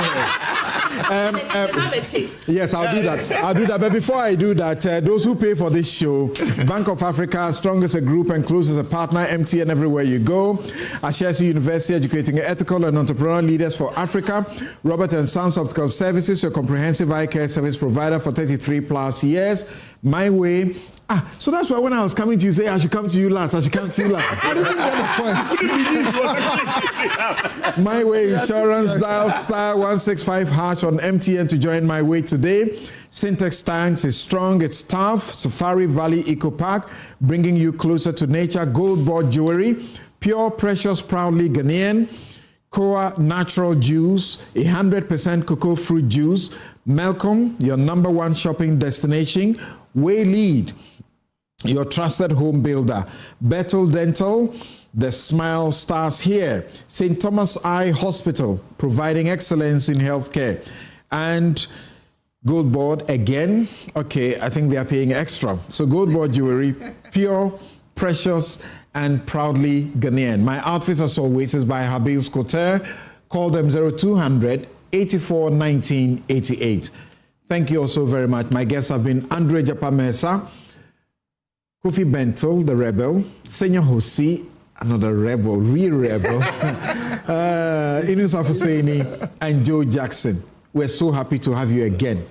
Maybe we should have you a lot more. Yeah, you're collapsing somebody. Thank you very much. Happy birthday again. Thank you, Kofi. Thank you. All right.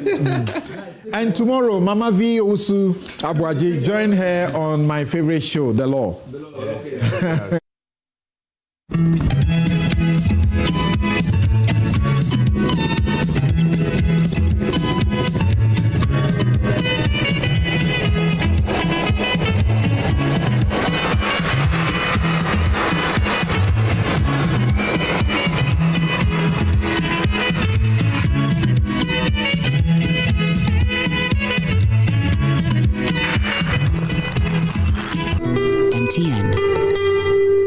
Bank of Africa, as strong as a group, as close as a partner. Where Duraplas goes, water flows. PS Industries has introduced a new roofing system known as ColorLink Plus.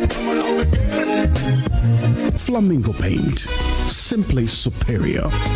Syntex tank, are you strong? Are you tough? Cherry Tree Properties. We develop spaces as though we were going to occupy them.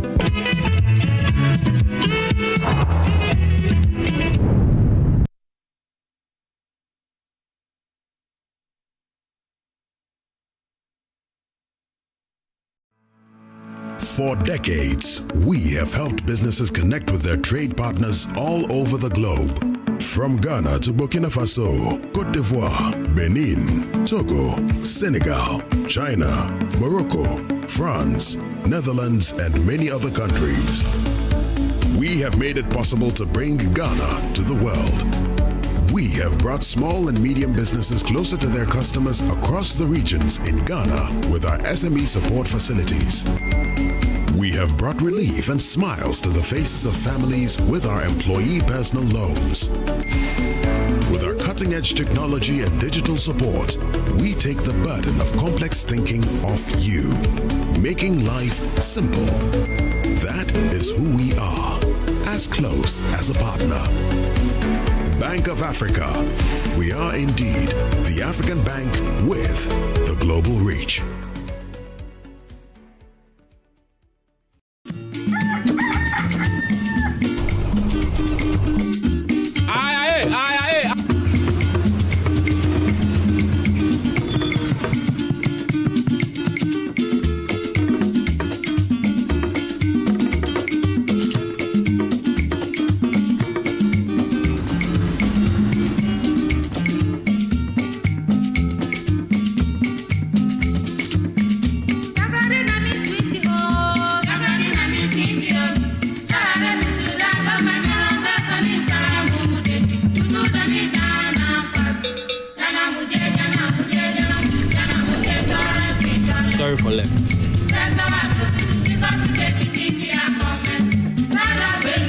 You go explain tire.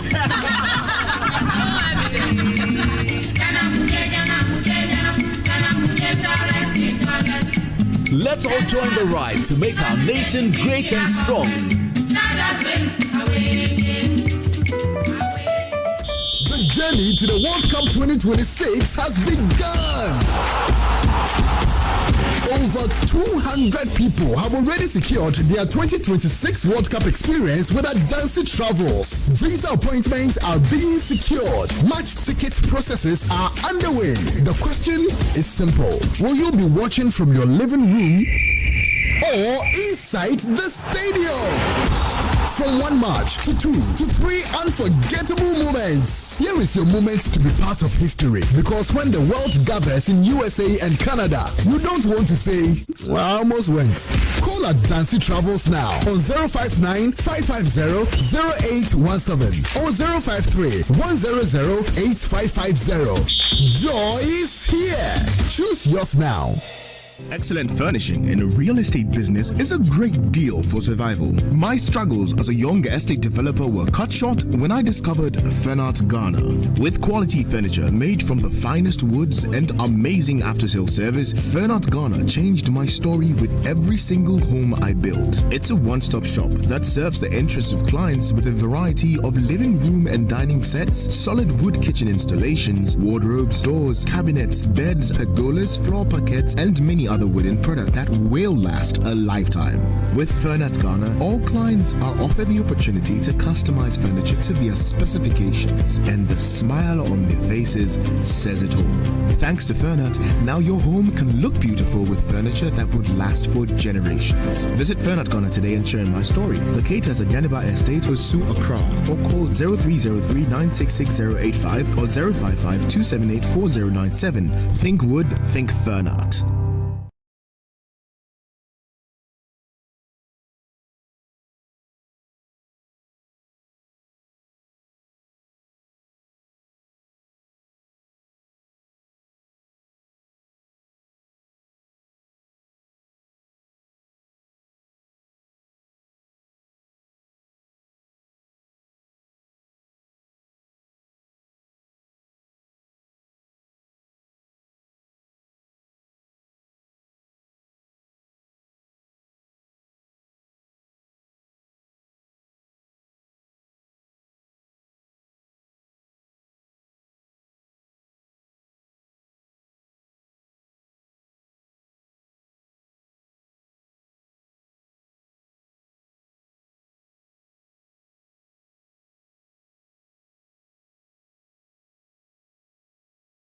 Welcome to Malcolm, where shopping is a musical experience for all generations. Grannies, let's roll it back. Malcolm got now we did for you. Malcolm's got it all for me and you. Life made so easy, lemon squeezy, shopping made easy. Sometimes money day, sometimes some way out of budget. Malcolm's easy. The price is right. The price is right. The price is nice. The price is nice. Fresh with the vibes, unbeatable. Do the price they fly. Do the price they fly. Your number one stop shop, number one. Your number one stop shop, Malcolm. Malcolm got now we did for you. Malcolm's got it all for me and you. No matter the generation you belong to, Malcolm is where Ghana shops. Bring back home the experience. Bring home the experience.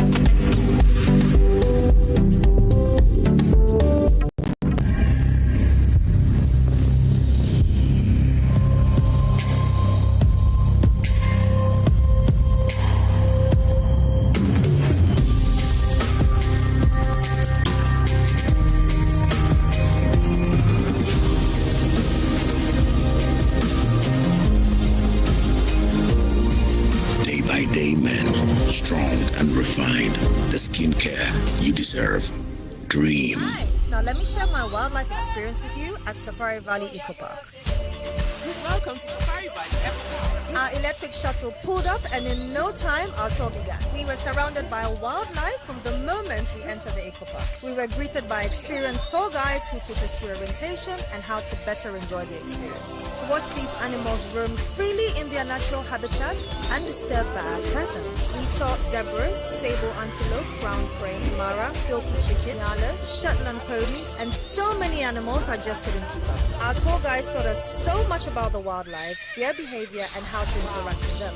I even fed them. We also went fishing on a man-made canal. Then we took a break to have lunch in this serene environment. all this amazing experience for this price for adults? This price for teenagers. It's a bargain. As the sun began to set, it was time to go back home, but not before dinner by the campfire. It has been a thrill of a